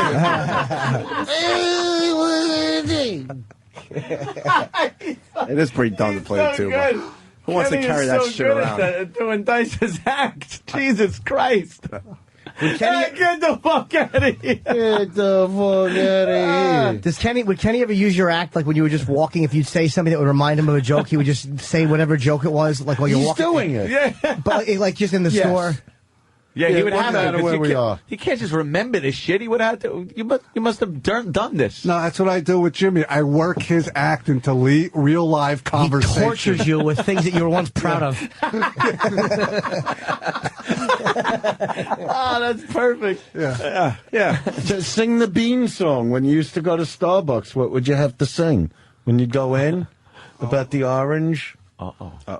No, Let me see if you remember that. I hope you remember. No, I used to go on the Slurpee runs because you liked it thick like forget shit. that. Forget that. Do you remember the you're losing your Frappuccino? mind. Orange mocha. You don't remember that? No. It's a song. Mocha chip. Yeah. It could be a sing-along. Yeah, it was a whole thing. Orange mocha, Frappuccino, power powder too. Extra chips and whipped cream, because it'll be good for you. And you don't remember that? Yeah, and a large one with a straw. Vente. Yeah. Vente. And with the cockhead cap. What the fuck? Yeah, you know the big cap on top? The cockhead cap. The cockhead cap. That's fucking brilliant. You would go in with him and do it. Yeah, he would slap me in the face. That's where me and Kenny started. He would slap me in the face when I would touch something. I would touch something and he would go, "Shut up!" And he would slap me in the face in front of everybody, yeah. It's great. Oh, shit. Yeah. All right. So what do you want to do now? I think we got to go. Could go sweatshirt shopping. Ooh. We're starting all over again. Oh, have you been to Conway's? What? No. What's that? Store. I know that. No. Oh, my God. I was sweating in there the other day. I was going so crazy with what I was buying. Yeah, because I love cotton. Why? Oh, really? Yeah. You never been in there? No. No. What's in there? Thermal shirts, $3. Thick thermal shirts. Thick. You know what I mean? So you got to buy, you were freaking Jean out. shorts, $5. I was going out of my fucking mind. It's like dice wear. The double bag it, Happy. And it was double bagged. And the bags are industrial. They don't even need to double bag. Yeah. But it's so intense. Like you walk out with the bag and you know you did something. You love shopping. Yeah. Yeah. But this particular... They should give me everything for free just because I said them. That's true right now. You know what I mean? But the prices are so low, I don't even want it for free. Wow, like I got like $1,500 worth of stuff for $67. It's crazy. Yeah. No, I went fucking nuts. I started throwing shit. I started throwing clothes around the store. I went so fucking nuts. Yeah.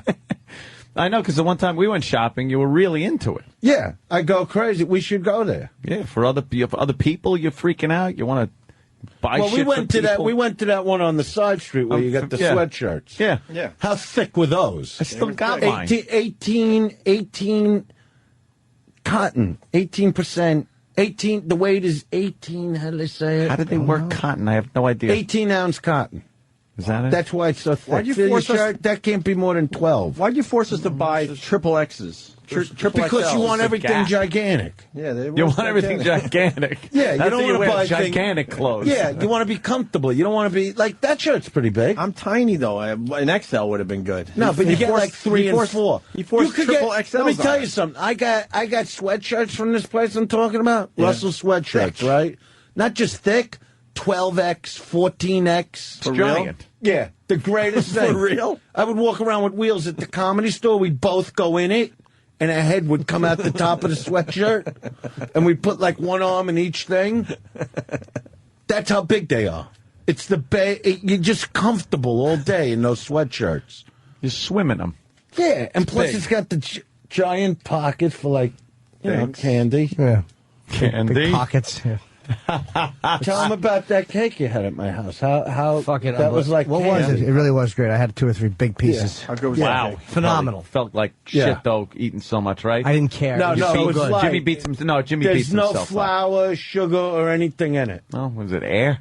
Yes. There has No, to be sugar. it was- Airy. How does it taste good without was the sugar. sugar part? Tell them. There had to be sugar in it. No, it wasn't. What was in there? I don't know. Something. Spice made it sweet just looking at it. No, but I like candy, so Yeah. yeah. You're a candy guy? What do you It's like? from Jolly 7-Eleven. Ranchers? No, Kind of candy. Atomic Fireballs. Oh, you like old school candy? Yeah, Tootsie Rolls, Tootsie Shit like Pops. that. Anything a 6-year-old would enjoy, he enjoys. Tootsie Rolls, though. How would I come into the room Tootsie at Rolls are night good. after like a concert, You like gotta the go all in with outfit? the chocolate. We never at that we point. never talked about the show. It was always fucking baggy clothes and treats. Look what I got from the store. It was fucking truffles. Wait, no, you got to tell the best story. I always make you tell it. When the candy place, Kenny, where were we? Detroit. Yeah. And this guy who was a fan had one of those candy places with the barrels and, the big boxes. Like a special You get a candy little store. bag thing, and you go to town. Yeah, but With he'll the tell you what. scoops. So the guy, because he's a fan, he goes, "Hey, you want some candy?" As soon as somebody Not says good. that, you realize that Not this is good. going to be the end of the fucking business. I'm a fan. Ka-ching, ka-ching. Yeah. What was driving you crazy? I was embarrassed because it was like, I want to take a couple of things. Give me a quarter pound of candy. But he's fucking running around, and that's where double bag it comes from. He's like, happy, double bag it. And he's fucking shamelessly filling bag after bag. And me and Rob Cullen... Kenny with the scooper. Me and Rob Cullen are standing across the store, embarrassed, and all you hear is the scooper going...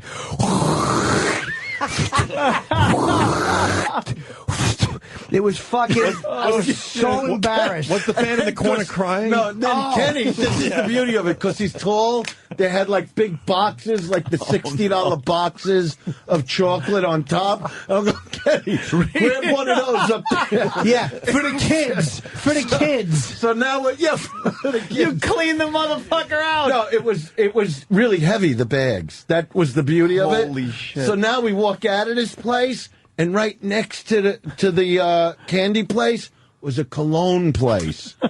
And all, the guy wanted a couple tickets. I go, can we get some cologne? By now, the guy's like a little shell-shocked.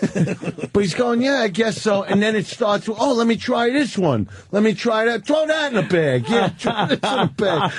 I think it was like $1,500 in cologne that he had to call his father and go, look, they're giving me a couple. Yeah, tell him, Jesus. For two $35 tickets. The guy gave away $1,500 worth of fucking cologne.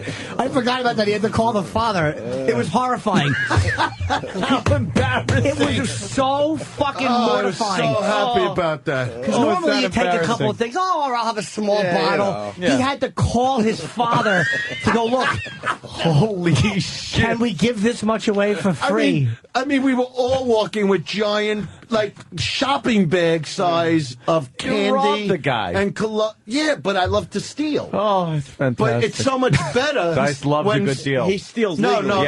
no, Dice loves making his Knows how to deals. do the stealing legally. Oh, no, he steals illegally, too. You should walk into a sweatshirt store with him, and he'd fucking be hiding behind the thing, putting on stolen shirts, and putting a giant sweatshirt on. I'm going to go to fucking jail. You know what I used to do with Kenny? I'd walk into a store, right? Yeah. I'd walk into a store and, find like a sweatshirt I like. And this is without paying for it. And I go, you got a scissor? You come up to the counter and they go, oh, yeah. And then I just start cutting the sleeves off the $60 shirt that's not paid for yet. And I would just want the sleeve to use like as a giant headband at that time. And they go, oh, I'll tell you a great one out in fucking Vegas. Okay, so I come in, I want to buy like some TVs at this electronics store. Oh, shit. Oh, this is the fucking best. TVs. Who buys some TVs? No, so I get the guy in the corner, the salesman, right? And I'm going, all right, look at me. I got to talk to you here. You're going to give me a good deal on this stuff, right? I go, why don't just for starters, knowing I'm going to get some big TVs, throw in a 19-inch. Like, without even making the deal.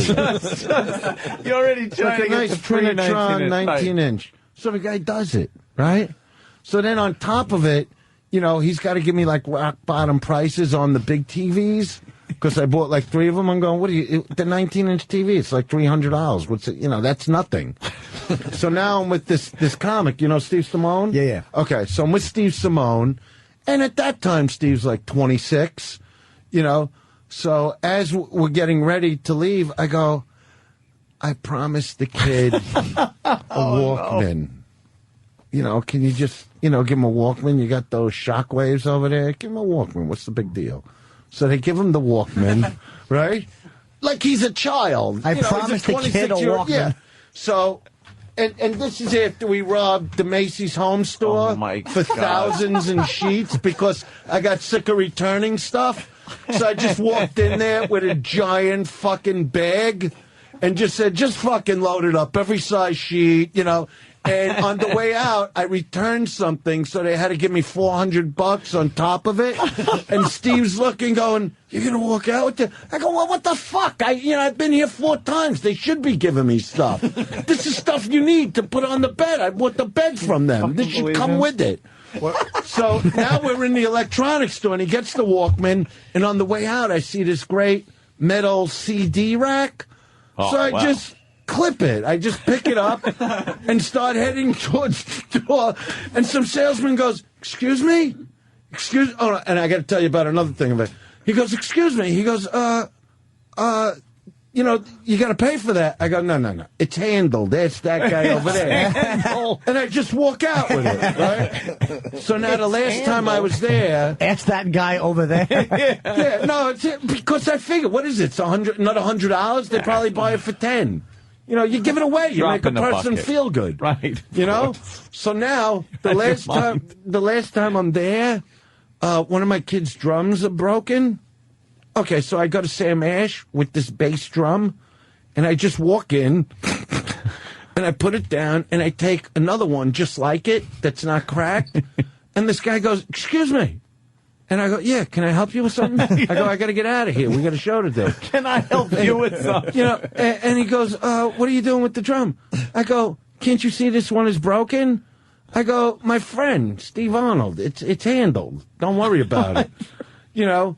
And he goes, "Oh, okay, I didn't know." And I leave with the bass drum. Now, my friend, when it was a different store called Mars Music, used to manage the store. He's got nothing to do with Sam Ash.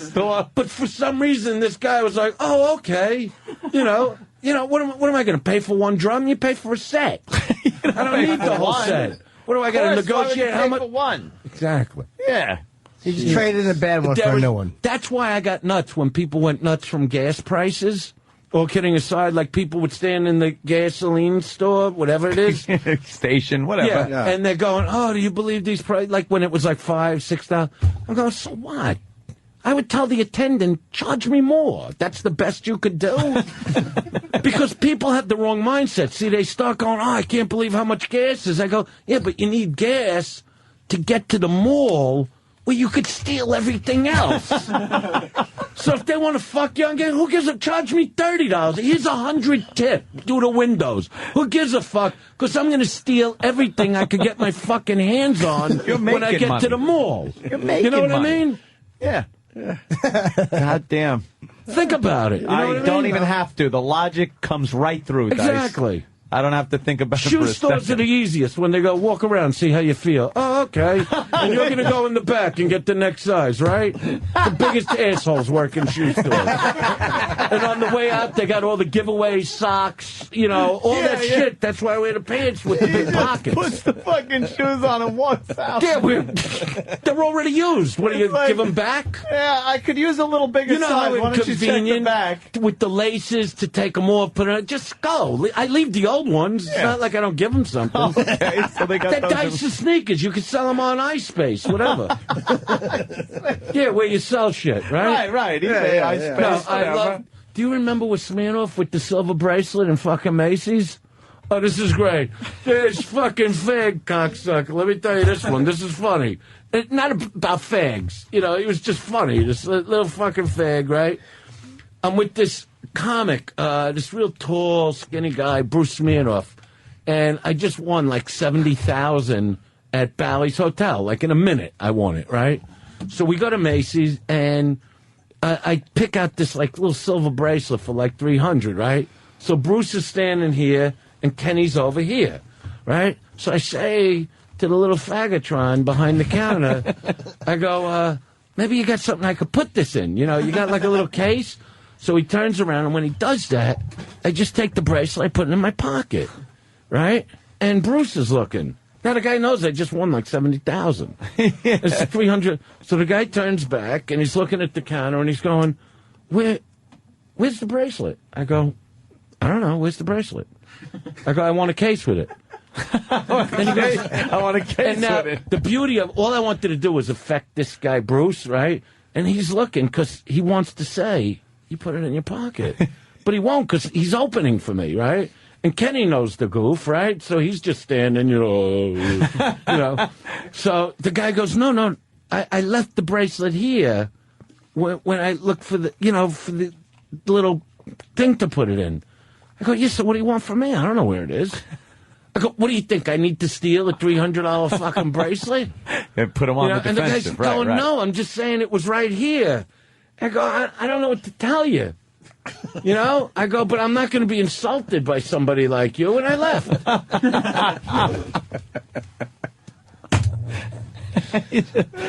Fucking stealing everywhere you go. There's nothing. Why is he cologne? panicking outside the studio? Why ever pay for cologne? In this day and age, when the Yeah, recession, you want to charge me $90 for this bottle of shit that So I'm what do not you- even sure if it gets from the spray to my arm? Right. So what do? You just go in and... You got to confuse the fagotito behind the counter. Right. You confuse him. And as he's go, you got this one, see me that one over there. You're putting the tester bottles in your pocket. I don't need the whole fucking thing. You just need a few spritzes. I just need a couple. My whole dress is filled with testers. Chicks come over. They go, "Why do you have all these tester bottles?" I go, "Companies send it to me to see if I like it because I'm like an expert with smelling." Right.